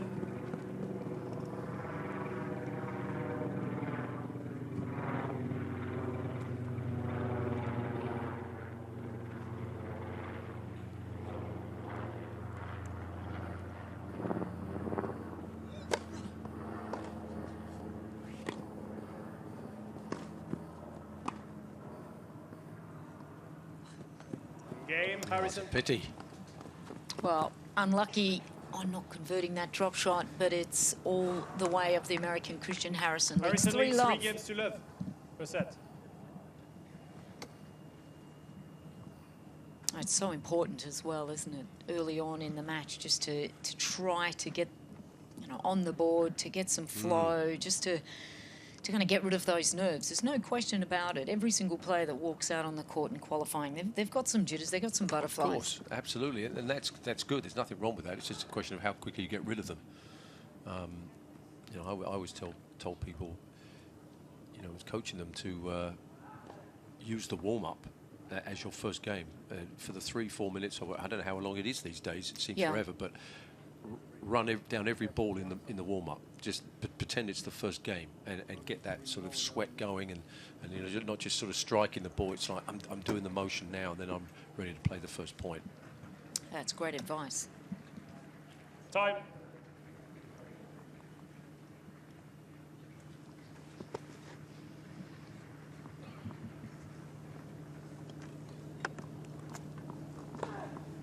So Anton needs a little bit of power control here. He's got to get on the board.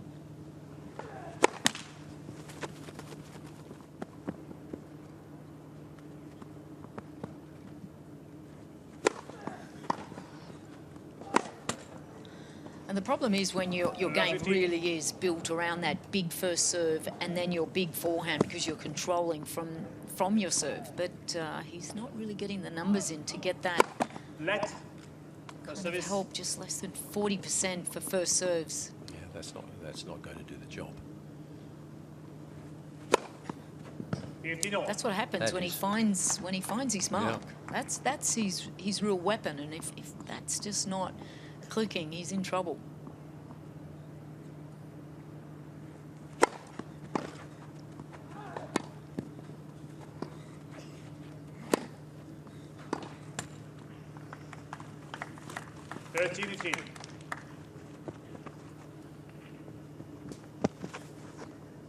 He just looks like a worker, doesn't he, Christian Harrison? He just goes about business. Yeah, he looks. That's exactly who he is. Just so focused and ready for every point.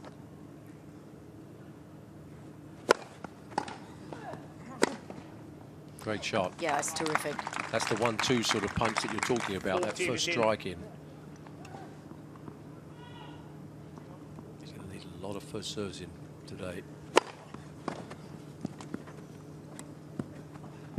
Oh, well done. Yay. Nice feel on that. Matusevich. Well, much needed hold there for Harrison leads 3 the games Brit. to 1. He's on the board now, but he needs to find more of those combinations. That'll just settle his nerves a little bit. You just know that there's certain types of players, and I think Christian is one of those guys that would take along a kind of a Leighton Hewitt approach, you know, just to fight every ball and make you play and break you down in those critical moments. And well, Matusevich really has to be just clinical on his serve today.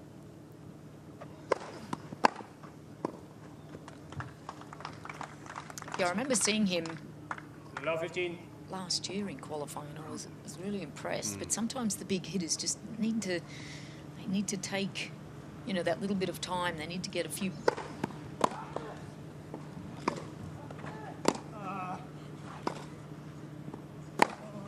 Need to get a little momentum to get that happening, because if you don't find range on those big shots, you can find yourself down very quickly in a match. Definitely.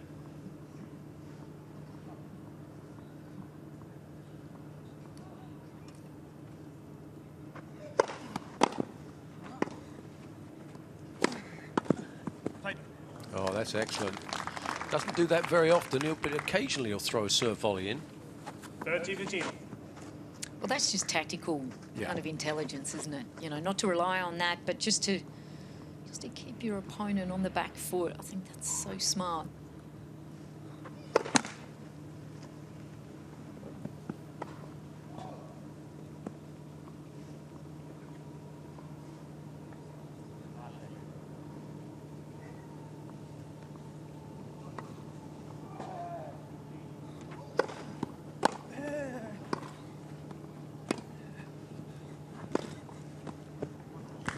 Too good.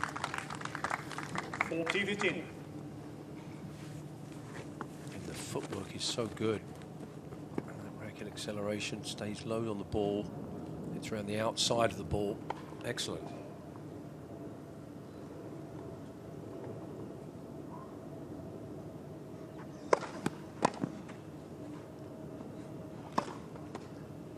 Game, Harrison. Very solid game there. Harrison leads 2-4 games to 1. It is a terrific start for the American, 28 years of age, on fire, 4-1 up in this opening men's first round qualifying Wimbledon match.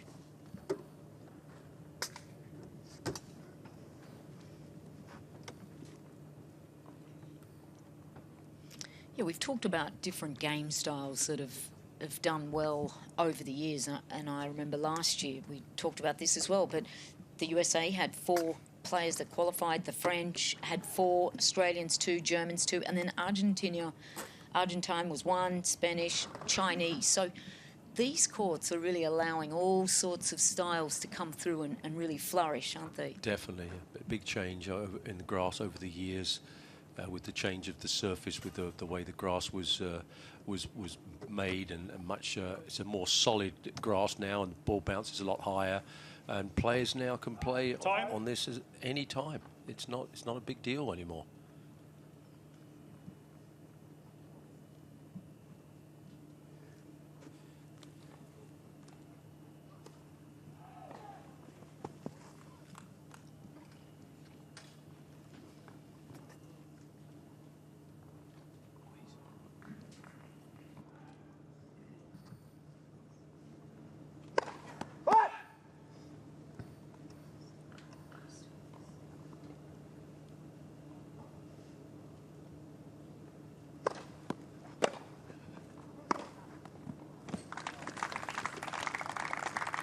Love.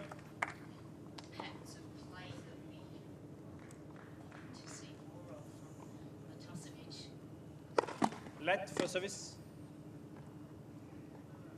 Jamie Delgado said that when he was with Andy Murray, they would practice with Anton quite a bit, because you know, they liked to play with him because he was a heavy hitter, and he got hit a lot of balls hard and firm, and he's a real physical unit out here. You know. Just needs a little bit more variety in his game.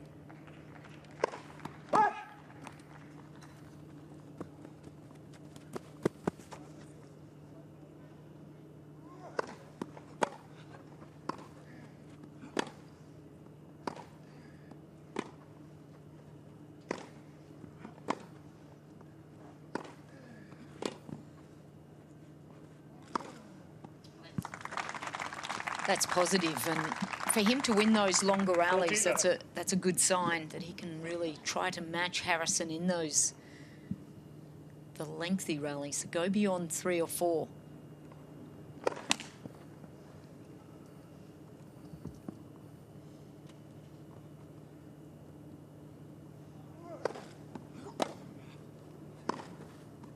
Game, Matusevich. That is big. Well, that's when he's at his best, leads 4 games to 2 for set. But Christian Harrison's the sort of player, he's already up a break anyway, but he'd be saying after a game like that, it's okay, I hit 3 or 4 balls a foot from the line and you hit winners. Okay, keep trying to do that. Good luck. Well, that's right. I mean, if you keep hitting shots like that, well, then you'd be in the top 10, wouldn't you? He feels that he's playing with the odds, Christian Harrison, if he keeps that sort of depth.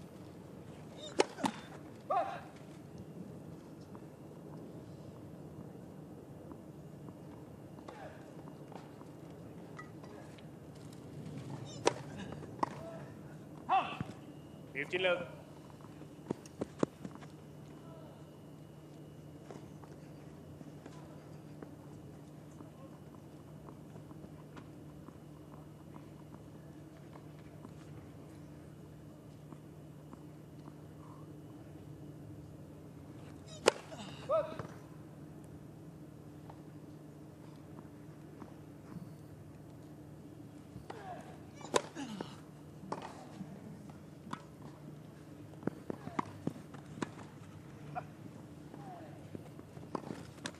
Oh, unlucky for the tweener there. I think Harrison was a little lucky to get out of jail on that occasion. It's a fun shot to try, but it's not. If you're the coach, you're going, why would you do that? The odds are about 1 in 10. You could have got there and hoisted up a skyscraper lob. 40 love. May have ended up winning the point. Fun to watch, though. I hope they keep doing those shots. They don't win many points when they do them, but it's good for us. It's great for the crowd.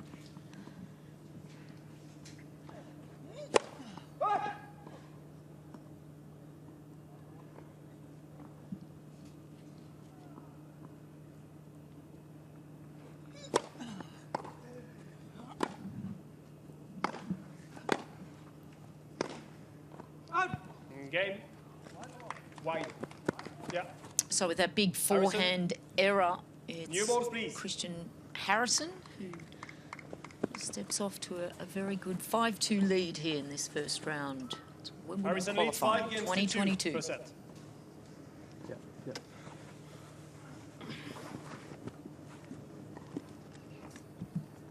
You look at the two players, John, and we know how Harrison plays and where he would be at his best, and then you look at Matusevich. Where do you think they both would play their best? Is Harrison a better hardcore player, a better grass? And what about Matusevich as well? Where would you think I think Christian's most of his success has been on hard courts, but I think grass is a good surface for him because it just adds a little bit extra to the power, and he's very consistent, but needs a little bit of those extra few MPHs, you know, just to really go to that next level. So I think grass can help him. Matusevich, I think a grass of any fast court, hard court again would be good for him because he needs that ball to strike and go for early winners in the rally. Time. Well, it's hard work here for Anton Matusevich. He has to hold serve to stay in this opening set. It's been all the way of Christian Harrison so far. 50 love. That's the way to start.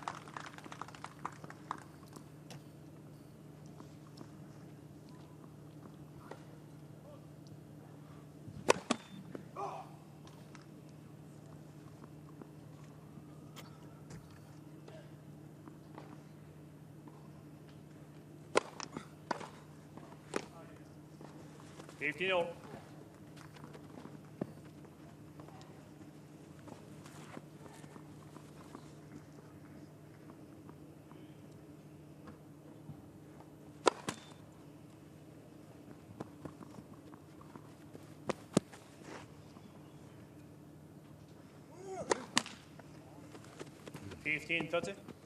Just pulls down a little bit sometimes on that serve. Is that just wanting to go too big? Or? I think so.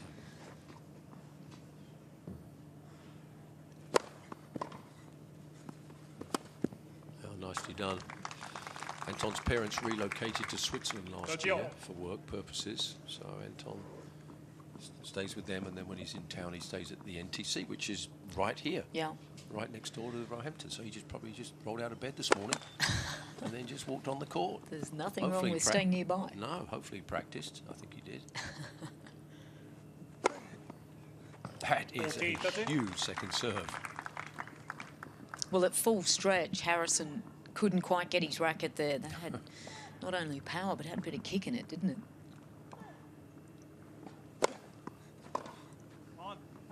Okay. Well, that's a good hold, yeah. Harrison leads 5 games to 3. Yeah, you look at these two players and you kind of look at the qualities and you think, wow, this guy's got a great game, big serve, big forehand, and then you measure it all down and there's not much that comes between two styles and two types of players. It's just that little bit of self-belief, and this young man, he's got a fair amount of confidence. He's had some good matches coming in to qualifying this week.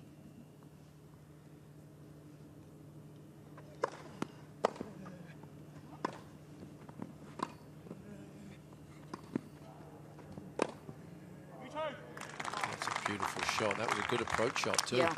Now 15. Couldn't hit that much deeper. Christian would like to have got closer to the net than that. 15 on.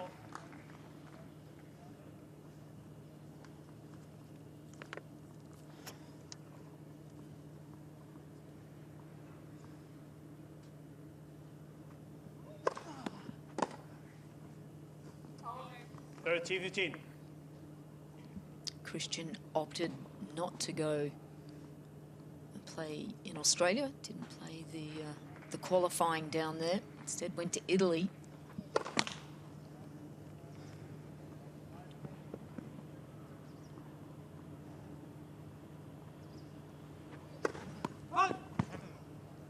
So much of the tour is about making good choices as well. We saw Ilkel, he went to Australia and then flew back to those tournaments in Italy and then back to Australia. Sometimes I wonder how much mileage and extra travelling these players do. 40, that's it. He had a hit at that too, and obviously it was a huge point there. He just came out of the ball a little bit. But this is a well-deserved set point. He's played a very, very solid set here, Christian Harrison.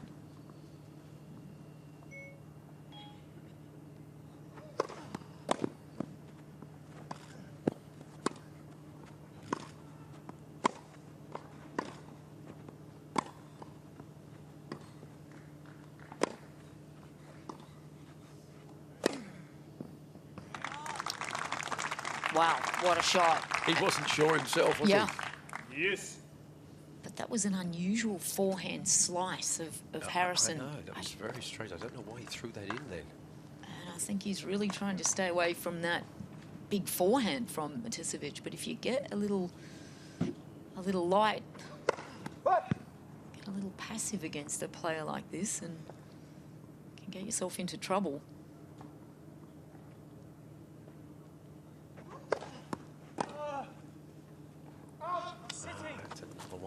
Second serve, it was a good second serve. After he kicked it up high, but again, that's the one, somehow you nudge it back into play.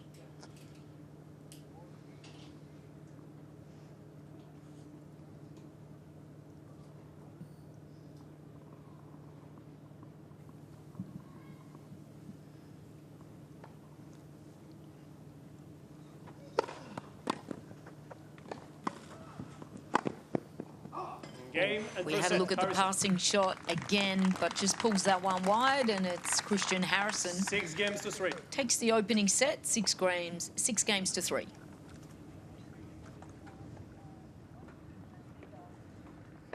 Now serving at the far end on court 10 is a very familiar figure in Italian tennis over a decade and more, Andrea Seppi.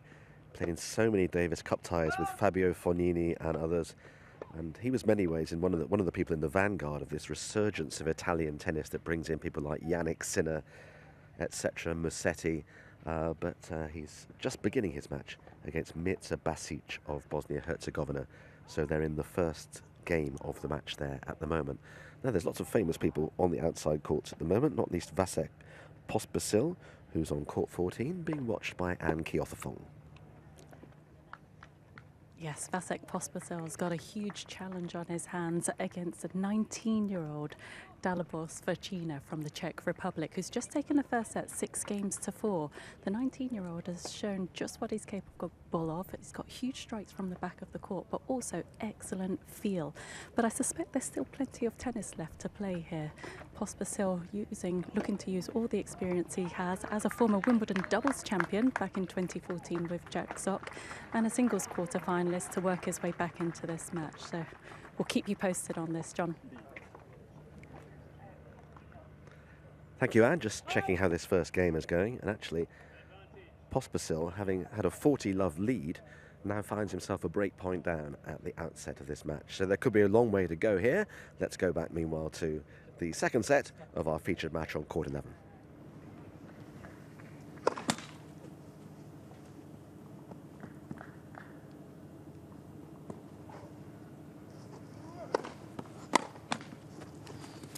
No.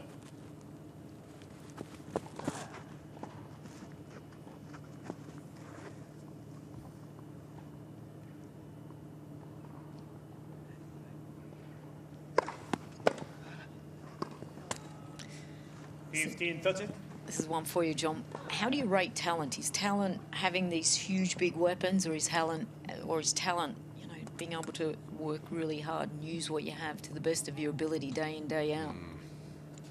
Well, you'd rather have weapons in the game, obviously, but it's whether or not you can improve the other parts of it, and you know, to get around those two, have those two in the bank. But you've got to have other things as well. If you're sort of not a one-trick pony, that's being a bit unfair. But if you've got one big shot, that's not enough.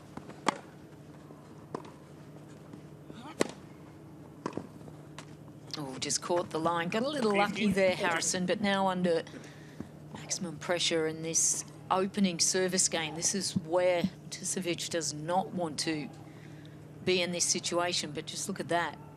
Look what he's trying to create here, Harrison. That's too good.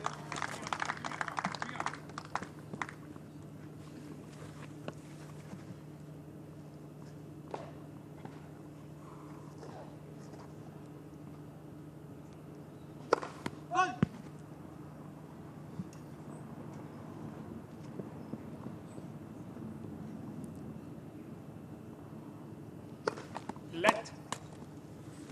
Second service.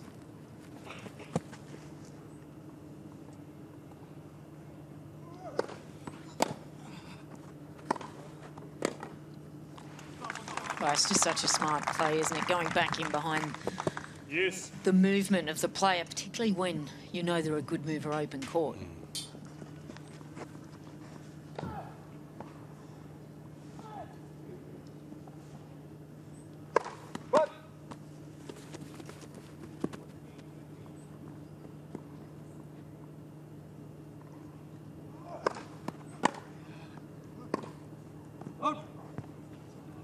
Advantage, Harrison. That's another shot right there.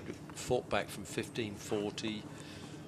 Middle of the court backhand. No reason to go for such a big shot there. Puts himself down break point.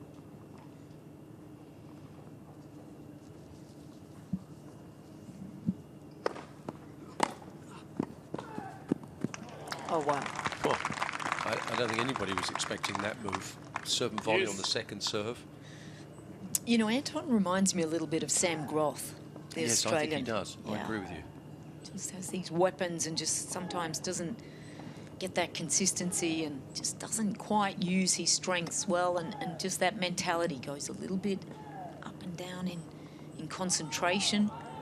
Stop moving, please. Thank you. Thank you.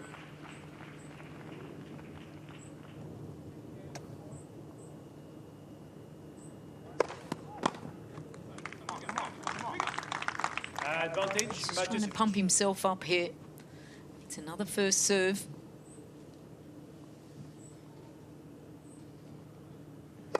Let first service. Numbers aren't great getting that serve in, just 1 of 2, but when it goes in, it's pretty deadly. He's winning 9 of 10 points. Just like that. Game, Matusevich. First game, second set. Yeah, is that just hours on the court with your coach just going, right, we need to really work on specifically, just your timing, the way you prepare for your serve. The most important aspect of his game is that first serve, first shot. Like, how often, how do you give a percentage of, you know, where your focus is, where your training is, you know? It's very difficult, but you have to learn when the percentages are in your favour. It's a chess game out here. That's basically what tennis is, and you have to learn that. You know, you have to be able to get the position when you're defending to get back to a 50-50 situation. When you're up 60, 70, 30% in where the ball is, that's when you press. When you're 40% down, you get the ball back deep. It's all this sort of knowing when to click at the right shots, having the shot selection and doing it point after point. Love 15. Yeah, and you've got to have that right mentality to be able to repeat that effort, don't you? If you day in, day out. Yeah.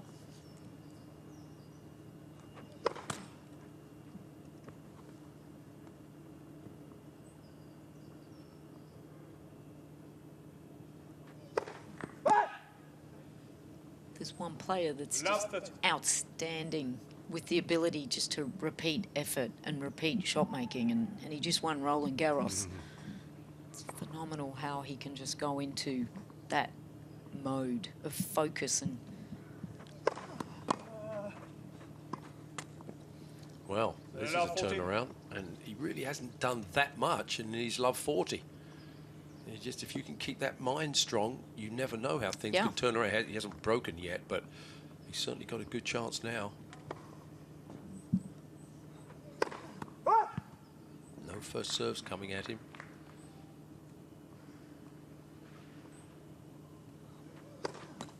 Well, how did you see that coming? That is unbelievable.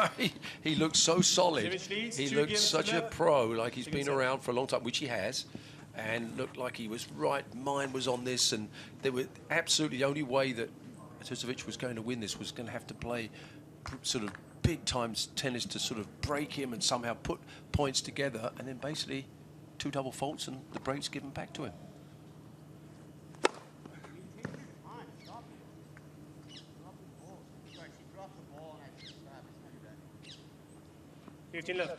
Oh, he's just having a little moment here, Christian Harrison, just a bit distracted. One of the ball boys or ball girls dropped the ball. 15 on.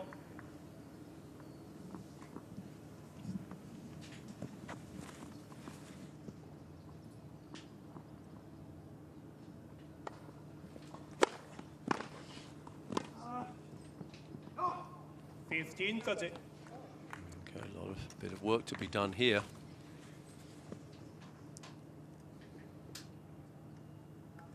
Yeah, he's giving himself a little bit of a talking to here, Christian Harrison. I don't think he can quite believe what happened in that last game.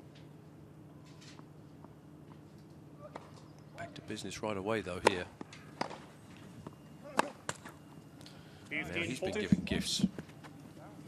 What's going on here, John? Is it the season? I think it must be.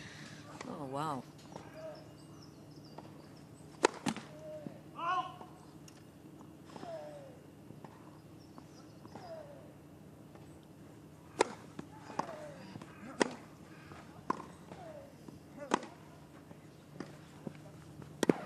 It's so slow, so quick. Game, Harrison. Well, what a strange passage of play those last 2 games. 2 games to 1. Well, both of our mouths have dropped. But Christian Harrison recorrects the issue there, but it's Matusevich who has 2-1.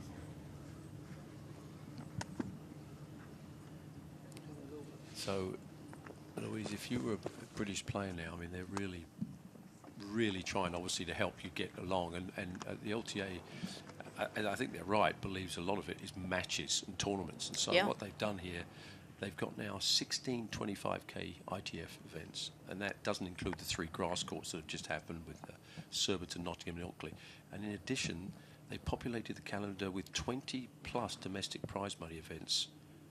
Significant prize money. So that's another. So that all in all, there's 40 weeks of competitive play. I mean, what a way to grow. It's amazing because it keeps a lot more players in the industry, doesn't Exactly. it? Like you're really supporting, and if you keep pushing each other, you're all going to get better. That's right. It's a great game plan.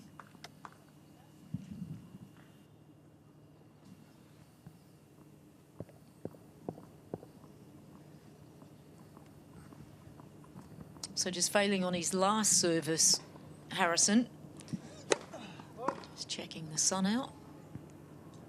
Both players rushing in their last games.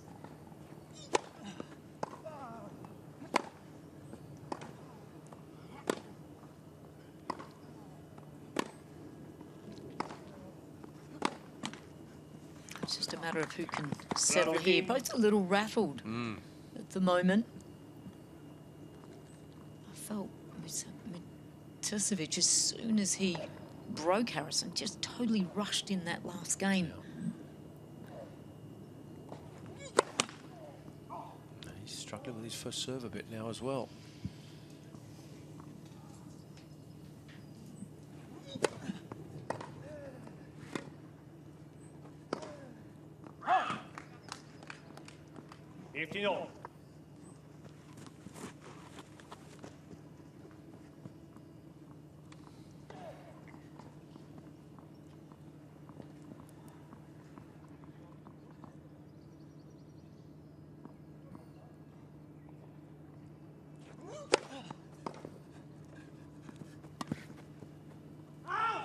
Yes. Well, that was... That little patch of grass there, no? To me, it looks out from here. It's really difficult. I mean, Christian Harrison's convinced to hit the line, but it's tough for an umpire to overrule on the far line on a grass court where there's no mark. 15-30? Very difficult. That's almost impossible, Yeah, isn't it? and that was a point really that Christian had in his hands there. That was a bad error. He's put himself under pressure again.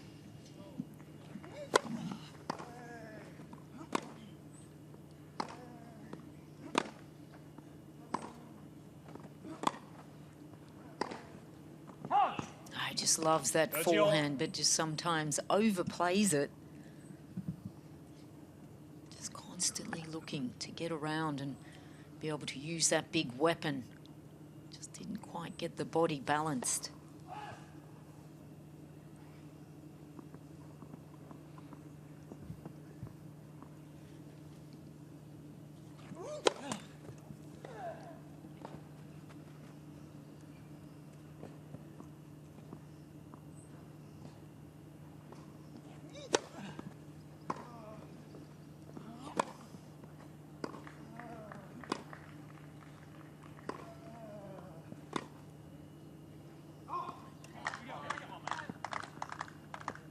Under pressure again now, Christian Harrison. So many errors in these last few games.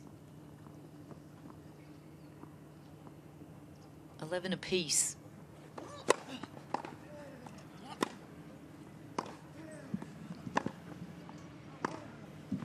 Yep. Got it. Got the opening and took it. Matusevich leads 3-1. Sloppy beginning part of that game from Christian Harrison, and you keep giving these looks, and Anton Matusevich is going to take those. You can't keep giving those away. He looked so solid in the first set. Didn't he? I don't know what has happened. Maybe he's looking too far ahead. It's very strange.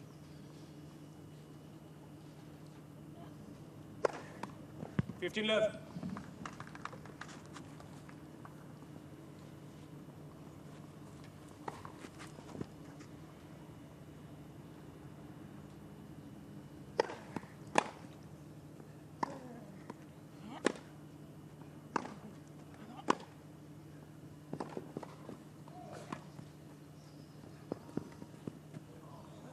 Oh, he had him.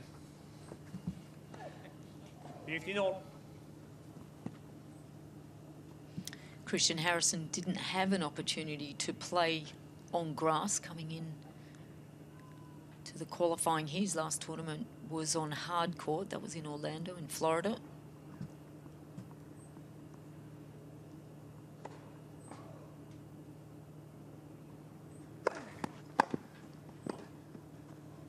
Oof, went for the flick. Just see Harrison there, just really pumping himself up here, just to do what he did in the last game. Very unusual if we get 2 service breaks here in a row. Good.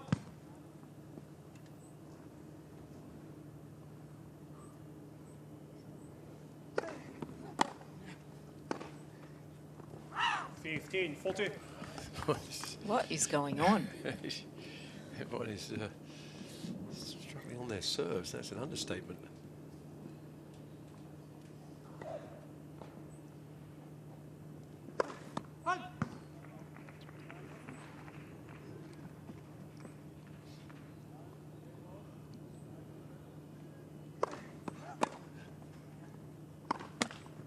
Game. It's a very strange match, this. Well, the American gets the advantage after breaking yet again. Matusevich leads 3 games to 2. It's Harrison 6-3, but trails Second 3-2 set, first on set, serve. Harrison.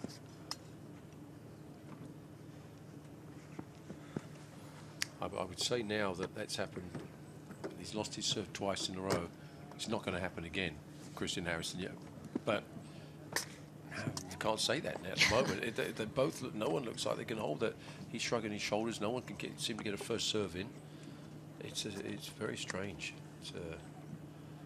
Is it just if you lose the rhythm and it just takes a little time and then you get a bit tight and then a little self-doubt creeps in? I think so. Yeah. Neither of them can really put 2 good shots together again on their serves. It's very patchy.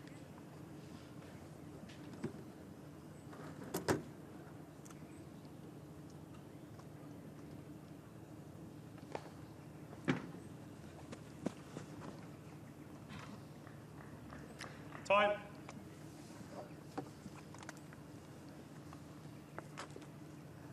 Oh, Christian Harrison to serve. Just saw Anton Matusevich just quickly out of his chair. He's in a hurry to try to break here again.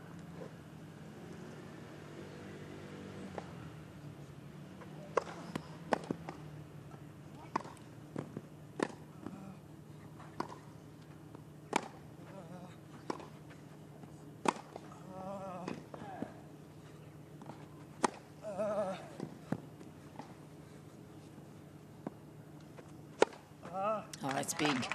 Some big hitting from Matusevich there. That's what Harrison just needs to be a little careful that he doesn't get. Well, I think what happened there in that first 2 shots he had in that game, in that point, I think he could have done more damage, Christian Harrison. I think he's wary about losing his serve and sort of almost made sure he didn't miss. Yeah. But you don't want to be too cautious. Certainly wasn't cautious there. 15-all. It's finding that fine line, and that's obviously the difference between the top players and the middle and then the lower. Yeah. They know when to play the certain shots. They know when the time to put the foot down, when the times to sort of back off a little bit and play solid. Well, I think that serve and volley was a bit of questioning, a bit of trying to work out what he needs to do here.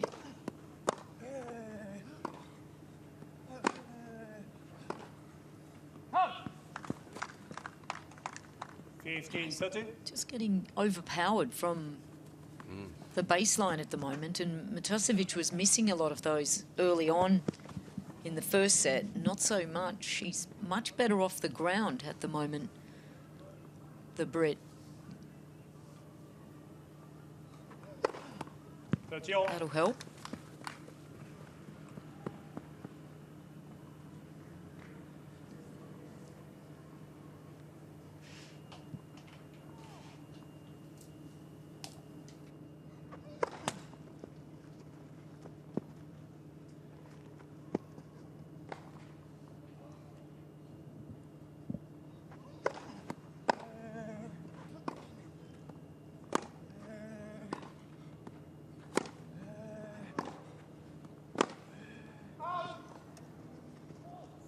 That's it.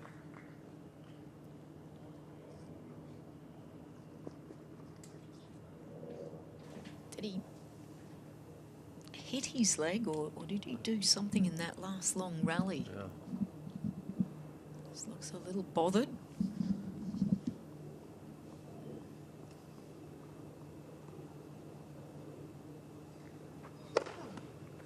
Game, Harrison. Well, much needed hold there for Christian 3 games Harrison. all, second set. Gee, he would let the weight of the world off his shoulders after that game. It's not a good feeling to know you're stepping up to the line after having lost both service games previously.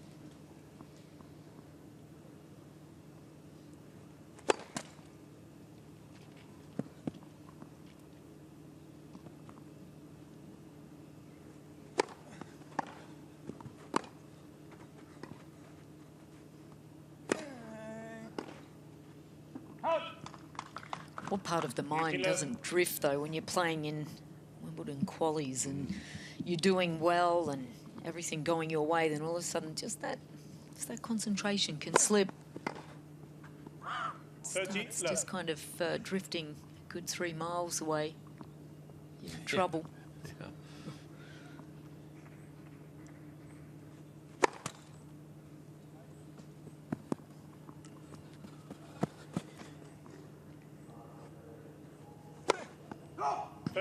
15.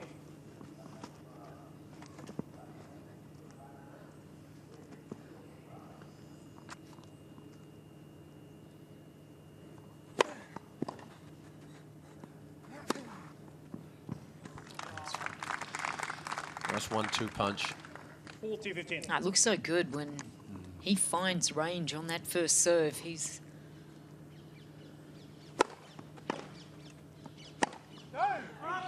it's just a little off balance, and he's so eager to hit that forehand big.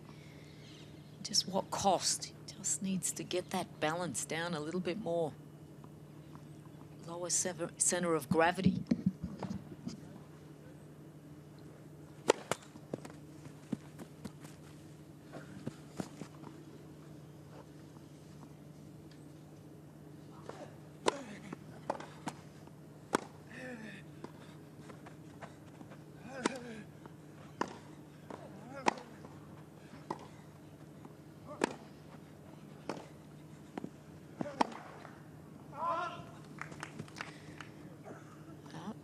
Question the movement there. There's something just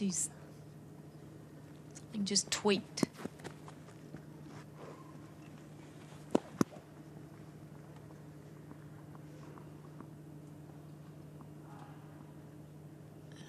Just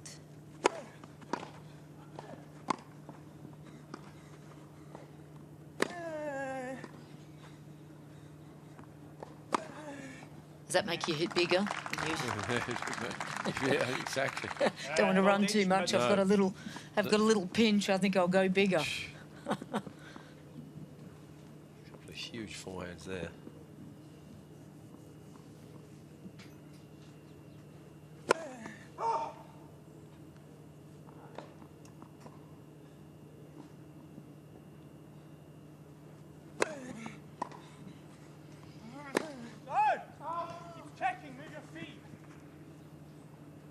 Yes. Well, there's the mixture. 2 fabulous forehands the point before, and then a wild one.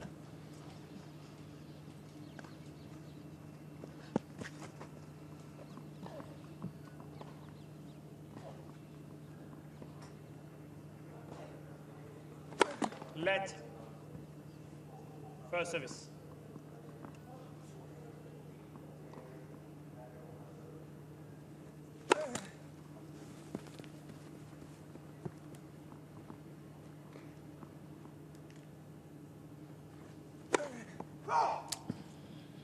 Advantage. Not the time. There's 2 in this game. That was a big one he went for there down the middle. Big trouble here.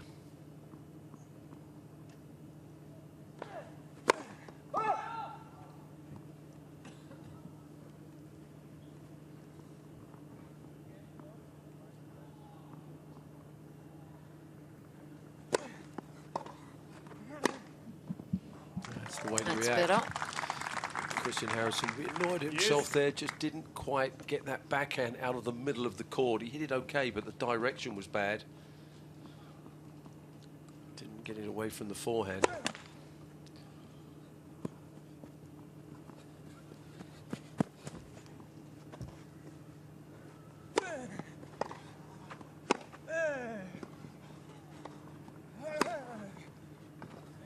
was a better return of serve, but an even better forehand. I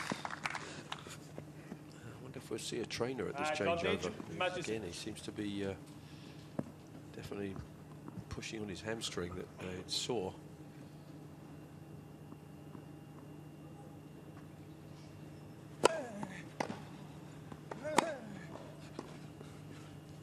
Good hold. Good hold. New ball, please. Quality work from Matusevich there, having to work hard. We'll just see whether that little pinch or pull will impact, but he's 4-3 up in the second.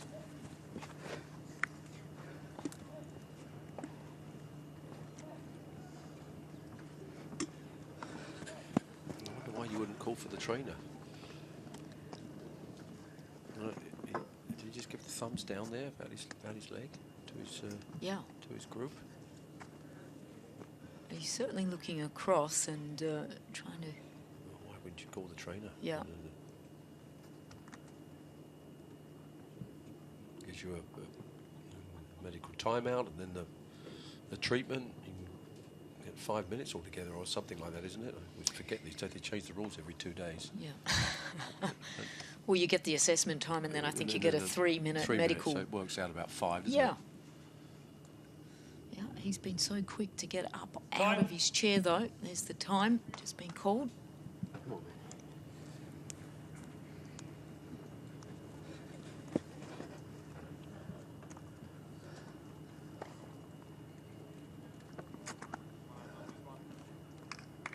Well, let's hope that that's not going to bother Matusevich too much.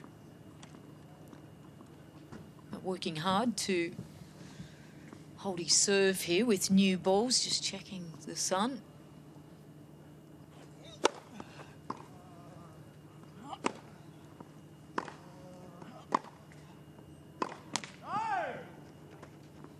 He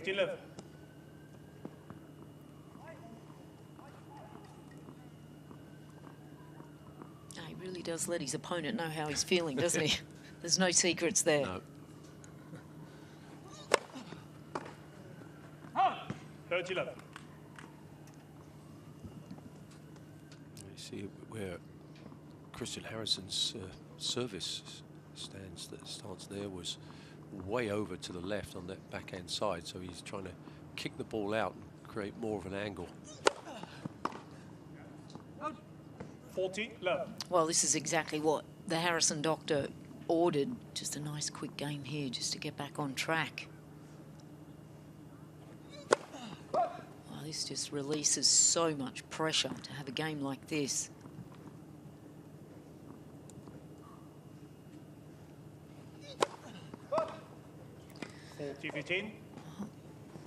Doesn't always go as smoothly as you think. He's thrown a couple of those in. Probably not so. Doesn't hurt so much when it's 40-love up.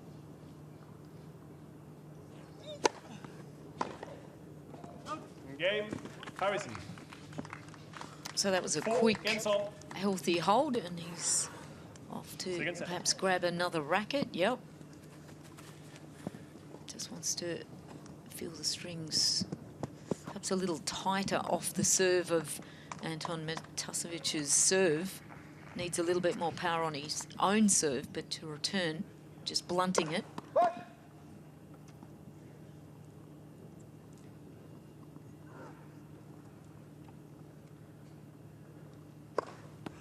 Love 15.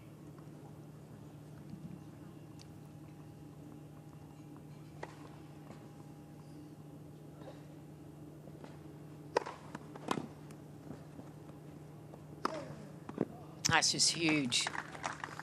The amount of rotation and ground force reaction and then racket head acceleration, all those things together, it just equals power. Huge. Thank you. That's why I changed my racket. And I can just brick wall this back. Exactly. And if you could please serve right into my pocket there. Big point is that he rushes Anton. Take a bit of time sometimes when you just lost the point.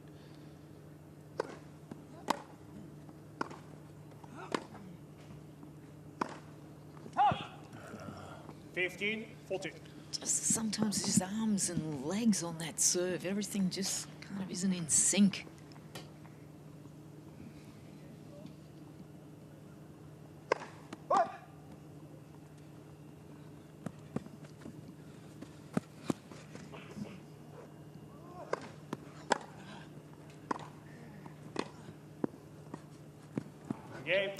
Well, that's a terrific get from Harrison. A little bit of a rushed service game there from Matusevich. So with a set and 5-4, it'll be Harrison who comes out and serves for the match.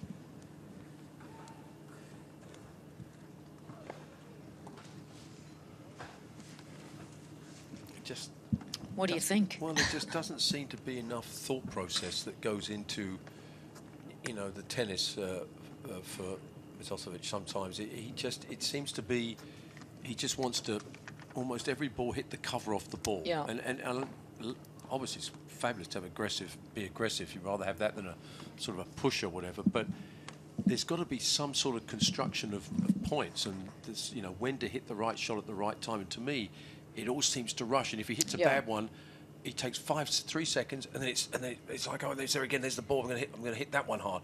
Instead of sometimes there's got to be a little bit more thought process into it. Yeah, it's kind of like going to the casino and you're down in chips and you want to play big to get back fast. Yeah, exactly. So you just gamble. Yeah.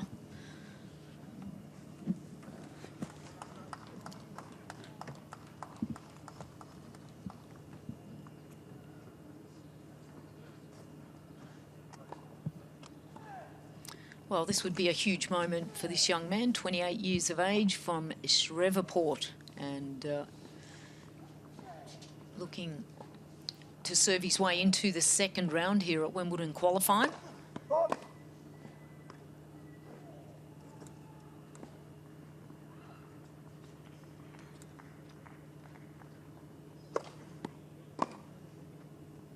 Looking to find his way into what many would say is the most prestigious tournament of all the majors. It's really all about the grass at Wimbledon. So much heritage, so much to play for.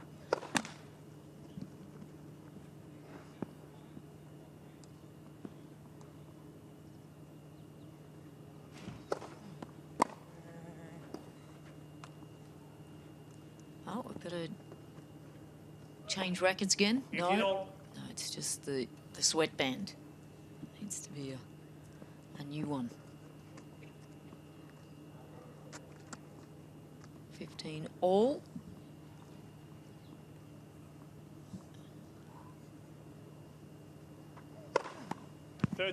How would you love to serve that at 15 all? Just lovely. Beautiful.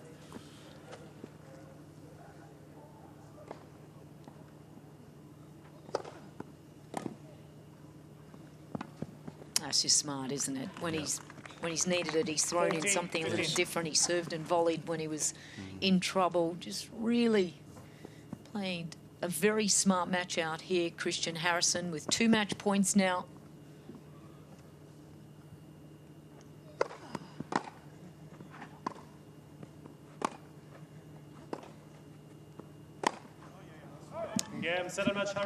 Well, there he has it. Christian Harrison through to the second round here at Wimbledon Qualifying 2022. A good effort for Anton Matusevich early on. Certainly had his moments in that second set as well. 3-1 up, and just every time he got up, he seemed to just kind of frivolously rush. Yeah, 2 breaks at different times, and both times then played poor games to lose the serve, and just seemed to be just the ball is there, let's just hit it instead of constructing the points a little bit better. And his opponent there, Christian Harrison, got a little bit nervous in the second set. He gave him a couple of breaks, but the breaks were given right back to him. And you have to be more solid if you're going to beat these type of players. You can't just win a couple of games here and there and then have a letdown and lose serves right away. It just was just not a solid match. Christian Harrison will be very happy, though. He's through into the second round without too much damage and did a good job.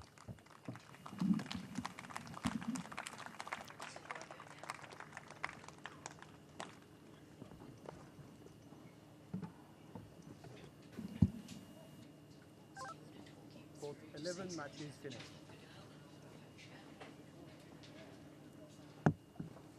Thank you. We've got Christian Harrison now with John Inverdale. Christian, many congratulations. That was pretty straightforward, actually, in the end, wasn't it? Maybe on the scoreline, but it definitely wasn't. I mean, he had me in that second set completely tight. He's got a lot of power. He's super dangerous. So even though I think I won in straight sets, I had a lot of respect for his game and kind of some of the stuff he was doing out there. He can keep you off balance a lot.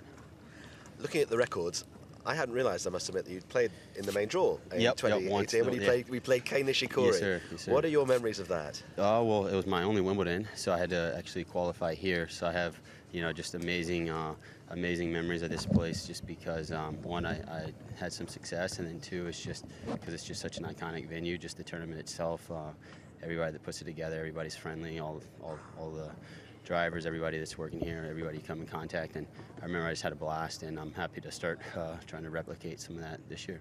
How tough was qualifying back then to get through 3 rounds? It's always tough because no one ever really gets too comfortable on grass because it's just such a short season, so you got to make the most of it, and then you really have to challenge yourself out there because sometimes you're kind of working with it as you go, as opposed to kind of knowing what to expect and then trying to sometimes figure out what you're executing wrong. Sometimes now I'm like, what should I actually even be doing from a strategic standpoint, just because you don't get a lot of reps on it.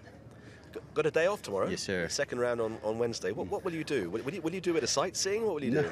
I'm lucky because I know some people in the area. One of my good friends, David Collins, runs St. George's, so I'm going to see if he always sets me up out there. Down in Weybridge? Yes, sir. Oh, yes, really? Sir. So that's cool. It's super cool. So I got my mom and sister here, so got to show them the club the other day, and then my other buddy Michael Venus, we talked about maybe hitting out there. So it's a lovely, we're like brothers. It's a lovely tennis club.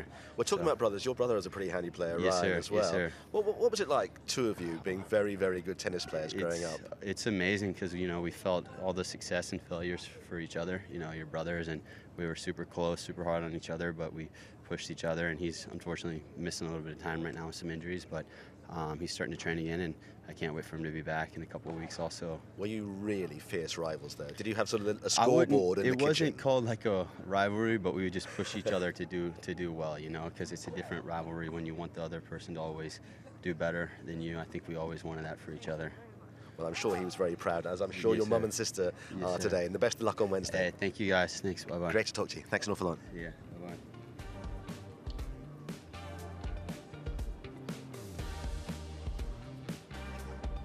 Pretty good performance there from Christian Harrison. A couple of little wobbles there when he lost his serve a couple of times in the second set. Got a little bit sloppy, but immediately regained his concentration and ended up being a pretty comfortable winner.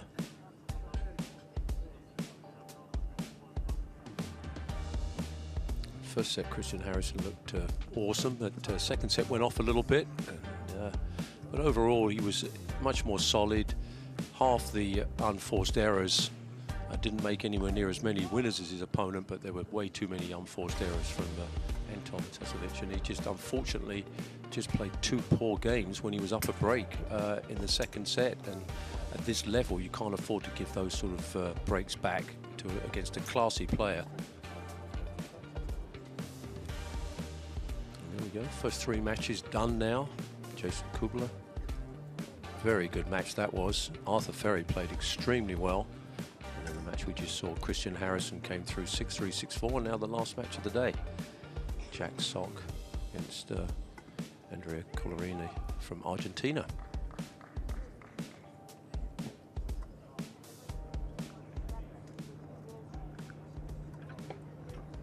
So today may have been all about the men's first round qualifying, but tomorrow the women are in.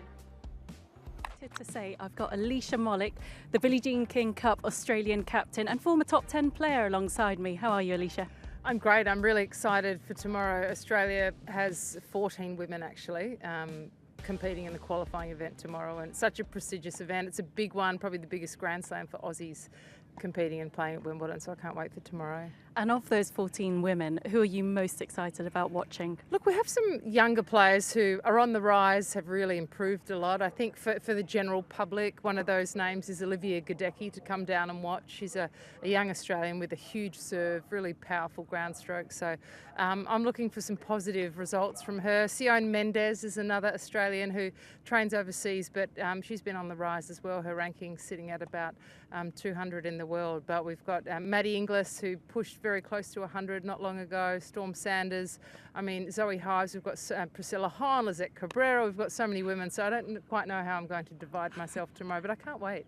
Well, it sounds like Australian women's tennis is in a healthy place, but no Ash Barty this year to defend her title. Have you spoken to her recently? What's she up to? I have. She's in wedding preparations right now. But look, it's obviously sad for all involved in tennis that Ash is no longer playing professional tennis. But Anne, I tell you what, I think it gives a real opportunity for those players that have been in her shadow to have space to step up, because that's what we need. We need someone to step up. Currently competing in the main draw, we just have Daria Gavrilova, Daria Saville with a wild card, Isla Tomljanovic, and we need this younger crop to break through, and you've probably experienced it too. Once someone makes that dash into the top 100 or the main draw of a Grand Slam, it often helps carry the rest of the field through. So I'm hoping that it allows now the Aussies who are sitting outside of main draw Grand Slams to really step up, and they've got the space to do it because she dominated our headlines, Australian tennis, and someone else could make a name for themselves now. Yeah, well, we hope so. But finally, I have to ask you, what are your memories? Because you played here back in the day, not on too many occasions because you're always direct into the main draw. But what are your memories from the qualifying here at Roehampton? I have great memories because I'll tell you what, this is probably one of my favourite events, and it does rival and equal main draw Wimbledon because you've got so many athletes out here fighting their guts out, not just to make the main draw. Making the main draw of a Grand Slam means that you can start to earn an income. You get closer to being ranked 100. Your life starts when you've qualified for a Grand Slam, and it's probably one of the highest accolades when you can say that you've qualified for a Grand Slam. One of my, I guess, most vivid memories of Wimbledon was playing centre court against Lindsay Davenport. I think I was just 18, the first round.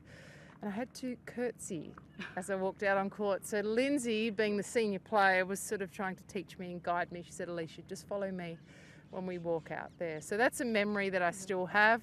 You know, it's a funny one, but it's imprinted in my mind. And lots of probably more doubles memories, doubles and mixed doubles, reaching a couple of finals. So I'm back playing the old ladies event in the second week. I'm excited about that. Yeah, you'll be gracing the courts with Casey Delacroix, am I right? Yes, I'll get her lefty swinging serve working, but it's a privilege to be a part of it. It's a privilege to step back at a club like this, and of course the All England Club, so it'll be wonderful to be there right throughout the event. Brilliant. Thank you so much for chatting with us, Alicia. Thanks, Anne. Enjoy the tennis. Well, lovely to hear from Alicia Molik like that. And Louise Fleming is here. Really interesting to hear her talking about Ash Barty and saying that in a way, now that she's left the stage, it almost makes it easier for the other Australian players because she almost dwarfed them because she was such a big presence in terms of her ability. Yeah, absolutely. I think there is a lot of truth in that. But I think if you look at the flip side of that too, John, that her legacy and what she's left behind is incredible for our young players because, you know, her attitude and her character, you know, is second to none. I think she's an incredible ambassador for the game. So in terms of also playing a little bit differently, I think she's really influenced Australian tennis incredibly well. She doesn't play just flat, big, hard hitting. She has finesse. She has an all-court game. So she will leave a lot with our youngsters for many years to come. When she said, "I've had it," were you surprised? I was, actually.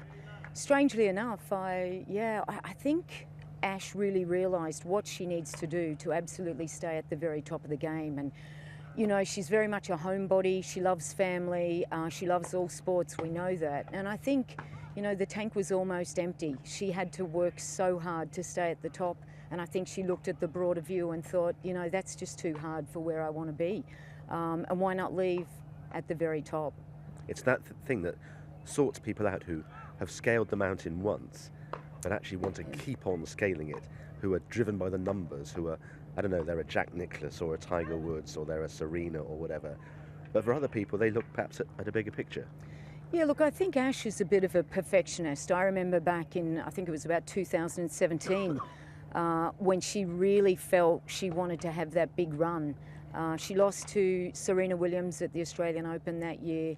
And after that, I saw Ash playing some tournaments, some smaller tournaments after that, and I feel like she was really disappointed. She felt she'd given everything, and that's when she just stepped away from the court. I feel if she wasn't going to be number one, that wasn't good enough. And that's when she went away and played cricket and then got the hunger back and obviously worked as hard as she could and left no stone unturned to be number one. But that toll, I think she just realised was going to take too much on her. So the next generation, Alicia was talking there about 14 Australian women in the draw tomorrow, but only 3 in the main draw as of right. So how would you assess the current state of Aussie tennis? Yeah, I think, look, in a way, if you look at the whole total pool, I think that's really great. Obviously, Isla number 1, Dasha number 2, who has had an incredible run. I love her work ethic. I love what she does for the game too. She really inspires all the other players. And then we've got a whole group of younger players. So they're all younger and they're pushing each other. It's like the Russian players back in the day. When all those women came through, they pushed each other. And we have that camaraderie. And I think when one breaks through, I think we're going to see a whole crew come through. There's a whole lot of talent there. And talking about Australian tennis, you cannot have a conversation about Australian tennis without mentioning you-know-who, Mr. Kyrgios. Yeah. Given how well he is playing at the moment, and he really is, do you think he's got a chance at Wimbledon? Look, I think you can't rule out Nick. He is just a phenomenal talent, isn't he? And when the fire's burning with Nick, then that sends a really strong message. There's no question he's had, a lot of issues over the time, and his mental health, he really struggles with that. And I take my hat off to this young man that talks about that. He's been phenomenal for me and my foundation. He's come out and just said, we have to be aware of mental health and how we treat people. And I think the fact that he's got his mind really in order, he didn't come and play on the clay. He's really fired up for the grass. As long as But can he play 7 games in a row? Well, this is the question. It's the body. Last year, he pulled the stomach muscle. It just depends on the body. I think he's got a good 5, or so matches. Can he do what Novak can do and the other guys that can play 7 matches and physically last? That's the question mark.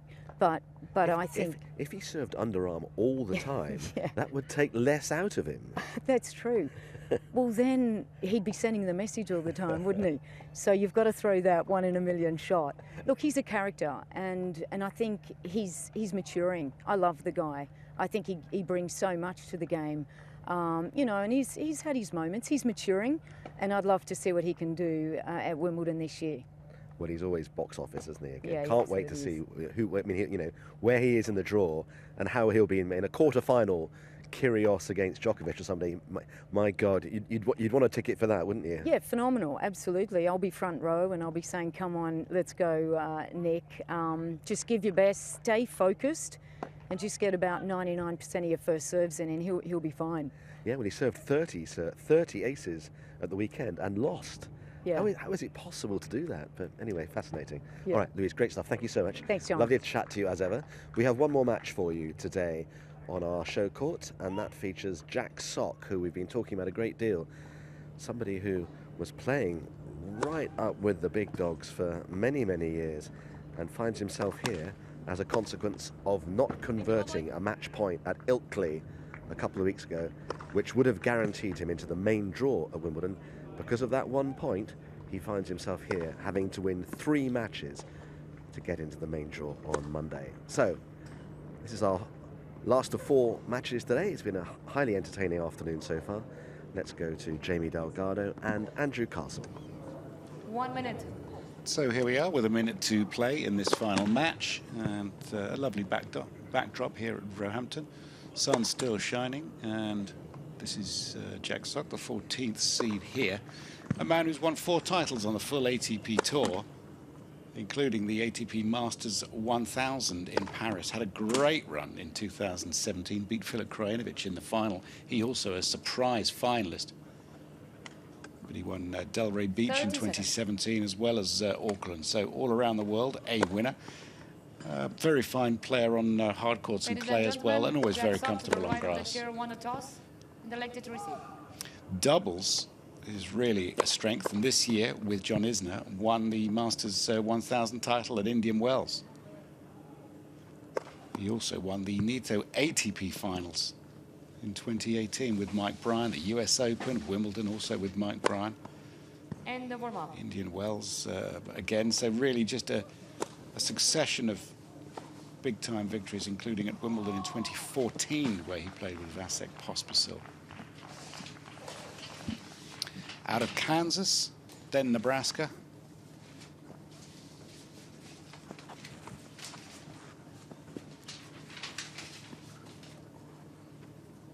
He might have ended 2017 at a career high of #8 in the world, but now, well, and #2 in doubles, but now working his way back. Very good player. Jamie Delgado alongside me. Hard to believe he's in the qualies. Yeah, it is. He's one of the more talented players on the tour.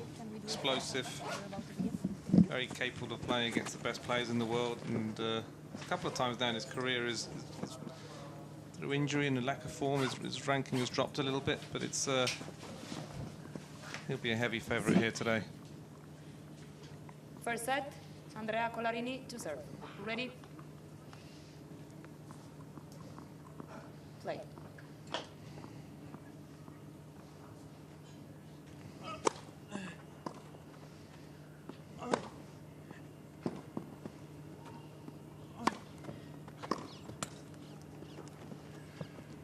No.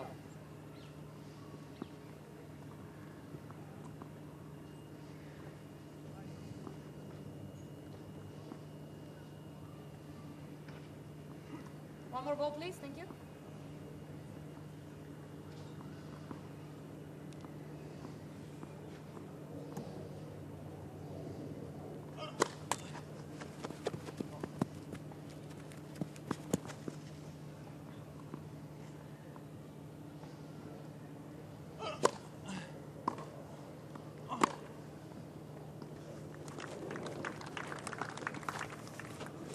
Interesting match for Jack, even though it's on paper a decent draw. He won't know much about Collarini and seen him around loads, so not expecting the first few games just to feel him out a little bit, try and get a feel of his strengths and weaknesses.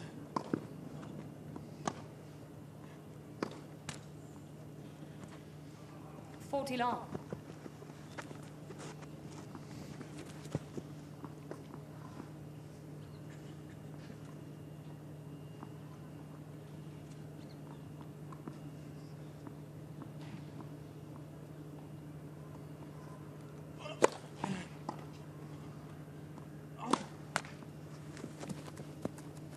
$40-15.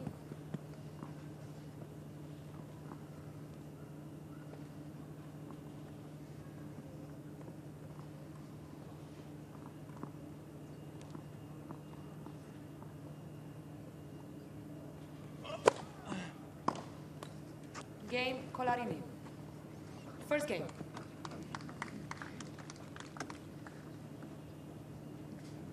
Decent start. Was playing a challenger on clay last week, which gives you an idea about his intentions on the grass. Really, it's something where he'll get prepared and he'll take his chances, but he won't be expecting much. Players can sometimes play very well when that happens. Banana, please. Like the surface very much. Yeah, and I think grass, even though it's a very specialist surface, it's not like the grass was sort of 20 years ago where it was ridiculously fast.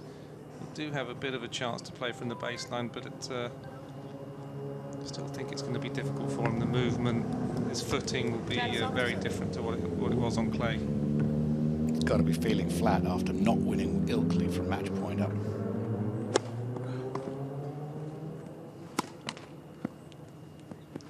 Talked extensively. I think he's stiff as a board as well, by the way. Yeah, it's been a bit of a slow start here, just in the opening points. That's his wife. Got married in 2020.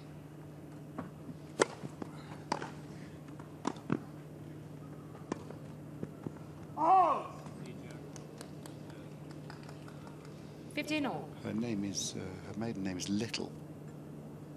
And I think she goes by Little Sock now. That's nice cute, name. isn't it? Yeah.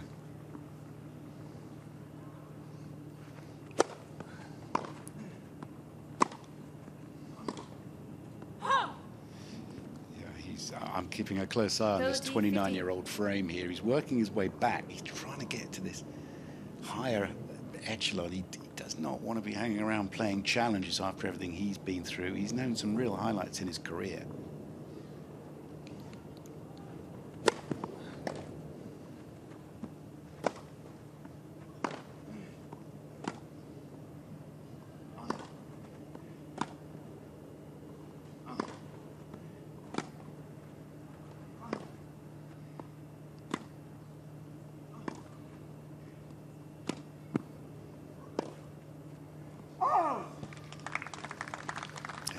Talked about what it is to be playing these challenges. It's the first time that you're out on the circuit, you're going through the challenges, you may be doing well, it's exciting to go to a new place every time, but he's 29 now and things are not quite like that. He's got coach Robbie Ginepri with him.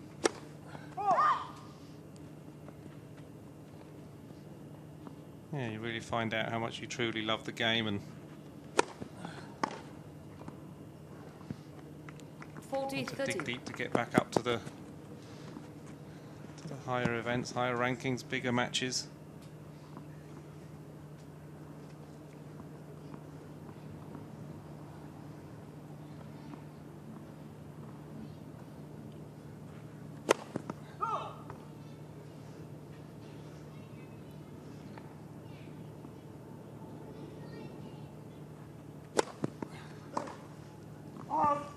Game, sock. 1 game all, first set.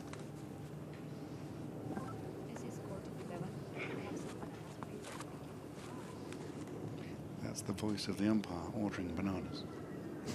He's needing some energy.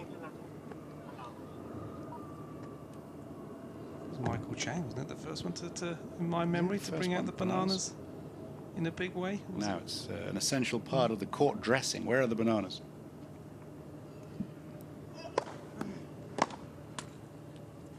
$15 all.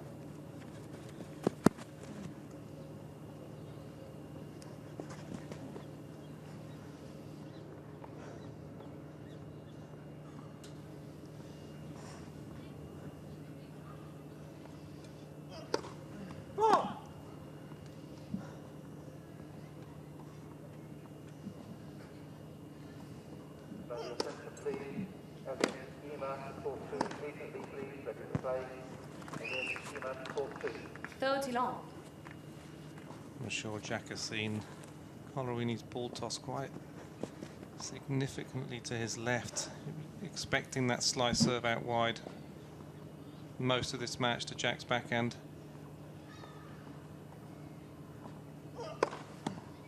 $40.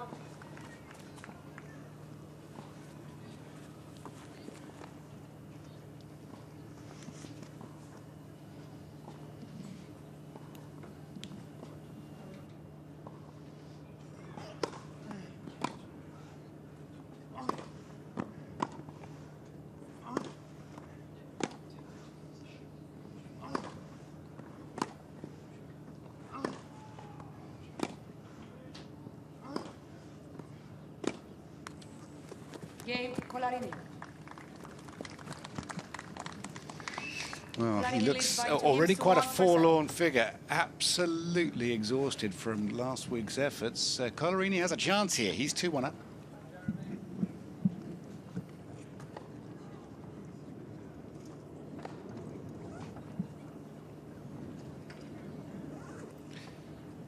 Yes, playing the week before this, playing yesterday in Ilkel. So he must have come down last night on the train, settling into digs down in London with his wife.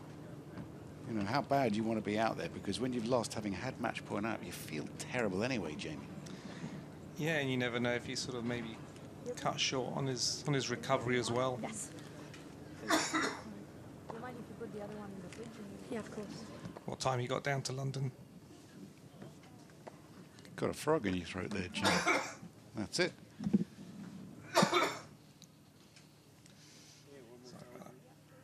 Not at all.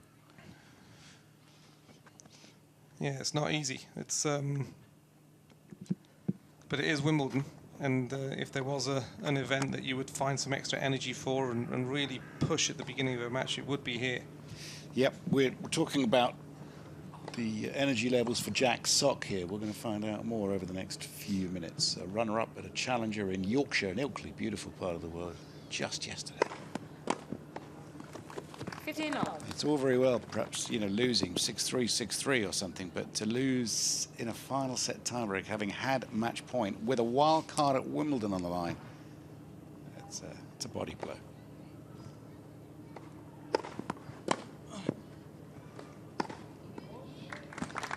Absolutely knowing how tough it is. 30 all. He'll know how tough it is physically to get through the qualifying as well, and you can just sense he's just a little bit low on energy here at the moment. Let for service. He would have been happy with his first round draw as well here. Could have been a lot worse for him.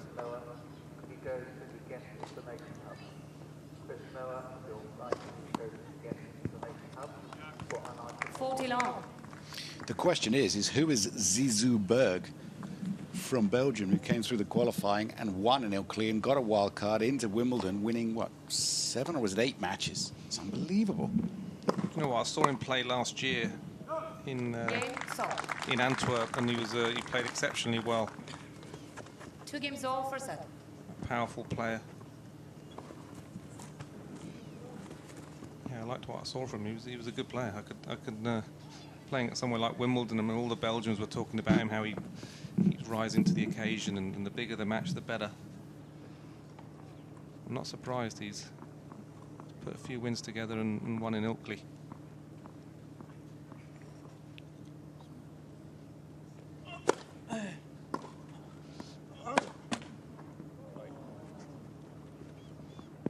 Long.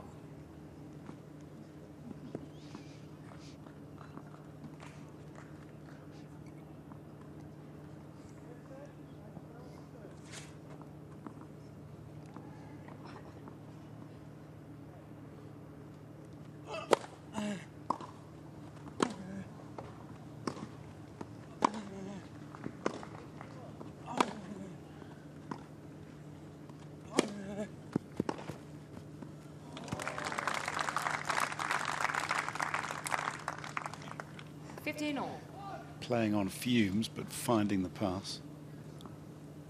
Yeah, good redirection of the ball. I expect Collarini to be attacking Jack's backhand quite a bit today with his, naturally with his lefty cross-court forehand into Jack's backhand, but he came up with the goods there.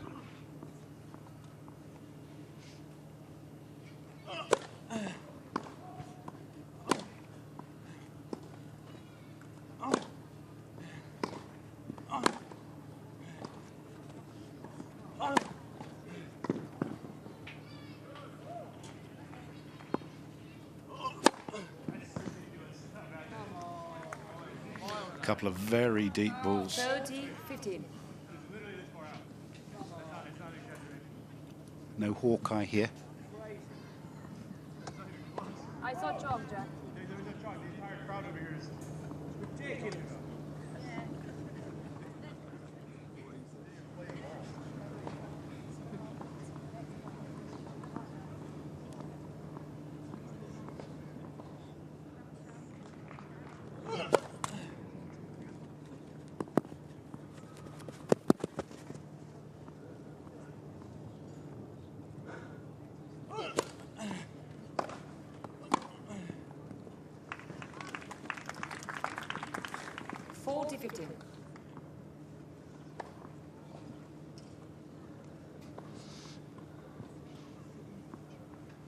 Excellent redirection here. Collarini nice and compact on the backhand side. Looks like the forehand side would be a bit easier to attack. Game, Collarini. Can you get a towel, please? A little bit cross still, but 3-2. The Argentine leads. First round qualifying at Wimbledon. 3 games to 2 for set.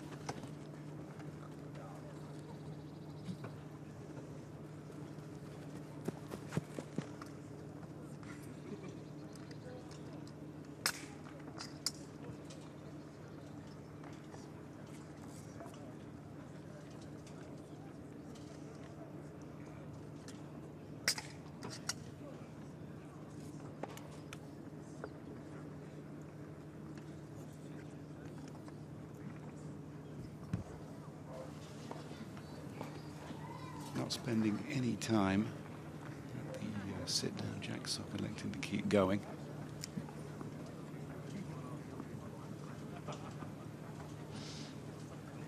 Yeah, if you're a bit tired and a bit stiff, you don't want to be sitting down for too long, so maybe not a bad idea to try and keep the body moving. He stopped in the middle of the point. Jack Sock of the United States looks like, and Laura will know what he's been through as she encourages. That's his wife. He looks like he might have come down on a horse from Ilkel. 15 love. Stiff as a board as he tries to just sort of keep going here and see what happens in this match. Obviously, he's a big name in this event, and it speaks volumes that he's here playing. It speaks volumes for his attempted comeback to the higher echelons of the game, but also speaks highly of the prize money here.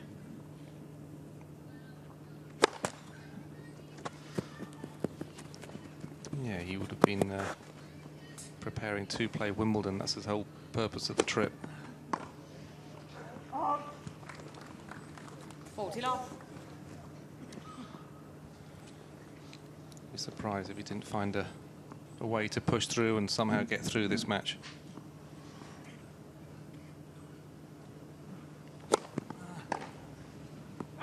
Game, Sock.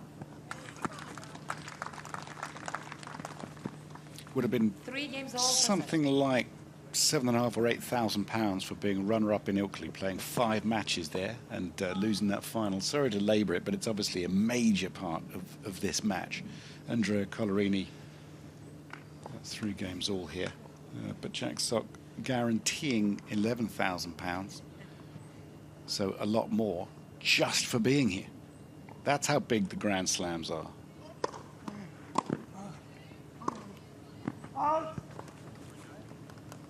Low 15. Good return, a little more intensity on that return, a little bit sharper movement. Important to get that first point on the board. Try and make a push in this game.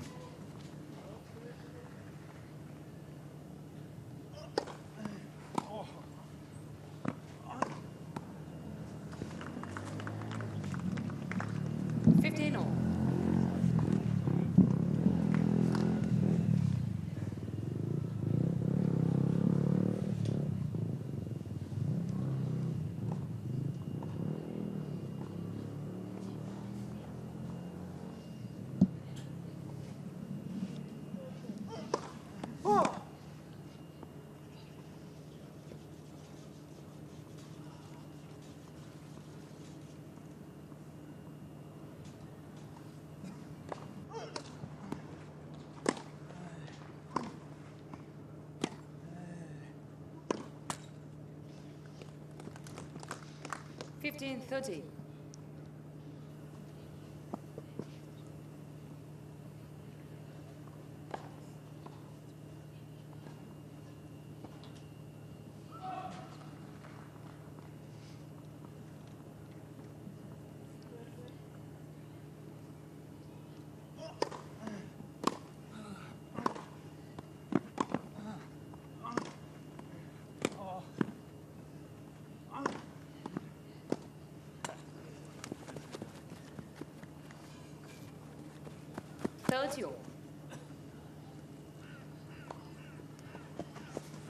Disappointed with that shot. A couple of times on a defensive forehand he's opted to use a chip. Normally he'd be a bit sharper there to be able to hit more of an aggressive forehand than that. He's getting to the ball just slightly late.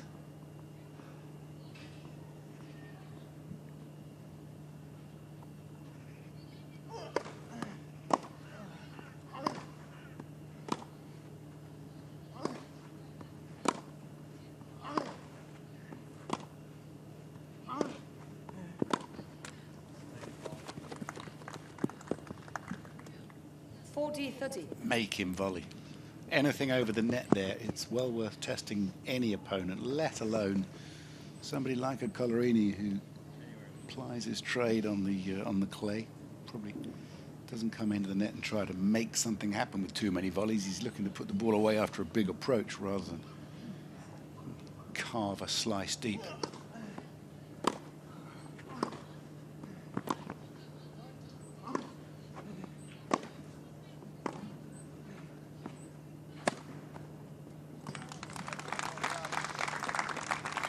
Almost a forehand down the middle of the court there. Collarini just guessing to one of the sides a bit too early. Much better defensive forehand that time from Sock to push Collarini back behind the baseline.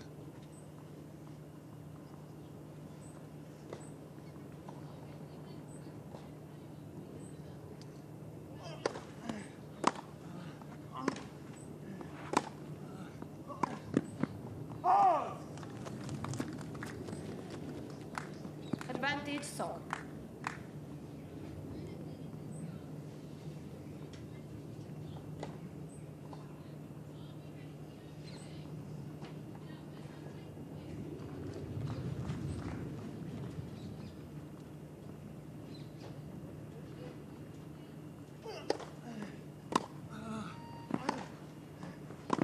Really, Jack?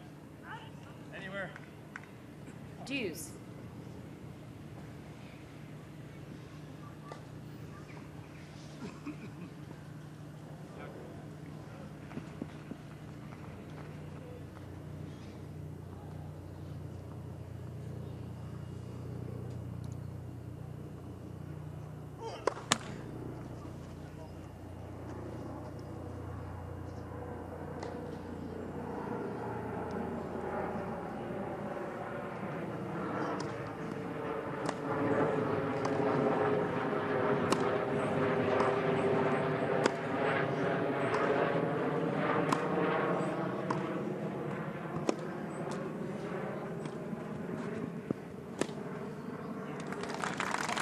That is well watched, and he moved well to it there.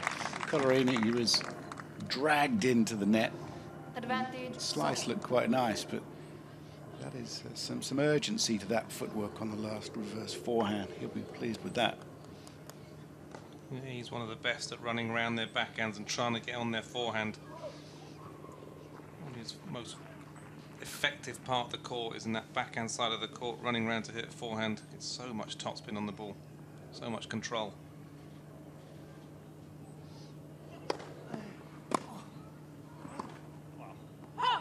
Game, Sock. And he's got the job done, and that was the last game with the old ball. So something for the Sock household to be pleased with. 4-3.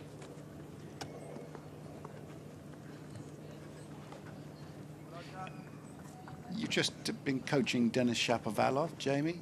Coaching a left-hander, coaching a serve like Collarini. What did you notice coaching Shapovalov? How different was it than coaching Andy Murray, or working with, however you position that and think of it?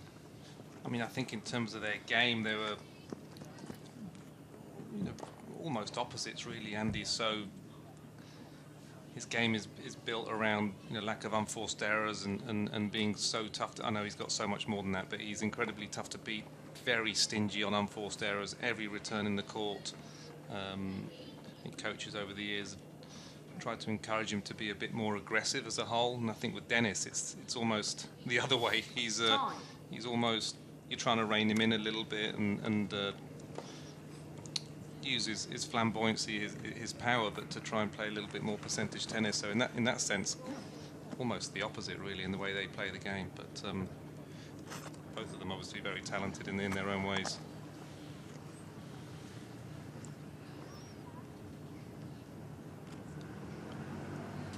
With new balls, Jack Sock with the break of serve.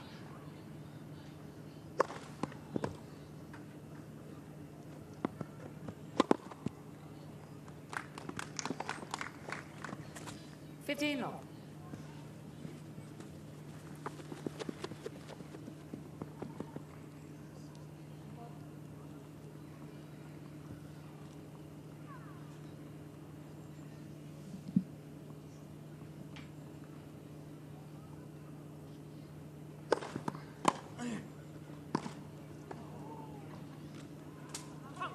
interesting working with different players as well, and that there are different ways to play the game. It's what makes the sport interesting, exciting to see how people can become successful playing in their own way and making little adjustments, but ultimately sticking to their strengths. Fault.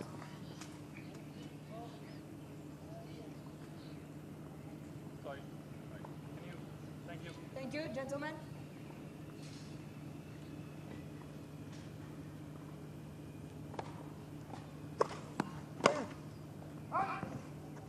Sorry. 30-15.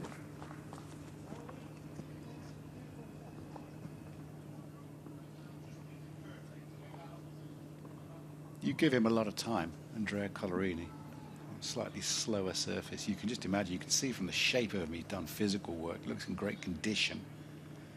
The surface really does not suit him. Oh! I mean, it might if he spent more time on it, but he absolutely does not.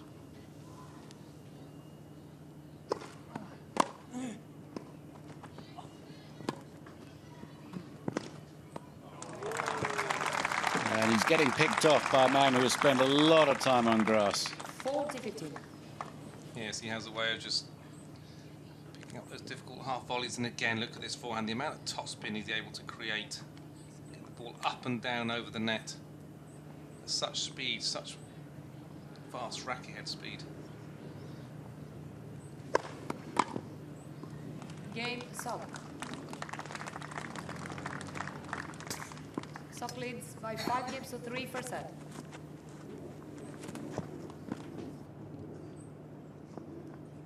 Thank you.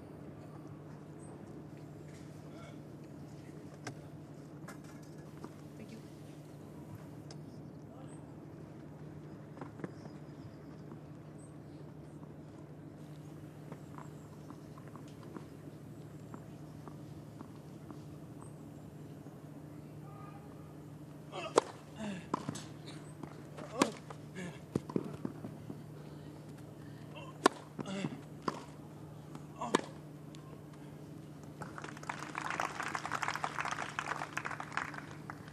No. Well watched from Collarini. See when he's in charge of the point and he's able to set up a bit, very dangerous.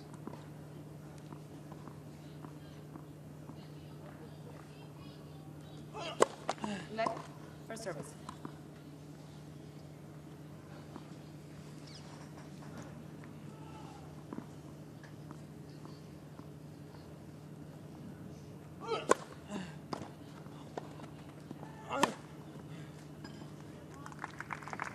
Good game, Collarini. 30 Not sure how much energy Jack Sock has got to expend trying to break from 30 love, given the arduous nature of what he was up to last week in Ilkel, playing 5 matches and losing a tight final yesterday.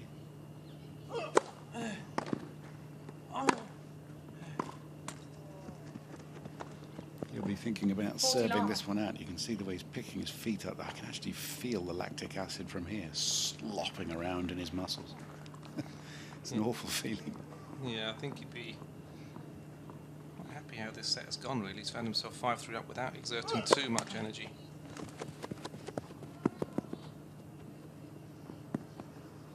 This point could be over quite quickly.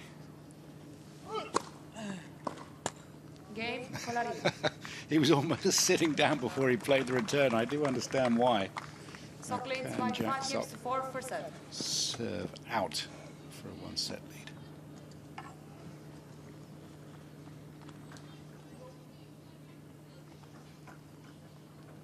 Do you remember the first time you were out there, Jamie, when you were young and playing all the tournaments and everything was new and every place you went was thrilling and exciting, building the ranking and all the rest of it? And then do you remember the 5th and 6th and 20th time you went back?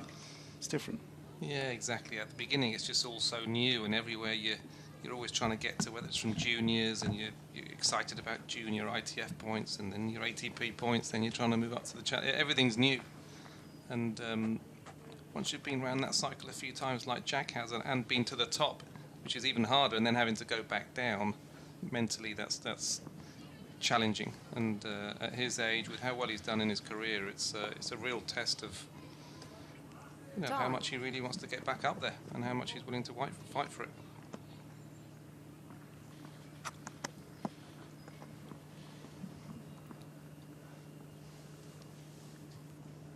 Sock from the United States serving.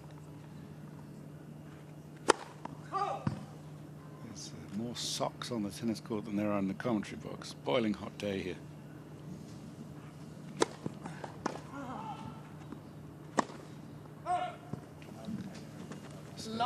Wouldn't want to conjure any images of commentators' feet, but unusually warm day, bright and sunny.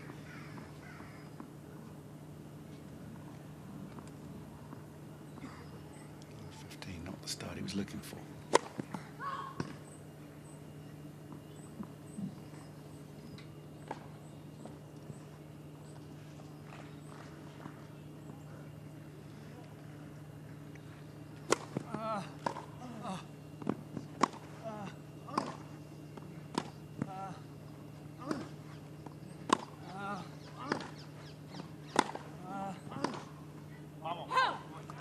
That's a very fine point. Both players played it well 15 all. Until the last shot. Mentioning the 5 matches in Ilkel, he also played in Nottingham, made the semi-final there, lost to Dan Evans, who went on to win it. So 2 tough challenges in a row. He's really doing his best to get his ranking up. Respect for that. 30-15. Yes, it is, and he can just push his ranking up a little bit, leading into the American hardcourt swing as well for him, which will be one of the highlights of his year, to perform on home soil and play on courts that he really, really enjoys. If he can get his ranking up a little bit, might get himself into a couple of main draws or wild cards. Let first service.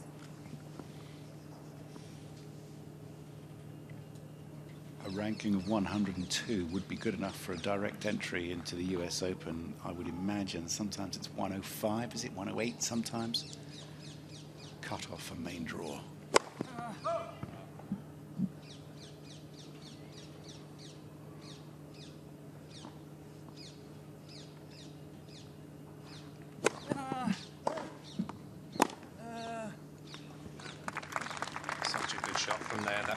That forehand again from the backhand side of the court, that's where he's lethal.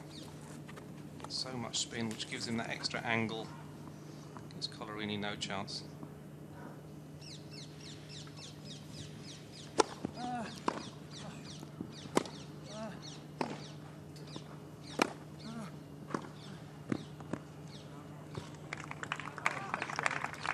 Great ball.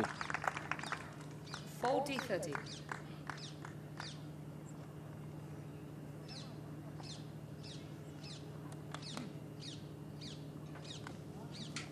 Seems to defend a little bit better on that backhand side. Bit of a simpler backswing.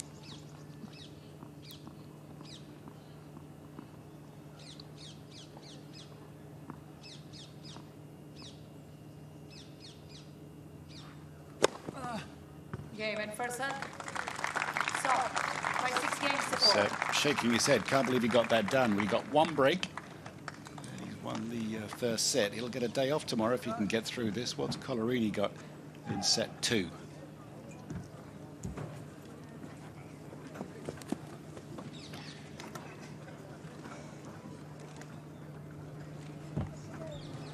So back for the second set of that in just a moment or so.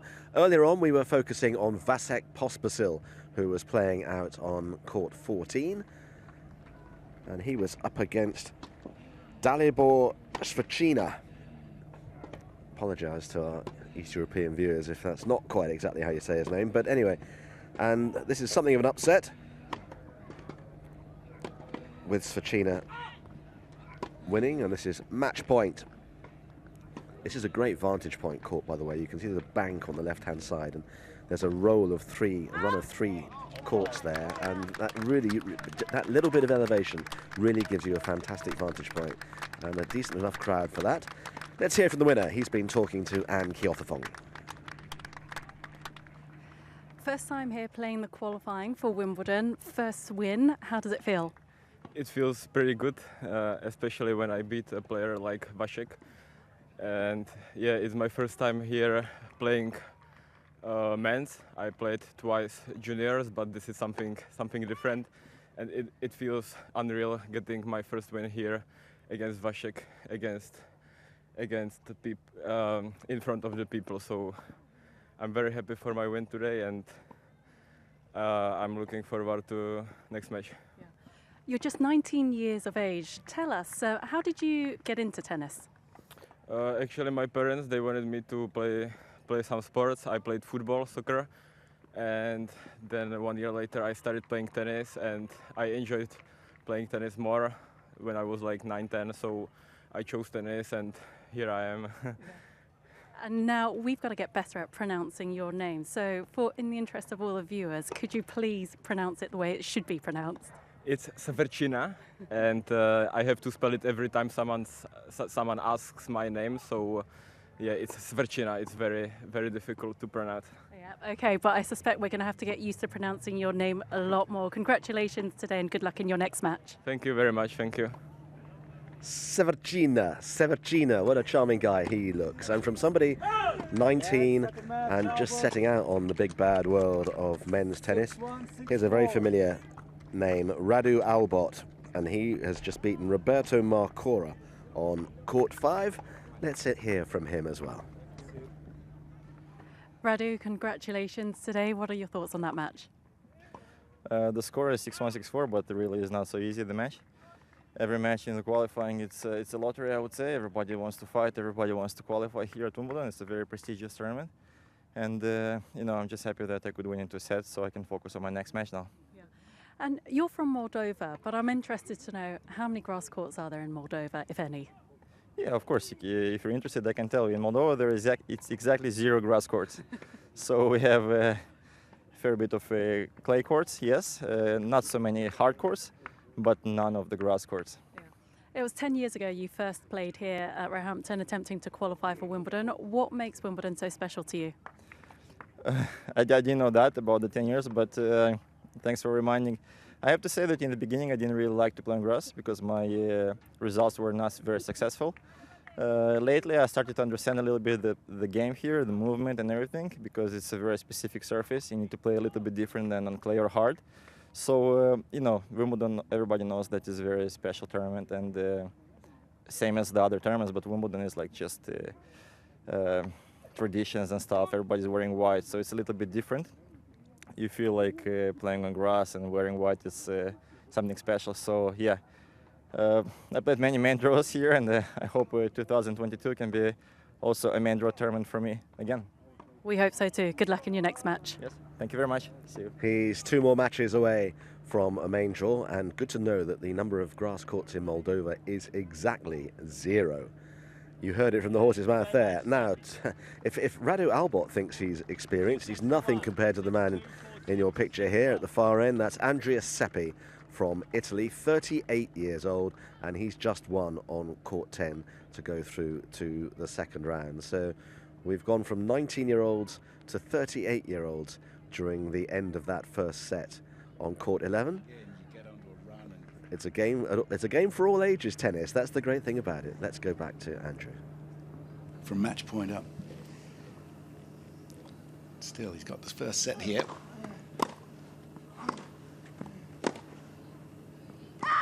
It's away. Well done, Collarini. First game, second set. White chalk means nothing. No, means nothing. Over the last year, Collarini has played 36 tournaments. So in a 52-week period, he's played 36, and that's without taking into account, maybe a couple of exhibitions or perhaps a couple of representative weeks here or there. I don't know, but that's 36 tournaments. I can't find anybody on the computer who has more tournaments than this bloke. His calf muscles do betray that effort. They do. He's obviously in very good shape. Someone like him, I'm sure, as well, playing league tennis as well in some of these countries, in Germany, France, Italy. If your calf muscles are leaving shadows on the court, then Take your seats quickly, please, ladies and gentlemen. you have condition. Thank you. It's a good hold of serve there for the Argentine.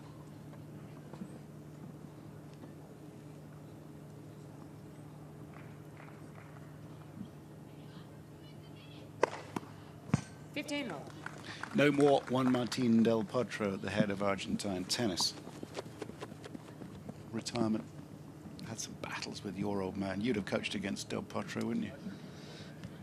Yeah, I mean, yeah, French Open one time, and then I wasn't actually there, but the final of the Olympics 2016 as well was a battle, and he won both of those matches. But yeah, what a fantastic player, and someone who a genuine threat to all of those top guys. Just again, a huge forehand, huge serve to hit people off, really.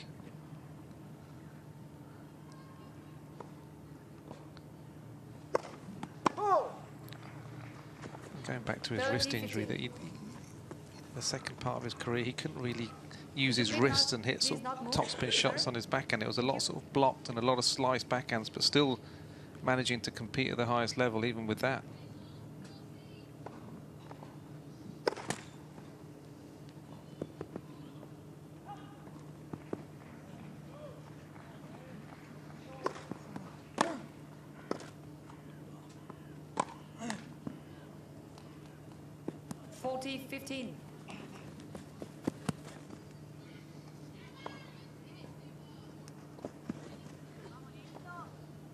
Be great to see him back playing, Del Potro. I think he's still trying to get back up there, or trying to play again.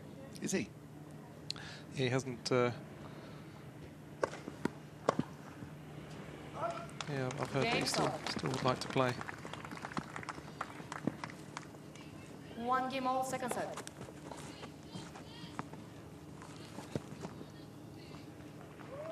Collarini's won some good matches this year. He's beaten Cerundolo and Marco Cecchinato, the Italian. Lucas Rosol, he hit him off in Italy, 6-love, 6-3.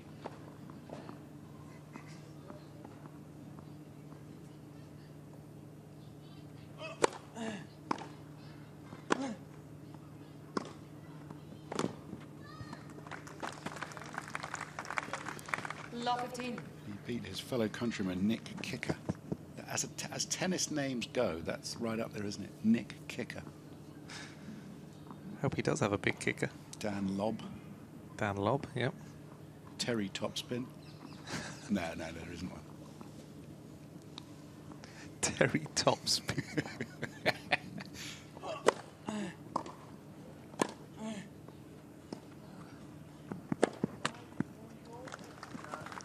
That's such a nice shot from Sock. That low ball and knowing when to slice it. Let the grass court do some of the work. Keep that ball low. All the clay court players and hard court players will try and hit that ball too hard. This is actually a great effort from Jack Sock. Yeah. And it's a pretty good effort from Collarini, who's not natural on a grass court by any means. We're guilty of seeing the match through sort of Jack Sock and his movement around the court. You'll have to forgive us for that. Obviously, we feel that because of what he went through last week, and he's the man with the form on the grass. No disrespect to Collarini.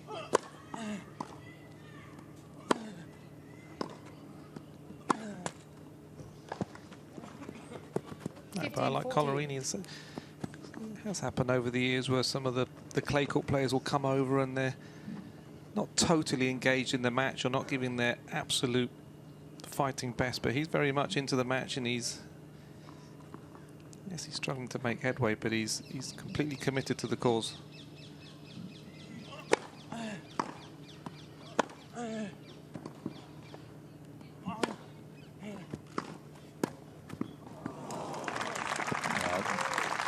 That's a very fine volley. Might be a 3 out of 10 job there. From that position to hit a clean winning volley was great work. The pass was superb. Beautiful volley, beautiful hands. And I like the direction as well, deliberately going short into the court. So important these days, volleying deep. There's so many good players who unbelievable passing shots off forehand and backhand. Such an important volley to learn now, the short one. You actually got to coach that. Yes.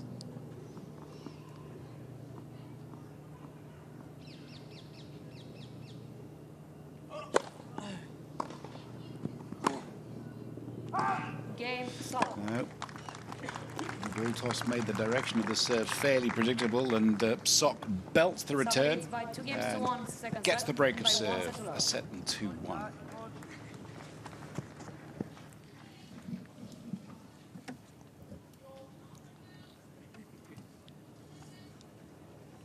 So how do you teach short volleys? Well, first of all, you've got to talk about them and make them aware that that's where they're aiming. I think the natural thing with everyone is to try and volley deep. I think we all taught to volley deep. First of all is to get the psychology to play the short ball. I personally prefer, on the whole, cross-court short volleys work better than down the line. I think they're a little bit easier to play, and you've got a little bit more space to play the ball into. And the rest is just feel. I think just sort of numbing the racket a little bit, just using the bottom edge just to come sort of around the bottom edge of the ball. There's a lot of that. You can squeeze the grip sometimes. That helps you to just cut underneath it. Play a lot of skill games to warm up. I love to see it when the kids are starting off sessions, to play little skill games in the service boxes, and I think over time you can improve your hands a lot if you're doing that on a daily basis.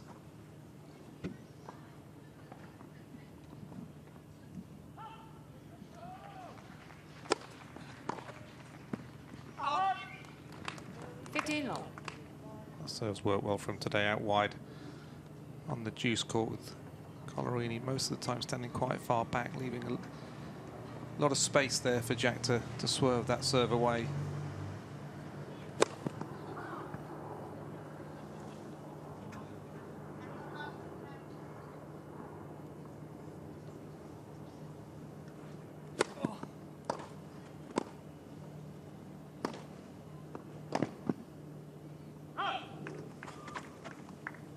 All.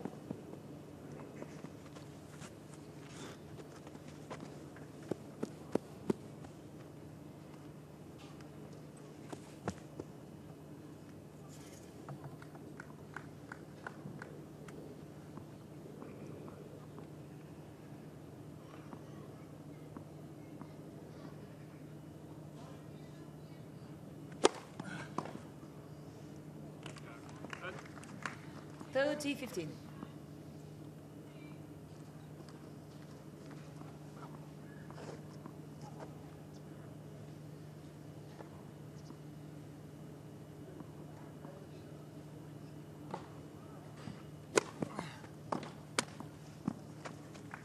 T15.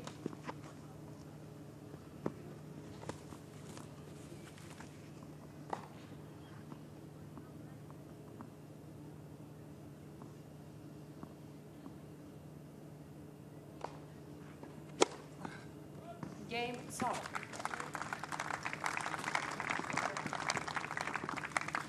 In terms of the sheer danger of playing against people these days, I'd put playing Jack Sock up there with about anybody.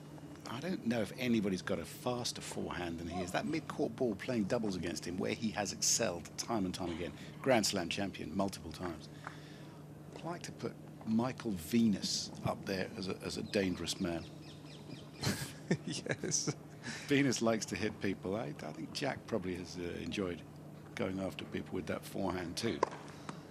It's a terrifying thing. If you get a chance to watch him play doubles, go and have a look and wonder and see how you do. Yeah, there it is. Nicely played, Collarini.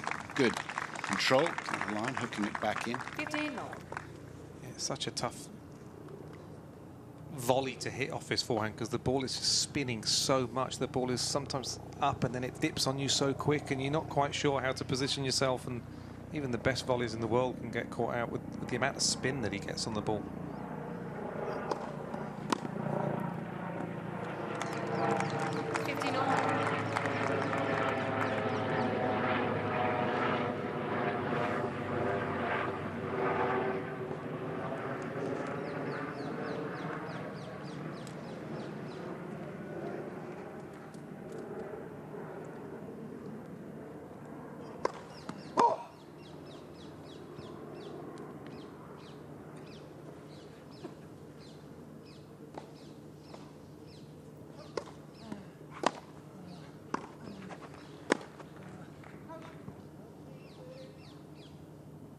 See how much he wants to get on that forehand. Even a second serve, lefty serve down the tee, still somehow getting himself around to hit a forehand. And he seems to move so little to get it into play. He's just happy to give away almost the ace on the right-hand side. So you watch Jack Sock on the side here.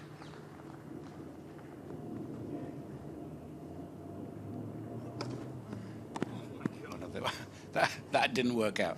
40, 15. Maybe that's why he wants to get on his forehand.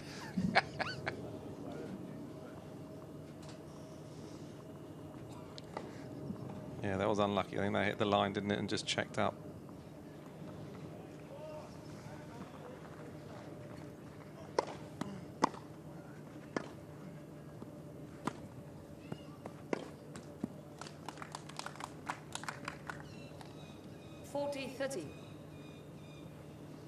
Nice shot.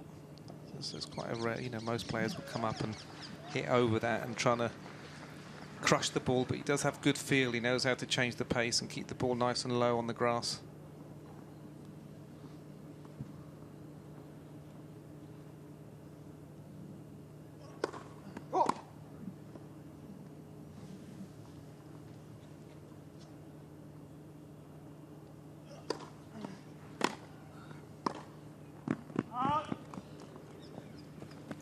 Deuce. He actually hit an incredible run around return like that on the forehand. I think if it was off Bob Bryan's lefty serve on the ad court to win Wimbledon doubles on match point to win the whole thing, yeah. With Vasek Pospisil. That's right. 2014, that one.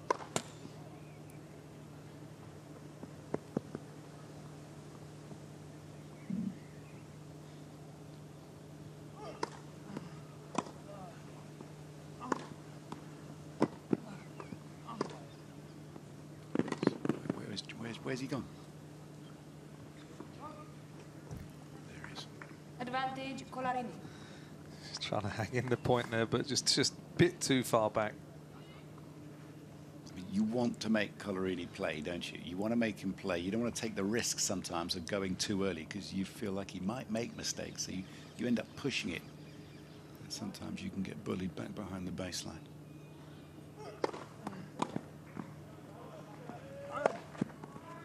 Game, Collarini. Well done. It's a hold of serve, but it's still Sock, a set and 3-2. By 3 games to 2 second set and by 1 set to love.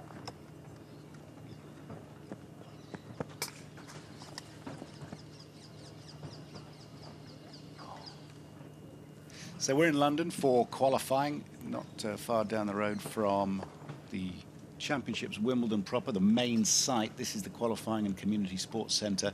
Used to be the Bank of England Sports Ground, and before England won the 1966 World Cup football, they trained here on the morning, and there are some lovely pictures around the place. It's now been purchased by the All England Club, but it's a venerable old sports facilities, and the people overseeing the preparation of these courts and the maintenance are the Wimbledon crew, which is why they're so good.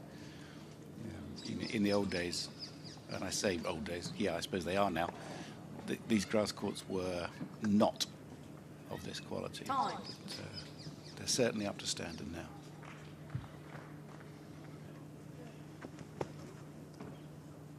You can see it with the amount of baseline rallies that there are. There's not many players complaining about bad bounces, and it's a credit to the team. Quality of the courts here at Roehampton. Set and 3-2, Sock. 15 love.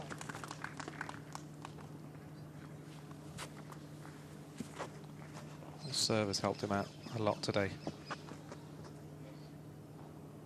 Saved him from having to play too many long rallies on his own service game.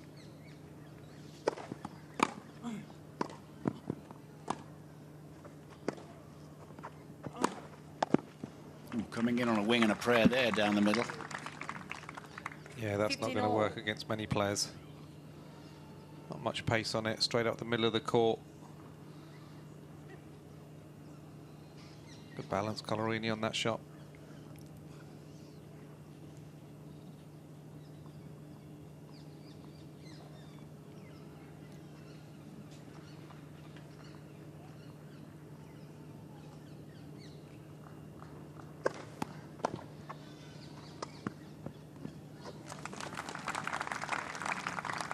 play again. That out wide serve on the juice court with Collarini standing so far back, has won him so many points.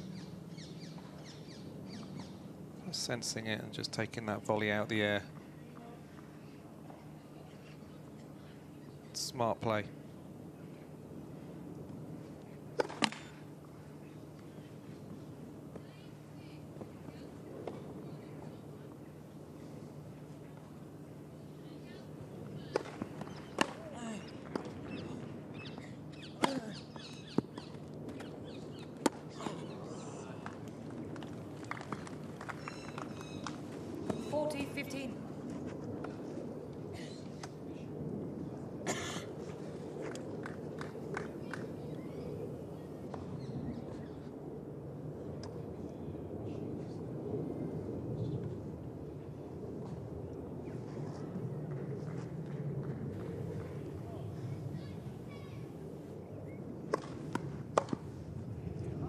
Game stop.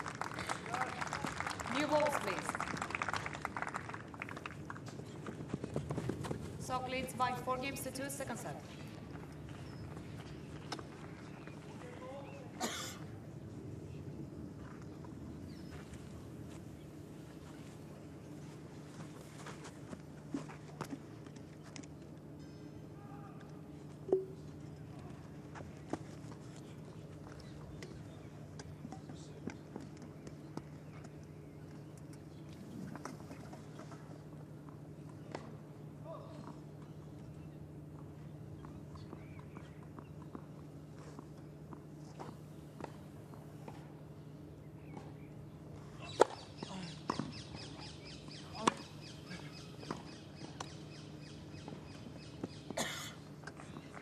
Low.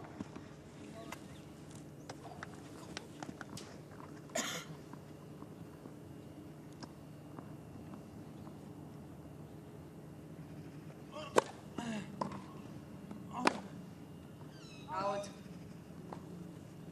15 all.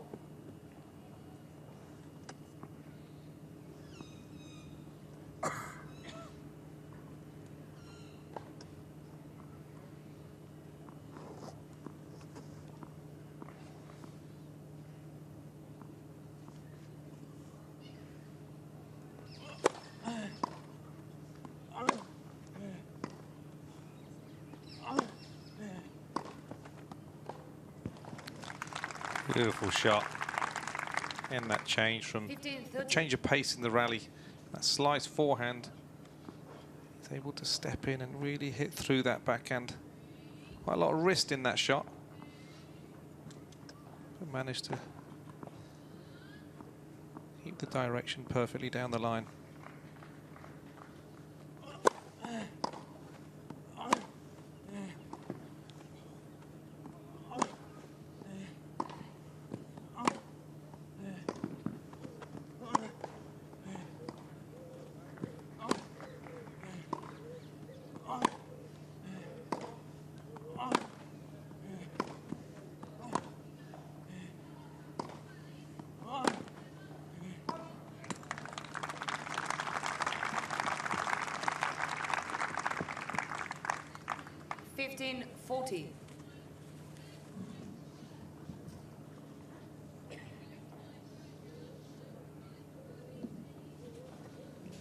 Feels like 30 all to me.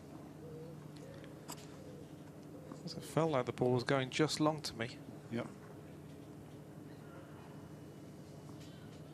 She did call 1540. We're just trying to work out why.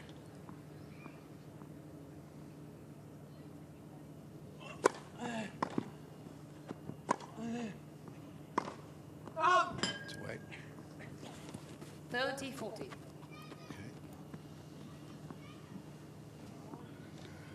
For a steward's inquiry, it's too hot for that. Still a break point though. This is a key moment in this match.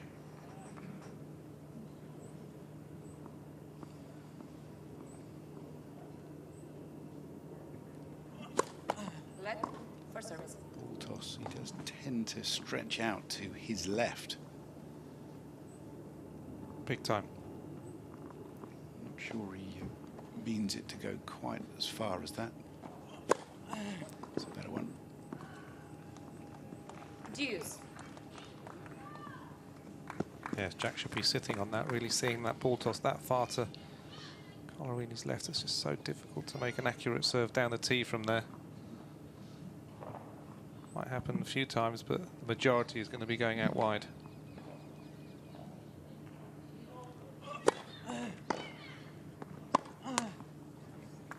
Third break point coming up. Advantage, soft.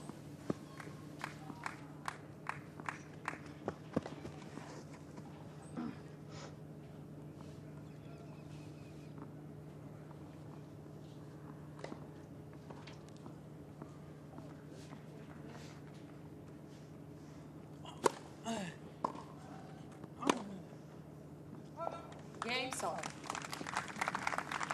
That should be just about it here. Sock leads by 5 Two minutes breaks, to a 2 set and seconds left. 5-2 Jack Sock of the United States qualify Roehampton for the Championships Wimbledon.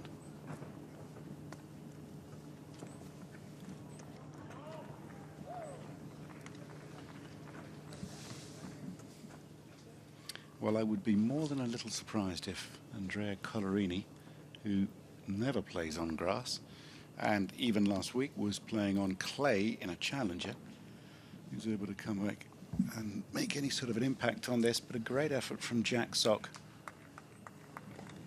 after suffering huge disappointment in Ilkel after having a match point, a real body blow, getting himself down to London for this a day later. And it's not so much the loss in the final. It was a good week tennis-wise. It was the fact that there was a Wimbledon wild card if he won one more point. Now he's going to have to play and win 3 matches here to try and get in. That's what we're enjoying this week.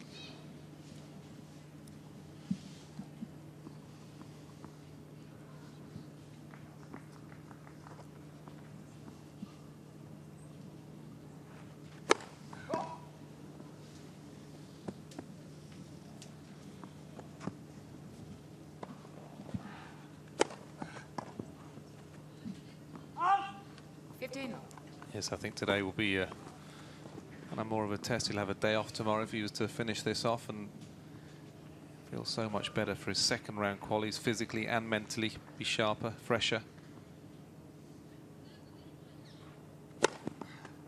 30 long. He's done a good professional job today.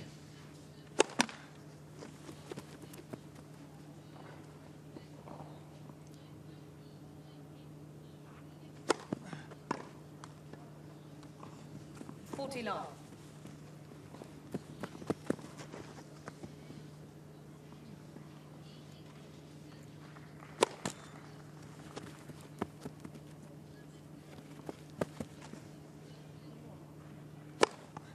Fold. 40-50.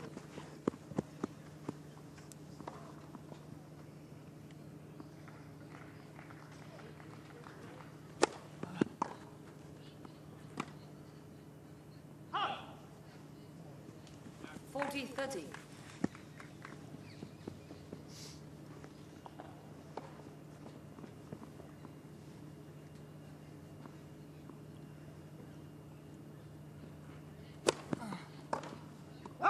Game, set and match. Solid. Exercise throw. 6-4, 6-2. Straight sets over Andrea Collarini. Victory for the American Jack Sock, 6-4, 6-2 in this first round match. The 14th seed is through, just outside the top 100 in the world now.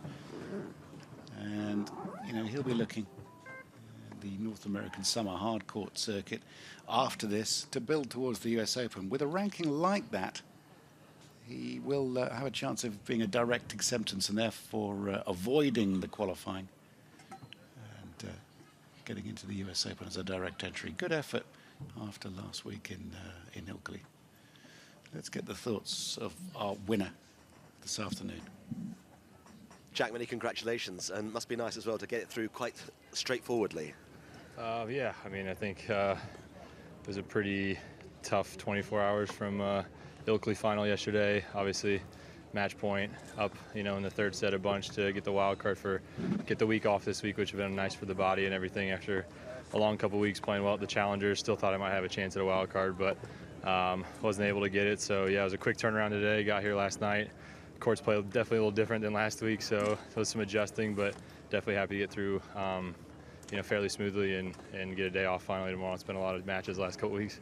How easy is it to just park what happened at Ilkley and say, that's life, that's sport, move on?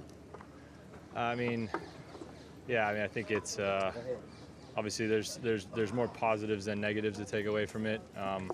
Obviously the one negative just seems super glaring, that it kind of takes over the rest of the week. Obviously semis the week before, finals last week, playing great tennis. Finally back, right near the top 100 again after a pretty brutal couple of years I had. So there's definitely more positives than negatives, but I think to have the week off and be back in the main draw of a slam, earning it that way, obviously would have felt really nice, but it is what it is. Can I just ask you, we've been talking to Philip Kohlschreiber today, to Radu Albot, guys, who've been used to playing on the biggest stages of all, and saying that sometimes it's quite hard to adapt in an environment like this. How do you deal with that? I don't know. I think I was away from the game, for a little while there, so I still appreciate being back out here.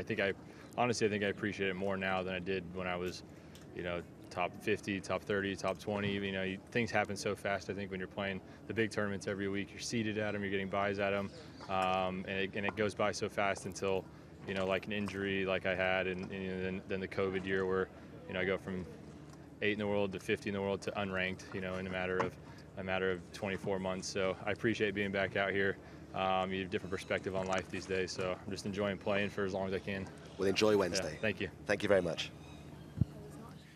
It's very interesting, isn't it? Jamie Delgado still alongside me. Very interesting. If you fall off that very high pedestal, how easy it is to fall completely off the rankings. It's a journey a lot of people have undertaken. I thought he was very articulate there. Yeah, I thought you spoke very well and kind of explained it well. I think it does happen to players, and it can happen quite fast. But for him, the real character that's pleasing to see is how motivated he is to get back up there and try and play for as long as he can, because it's a great life when you're playing at the top end of the game and you're getting to play the top tournaments. And he has the ability to do that and play and really push some of the best players in the world. So he's got a lot to play for, and but it isn't going to come easy. No, certainly not. Very effective when he needed to be. Just getting the ball back in play a few times, but then pulling the trigger on the forehand side, getting the job done. He owned 7 breakpoint opportunities and took 3 of them, and unfortunately for Collarini, he was unable to match that. Second serve points won, pretty high for Jack. When that forehand gets into play, it's heavy duty. But what you can't see on those statistics is the willpower. There's no statistical category that tells you about willpower, and Jack, like you say, Jamie, wants to be out there and really more humble even than perhaps in the past. I was very happy to see that. Listen, that's it for Court 11 for today. We've enjoyed 4 matches. Hope you've enjoyed it. We shall do it all again tomorrow, day 2, Women's Day here at the Qualifying at Roehampton. And we look forward to your company once again from Jamie Delgado and myself and the rest of the team. Thank you very much indeed for your company. See you tomorrow. Well, it's not quite goodbye, actually, from all of us, although Andrew signed off rather prematurely there. We're going to show you the finale to one other match that's just finished. It's Marina of Japan beating Gojo out on Court 4. Hiroki, congratulations. What a hard-fought match that was. Yes, it was a really tough match because he has a big serve, and then he played really aggressive from the baseline. So I was trying to stay there all the time, and then at the end, I'm happy to get the win. And how does the experience on grass this year compare to when you were last here, which was back in 2015? Yes, actually, I really wanted to play grass court, but unfortunately, I don't have many chances. I don't have much chance to play the tournament before I came here. So it was, I think, since 3 years here I'm playing on grass. So, but I really like to play on grass. So I'm happy. Can you remember how old you were when you first played on grass? Ooh, I don't really remember, but here I played when I was juniors. And yeah, since maybe 10 years ago, I started playing qualifying here. And yeah, but I'm really happy to come back here. Well, well done, and good luck with the recovery. Thank you very much. Thank you. Well, talking about being very young and the old days, here's a 16-year-old we're going to hear from now, Talia Nielsen Gatenby. She's got a good story to tell before she plays in qualifying tomorrow. So I'm joined here by Great Britain's Talia Nielsen Gatenby. You're 16 years old. You've got a wild card to make your debut here in the qualifying for the very first time, but you've had a busy morning, haven't you? Yeah, so I sat my chemistry GCSE this morning at 9 a.m. at Wimbledon High School. Yeah, it was really nice for them to let me go there and sit it. It was a good time to not be able to have to go home and sit it and be able to stay down here and train as well. So it was good. Yeah. And how many exams have you sat up until this point? 13, and then just one more Thursday. So one more on Thursday, but what if you've got to play on Thursday morning? I guess then try and find a way to go around it. I mean, hopefully they can try and move my match to the afternoon. That would be a good solution if possible. And how excited are you about playing here for the very first time? Yeah, I'm so excited to get on court and show everyone what I can do and hopefully make the wildcard worth it, and very grateful for it as well. Yeah. And is grass your favourite surface? Yes, it actually is, so excited to see what I can do. Yeah. And what is it about your game that you think can make you really dangerous on this surface? I think probably because I time it so well and I can hopefully try and move the ball around quite easily. I think that would be good to see what I can do on the court. Yeah. Well, very best of luck. Focus on your tennis exam. Next exam on Thursday can wait. Good luck. Thank you. There's the wise owl offering advice there. Actually, that was a very boring interview because she's British. You've just been on an international sort of journey today, from Moldova to Japan to where else? I mean, but it just been indicates everywhere. Everywhere. You've been everywhere, man. So it just indicates the international nature of this event, doesn't it? It really does. I mean, you've got players from all over the place who are just so happy to be here to play for the opportunity for that spot at Wimbledon. They're really fighting their guts out, giving it their all, and it's been fantastic to see. Interesting that we did find out definitively there are no grass courts in Moldova, but for a lot of people here this is a different experience. And when you've been walking around, obviously, can you see the players who you think understand how to play on grass and those who are a bit scratchy and sort of trying to work out how to do it? Yeah, it is noticeable. I think moving on grass is the biggest challenge. A lot of players who are good athletes, who are great movers on other surfaces, still find grass really tricky, and that takes time. Specifically because? Just because it's, the ball's coming through fast, you're catching the ball late, the ball doesn't always bounce the way you think it's going to bounce, it really shoots through. And pushing out of the corners, recovering for the next shot, it takes more out of your legs. So it shouldn't be underestimated how physical it is playing on a grass court, especially in these conditions, which changes the nature of the surface because it will speed it up. Well, a lot of the guys have been saying how much they're looking forward to a day off tomorrow because they don't play their second round matches until Wednesday. That's because it's an all-women's day tomorrow. So what matches in particular, or what individuals are you looking forward to seeing? Well, there's one I've just seen, Coco van der Weijf, former Wimbledon quarter-finalist. Goodness me. Yeah, in the qualifying draw, up against a British wildcard 17-year-old Ella MacDonald, who came through pre-qualifying. So she won 3 matches in pre-qualifying to earn her wildcard in the draw, making her debut here in the qualifying. So that'll be a good challenge for her. And Ella's had a lot of success on the junior ITF tour, but this will be a new challenge for her. Where's she from? She is from Yorkshire, and she trains at the Stirling Academy. I've seen her play. She practiced with some of the players on the Billie Jean King Cup team before we left for Prague. She's a tricky lefty, big first serve. And still finding her feet on this surface, but she's awkward, and I don't think it'll be a very straightforward match for Coco. Someone just whispered in my ear that Sara Irani is playing tomorrow as well. I mean, goodness me. Yes, a former top 5 player, French Open finalist. So you've got a lot of big names in the women's draw, like what we've seen today in the men's draw. Again, very competitive, despite the fact that there are no points. Everyone still wants to work their way into the main draw and do whatever it takes. How much is the no points thing a factor here at all, do you think, or has it been a little bit over-exaggerated in the run-up? I think it has been over-exaggerated because I think we've seen also from the prize money that Wimbledon announced just last week, you know, it's the highest it's ever been for the players. Wimbledon is still such a prestigious tournament and one, regardless of the points, one they want to be part of because they do know whether it's here or whether it's at the All England Well, points Club. mean prizes. Points mean prizes, but you know, money also means prizes. Yeah. You know, they still value this tournament. They get treated incredibly well. They love the tradition. They love the fact that the grass is a unique surface, even if it may not be their favourite surface. But they still put themselves out there and challenge themselves on it. Well, it's been great to see so many people here today supporting as well. It gives you an indication of how many people are interested in the game, and also, I mean, if you're watching us today, I don't know. Can you still buy tickets for the next 3 days?